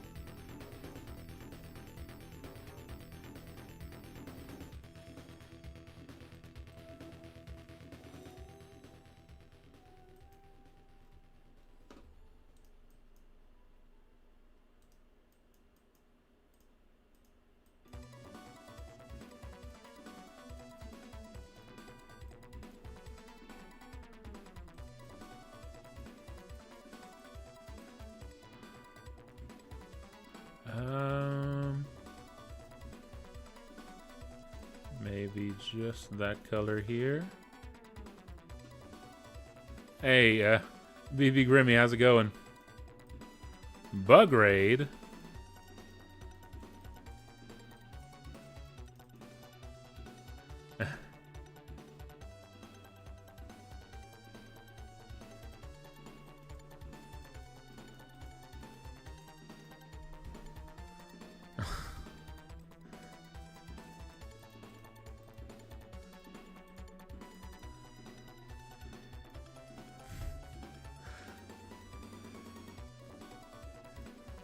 What a first impression, Soup and Pie. What a first impression. I'm glad you like it, BB Grimmy.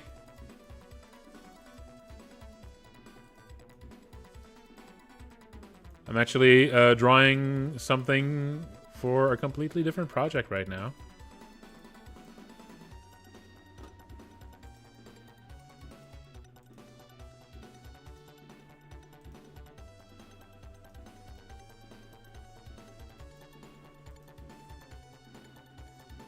Where are you at in the game?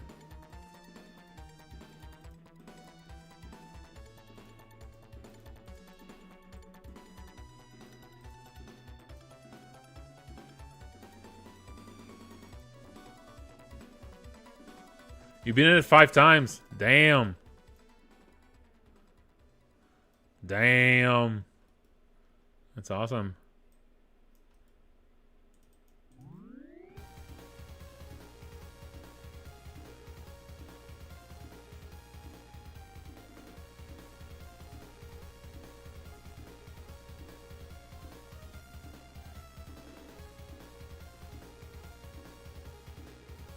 Alright, now the two arms feel a bit more cohesive there.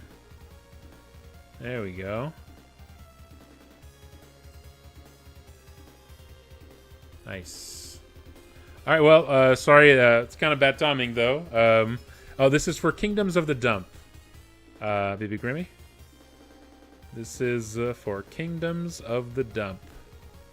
Which is, a Mario RPG / Chrono Trigger inspired RPG that is coming out soon. This is the Toxic Titan, I think. Yeah, the Toxic Titan. This is actually a spectacle boss that happens right at the start of the game.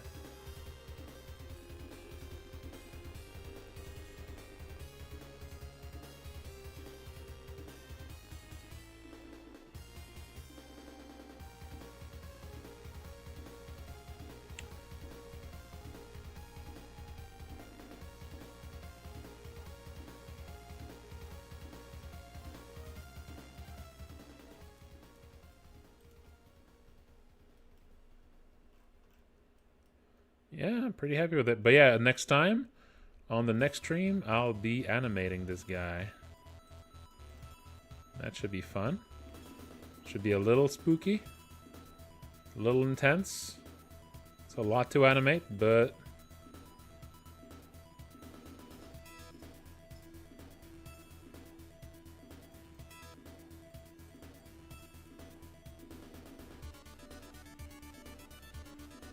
Oh, thank you, Remy.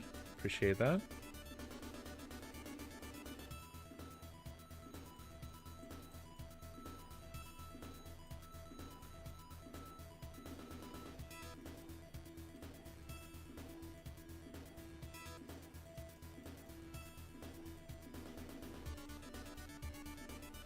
Just kind of delineate that arm a little better.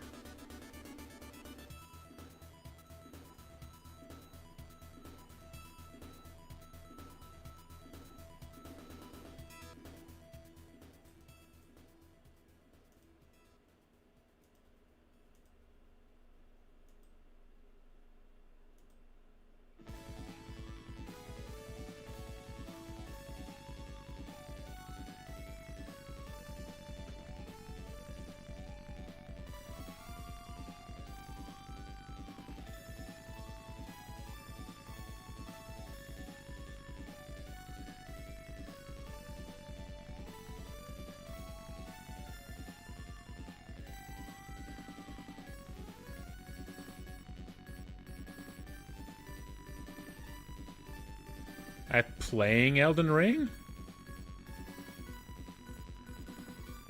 I mean, I feel that would be damn.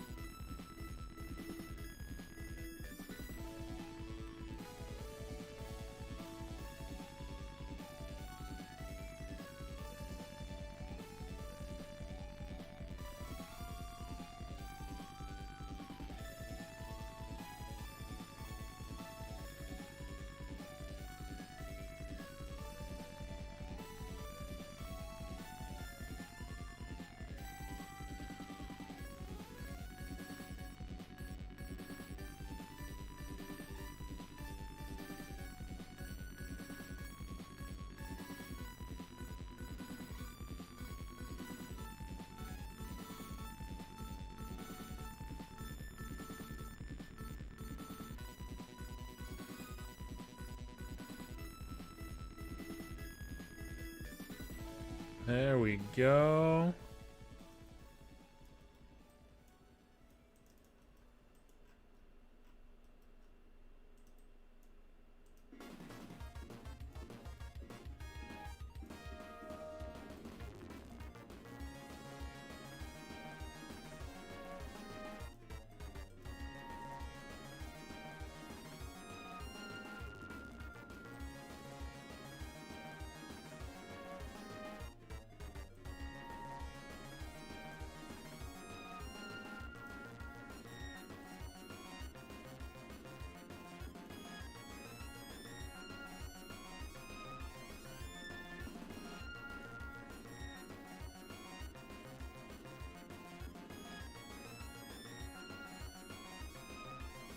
Alright, nice.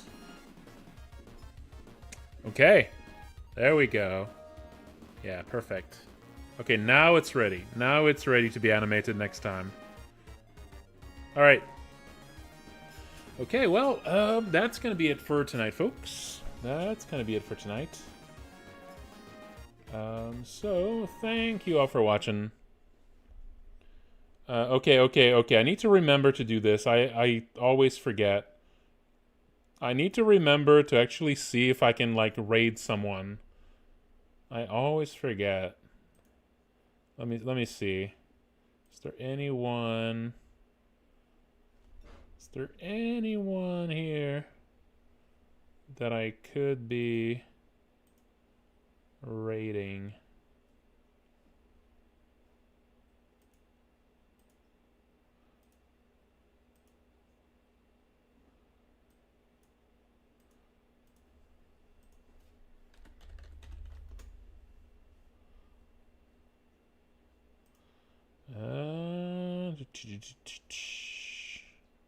Oh wait, is GDQ happening right now?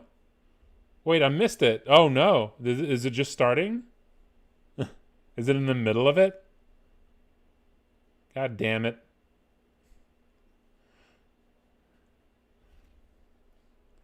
Yeah, I think I missed the start of GDQ, or maybe I've been missing it for a while even. Or maybe it's not started yet? Oh jeez. It's over. Oh no. I missed it all. I was too focused. I was too locked in. Well, I'm not seeing anybody streaming here. So let's grab some random person who's doing something in RPG Maker. Let's find someone who's RPG making.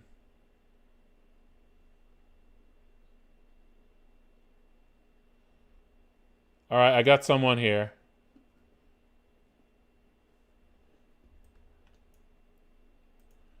I got somebody here. Leaf Ian Anderson. Leaf Ian Anderson. Let's go. I'm going to send you all over there. I have no idea who this channel is, but they're making something in RPG Maker, so they're probably cool. All right. Say hello for me, y'all. All right. Thanks for watching, and take care.